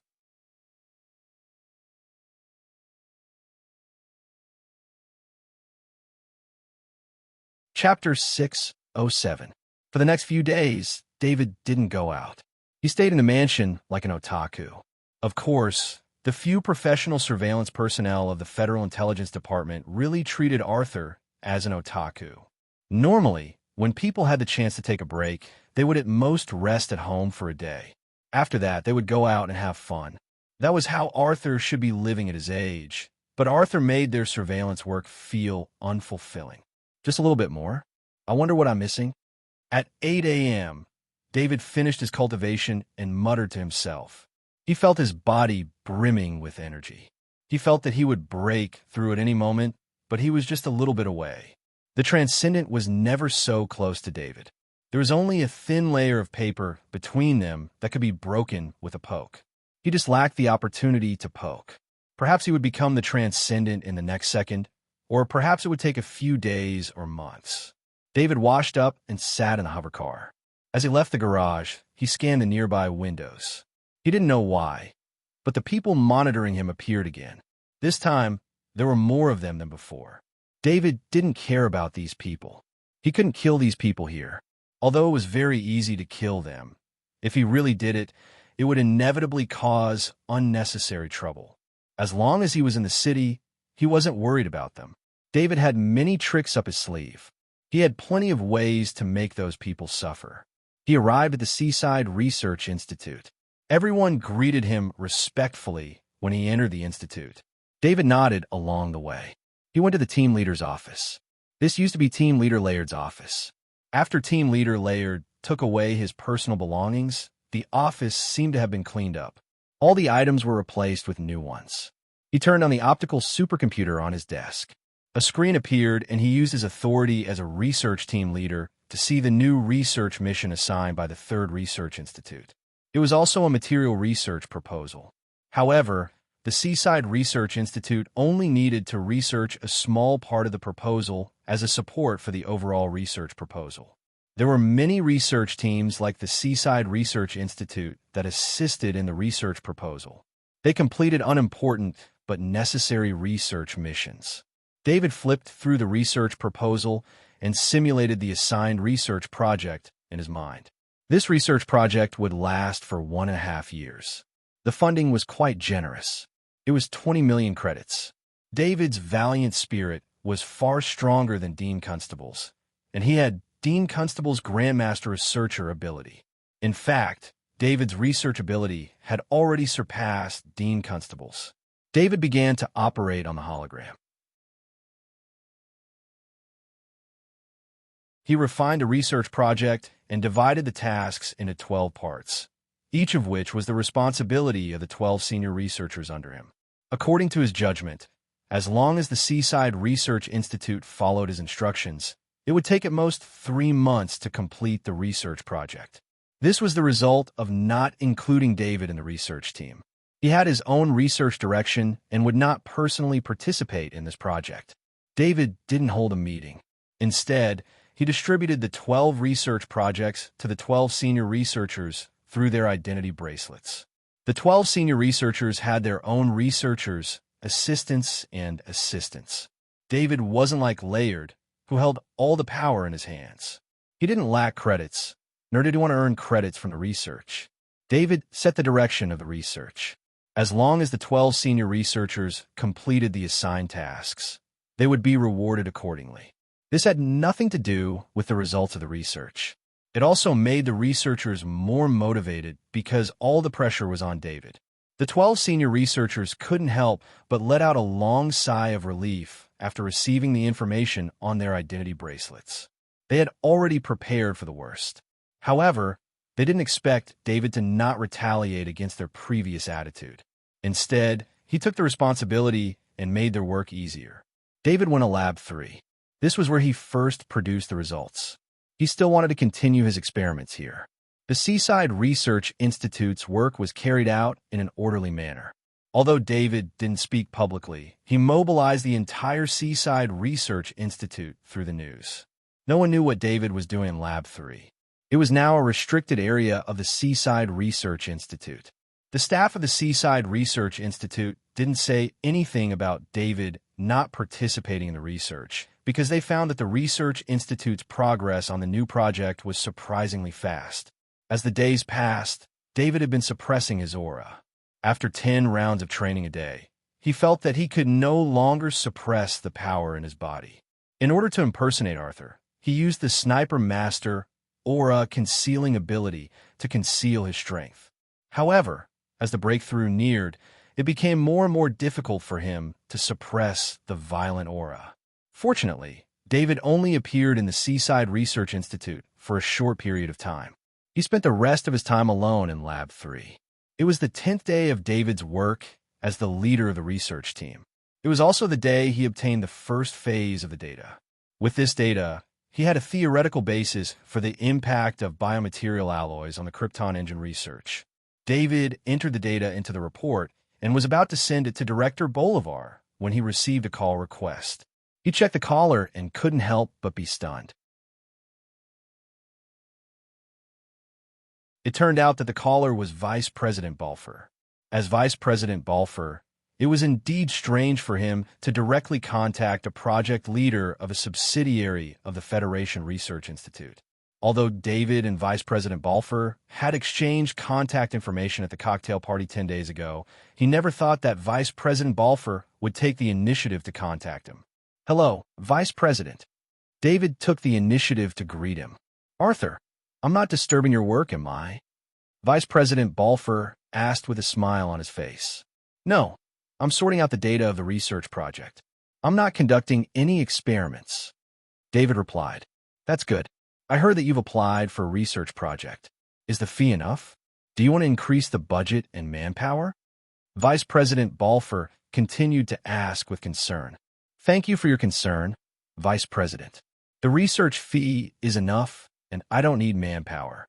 I'm working on this project myself, and I've already obtained preliminary results," David said gratefully. On the other side, Vice President Balfour was stunned. He knew that David had applied for the impact of biomaterial alloys on the Krypton engine research project less than 20 days ago. Vice President Balfour was also involved in research, so he naturally knew how difficult this project was. He only asked this time because David was a model that he had set up. He was concerned that David would promote him as a subordinate. Who would have thought that Vice Dean Balfour would hear such shocking news?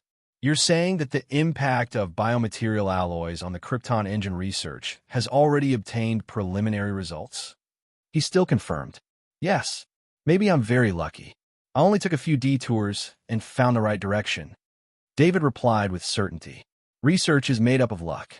We believe in technology the most, but at the same time, we believe in fate the most. Vice President Balfour could not help but laugh when he heard David say that he was lucky.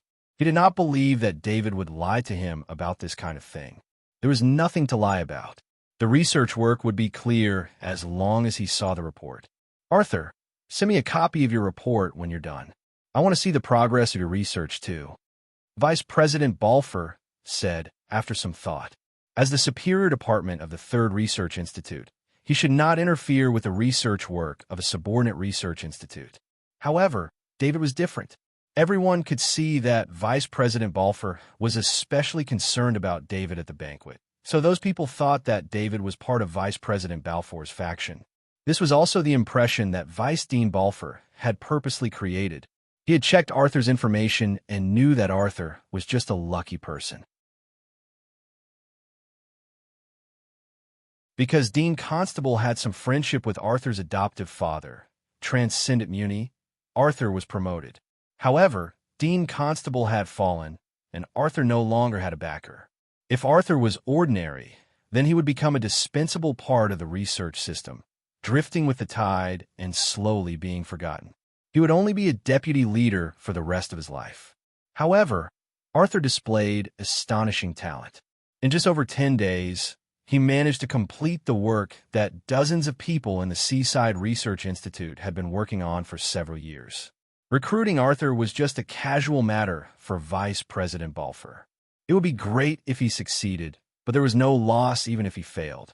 However, Arthur continued to display his genius research ability, so he was worthy of Vice President Balfour's attention. Vice President, please wait a moment. I've finished the report. I'll send it to you now. David did not hesitate. He immediately sent the preliminary research report over. He was not worried that Vice President Balfour would be greedy for his research results. The Interstellar Federation's research system already had absolute safety measures in place for the protection of research results. Besides, Vice President Balfour was fighting for the position of the head of the Interstellar Federation's Research Institute. He would not do such a thing at this time and let his opponent have something to use against him. Let me see. Vice President Balfour did not close the communication. He opened the report on his identity wristband as he spoke. Vice President Balfour flipped through the report. Each piece of data was incomprehensible to a layman, but in his eyes, each piece of data supported the research on the effect of biomaterial alloys on krypton engenes. He read very slowly. At first, he only wanted to take a glance, but now his mind was completely absorbed by the report. Vice President Balfour had forgotten that he was still on the phone. He kept calculating the data until he reached the last line. Only then did he let out a long sigh. Only then did he realize that he was still on the phone with David. Arthur, I can see your rigorous attitude from this report. I've read the report. I want to ask, how long will it take for the final results of the research on the effect of biomaterial alloys on krypton engenes to come out? Vice President Balfour asked with some urgency. Vice President Balfour was currently fighting for the position of the dean. Once the results of the research on the effect of biomaterial alloys on krypton engenes came out, it would be a great help to him in his fight for the position of the dean. A young research team leader had achieved major research results under the care of Vice President Balfour. Just the thought of this title alone was enough to make one excited. My estimate is that it will take another 20 days. This is the ideal time. If there are any problems in the research, it may drag on for some time. But with the theoretical basis, the research direction will not be wrong. I believe that there will be results in no more than 30 days. David replied with full confidence. In fact, the results of the research on the effect of biomaterial alloys on krypton engenes had already come out. He could bring it out at any time. It was just that in order to perfect the chain of the research process, he needed to drag on for 20 days. All right, don't submit this report to the Research Institute. I'll talk to Bolivar. You can report directly to me in the future. Vice President Balfour said, with an excited look on his face as he laughed. Vice President Balfour thought to himself. He was just talking about Arthur's luck, but now it seemed that it was not Arthur's luck, but his own luck.